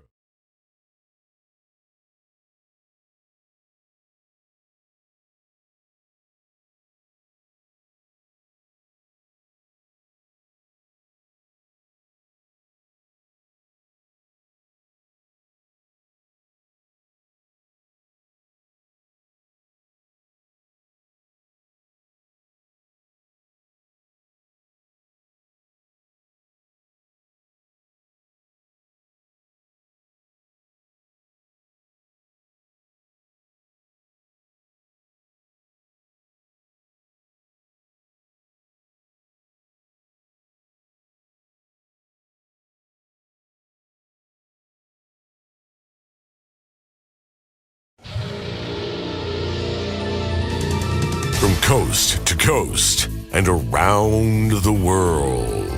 If it's not important, you'll hear it here. Exclusively on In Action News. Here now are Stone Ledbetter and Felix Foxworthy. Good evening, ladies and gentlemen. Making headlines tonight, People magazine has officially named Art Garfunkel as the sexiest man alive. Art Garfunkel. Critics are calling it the biggest upset since his haircut briefly split the nation into pro-perm and anti-whatever that was. In other news, city officials are investigating a malfunctioning streetlight downtown that has been causing... Yeah, we need to talk about the Office White Elephant Gift Exchange. Felix, we are in the middle of a broadcast. And I'm in the middle of a crisis, Stone. I cannot find a single white elephant anywhere. What do you mean, find one? It is very hard to find an elephant, man. Very hard. Finding a white elephant, that's a level of difficulty I was not prepared for, Playboy. Felix, why were you looking for elephants in the first place? Because of the White Elephant Gift Exchange, man. What else would I be doing? Felix, it's just called a White Elephant Gift Exchange. And that is exactly what I attempted to do, man. Find a white elephant. Literal interpretation. That is on you, not me.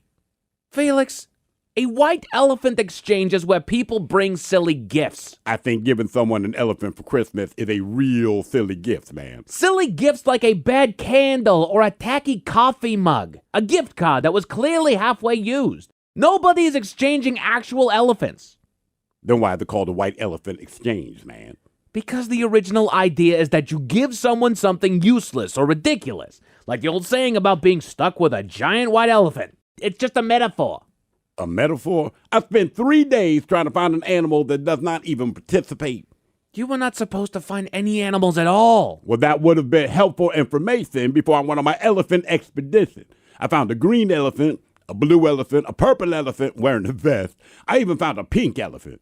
You found a pink elephant? Bright pink, man. Looked like someone dipped a regular elephant in bubble gum and just said, good enough. But I could not find a white elephant. No stone, I could not. Felix, I'm actually impressed that you found green, blue, purple, and pink elephants in the first place. But the gift could have been something as simple as a candle.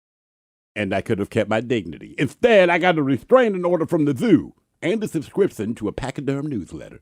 I had a tough time finding a white elephant, too. Bonnie, you too were looking for an elephant. Yeah, Felix is right. Elephants are hard to find in general, especially the white ones. See, Playboy? No, both of you took this way too literally. Fortunately, you two did not actually find a white elephant, or our break room would be turned into a disaster zone. Actually, I found one. Bonnie, you found what? You found a white elephant? Yeah, my Uncle Remus had one lying around. Your Uncle Remus just happened to have a white elephant lying around. Yeah, he details cars. What does detailing cars have to do with elephants? It's one of the perks of the job. Your uncle who details cars has a white elephant just laying around as a perk. Well, it wasn't white originally. It has a rare disease that turns its skin white. Please tell me you did not bring a diseased white elephant here to work. Of course not. I'm having it delivered. Delivered? Delivered where? To your house. I thought it would be a fun surprise. You're having a diseased white elephant delivered to my house? Yeah, should be there any minute. Stone, your wife is on line 1. Oh, dear Lord. Hello, honey. Now, please calm down. I can explain. Sweetheart, I know. Yes, Bonnie just told me. I am so sorry. Yes, I am aware of the elephant. No, I did not approve of this. No. Please do not go near it. I don't care if it's headed for your herb garden. Let it take the basil. Yes, all the basil. No, I do not think using the garden hose will help. Honey, that will only make it slippery, not gone. Stone, according to my pachyderm newsletter, that is called territorial supple, okay? It means he likes the place. Now, the chart showed a happy elephant next to a crushed lawn chair. Are you sure that's what it said? I'm pretty sure, man. I might have mixed up 10 elephant do's with the 10 elephant don'ts. They printed them real close together. No, he is not supposed to be territorial. No, please do not try to shoo it away with a broom. Honey, it's a 2-ton animal, not a raccoon. Yes, I know that is your favorite rose bush. Okay, she start to assert dominance, make herself big, wave her arms, shows that she's the boss. No, sweetheart, no. Felix is not trained. He's not certified. He's not anything. Please lower your arms. Honey! Oh no, she went outside. Okay, that's good. Face-to-face dominance works fastest. Oh no, she's engaging. She's actually confronting it. See, man, dominance. Told you, Playboy. Stop saying dominance! If my wife asserts any more dominance, I'm gonna be divorced by lunch and trampled by dinner. Okay, we're going to break now. Emergency break. Real break. Bonnie, call someone who handles elephants. Not Felix, not newsletters, actual professionals. He sounds hungry, man. You got snacks at your place, right, Playboy? We are done!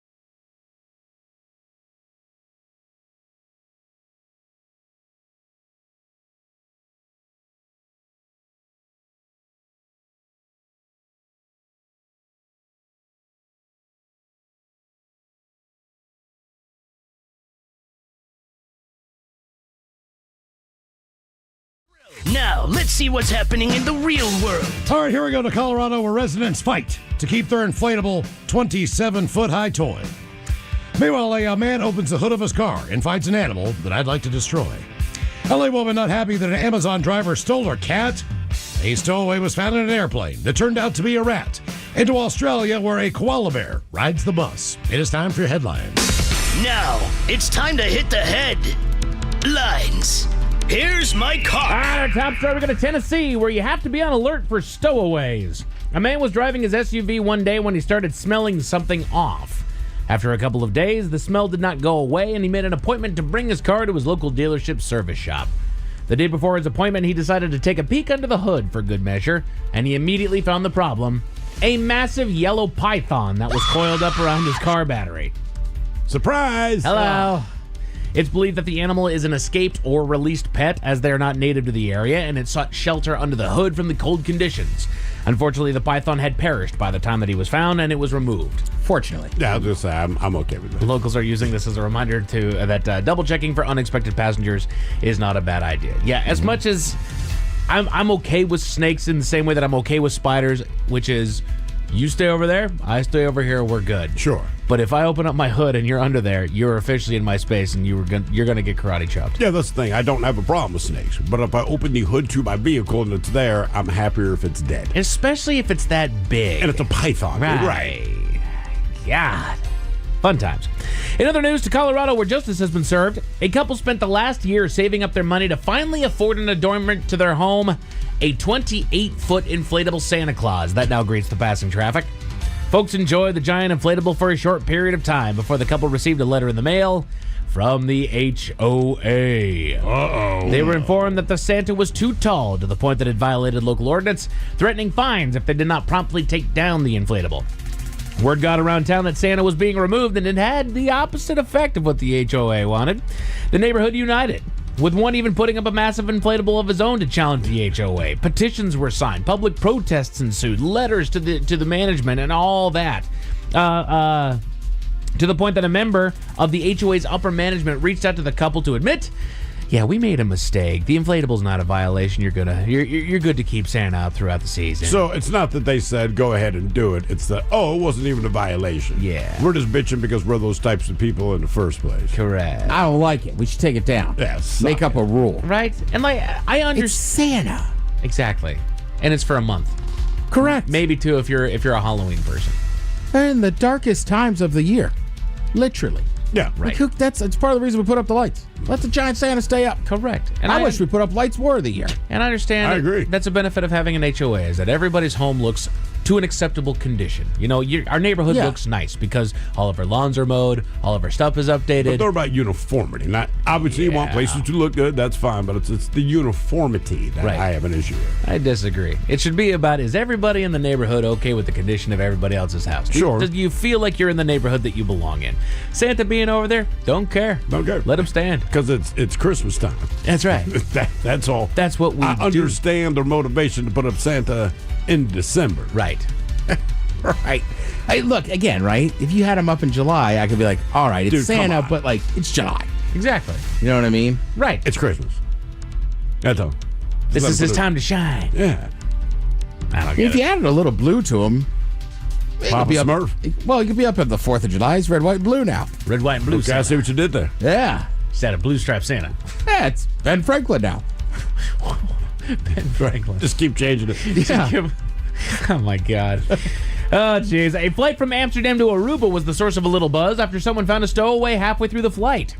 Halfway through, a massive rat was spotted in the cabin. This would normally constitute some sort of an emergency landing to eradicate the rodent and clean the plane, but given their position and the real impact of the animal, they elected to continue on to Aruba. What if so the rat was initially from Amsterdam? Yes. I don't blame the guy. I'm going to Aruba. Hell yeah, dude. After landing, that's where it abandoned the original plan of continuing on to one of the Caribbean islands. It was supposed to be a bouncer. It's not a non-stop flight. It's stopping real quick to, I think, refuel and just regroup in Aruba before making it over to one of the islands that's over there. They elected to ground the plane until it was thoroughly cleaned. The airline provided overnight accommodations and alternative flights for passengers. Probably be Bonaire or Curacao. I'd be okay with that. Yeah. Like, do not make an emergency landing, man. Let's just get to where we said we're going. I'm in Aruba. It's not a tiger. It is a rat. Correct. Right? Horrible story out of Los Angeles. A family is distraught after the family pet went missing. It took them a couple days to realize that their cat Piper was MIA, but they didn't have the answer to a possible hiding spot until they checked their doorbell camera footage. An Amazon Flex driver had made a delivery one night, taking a photo of their package to show that it had been delivered, and then turned his attention to Piper. She's next to the porch as the delivery is made and has a short interaction with the driver, who ends up giving her a couple pets before grabbing her by the scruff and whisking her away into the night. Since then, the family tried contacting Amazon, who identified the driver but couldn't get in touch with him, and have put it in the hands of local authorities. They're asking anyone with information to come forward. Why would you want someone else's cat? I know. I mean, don't steal somebody else's cat. Yeah. It's a cat. Man, Right. you can get a cat at the shelter. If you really want a cat, go adopt a cat. Right. Damn. She's kind of mad because it's like, I know you know who this guy is. Give us some information so we can go try. He stole my cat. Oh, It's a third party. We can't, come on. We can do a little bit more here. You're They stole my freaking cat. Amazon. You could put Katy Perry on a goddamn rocket and send her ass into space, but you can't track down somebody that works for you. That's what you're telling me? But just in case those stories left a bad taste in your mouth. Thankfully, there's good news. We go to Australia, where a local has been saved. A local bus driver was going about his day when he noticed somebody darting through traffic, a koala that appeared to lose his way. The driver got to the animal just as he was starting to climb a metal light pole on the median, fearing that he would fall. He covered its head with a jacket and brought it onto the bus. Non-local officials don't recommend handling koalas unless you're trained, advising to just keep them in a safe, dark location. Basically, like throw a laundry basket with a blanket over him until officials arrive to help. Adding that on a local bus was actually the perfect spot. It's dark, it's quiet, it's cold, it's a good temperature. They must have different buses over there. The koala found a comfortable spot climbing on various grab handles of the bus until officials arrived to bring him to a safer location. They really do look like the little koala you'd put on your pencil as a kid. They do. Like Just with, hanging there. with the clasped hands, you know. He was happy as a clam, just sitting there like, all right, I'm good over here. This will be fun. Men's Room Sports, you got college football on ESPN, college hoops on FS1, Big Ten, and CBS Sports. There's also pro basketball on NBA Network and hockey over on TNT. As far as your weather, I hope you enjoyed today, because that's all we're going to get. We got steady showers all night long into tomorrow, where they are predicting rain and a high of 52. Stay dry, stay safe. That is it for headlines. With that, Mike Hawkins out. Thank you, sir. Appreciate it. We'll see you next time for the final big dummy of the year. It's also Codes for Kids Day. Yes. Please donate now at KISW.com. The lovely Jolene's coming up in seconds. Yes, indeed. It's all true. But in the meantime, well, we be all about this bitch. So until tomorrow, please do what you do best. And for Letha's sake, stay beautiful. The Men's Room has been taped before a live studio audience. Wardrobe and makeup provided by Mantastic Limited. This has been a presentation of the Men's Room Radio Network. Oh, man! A Double Flush production.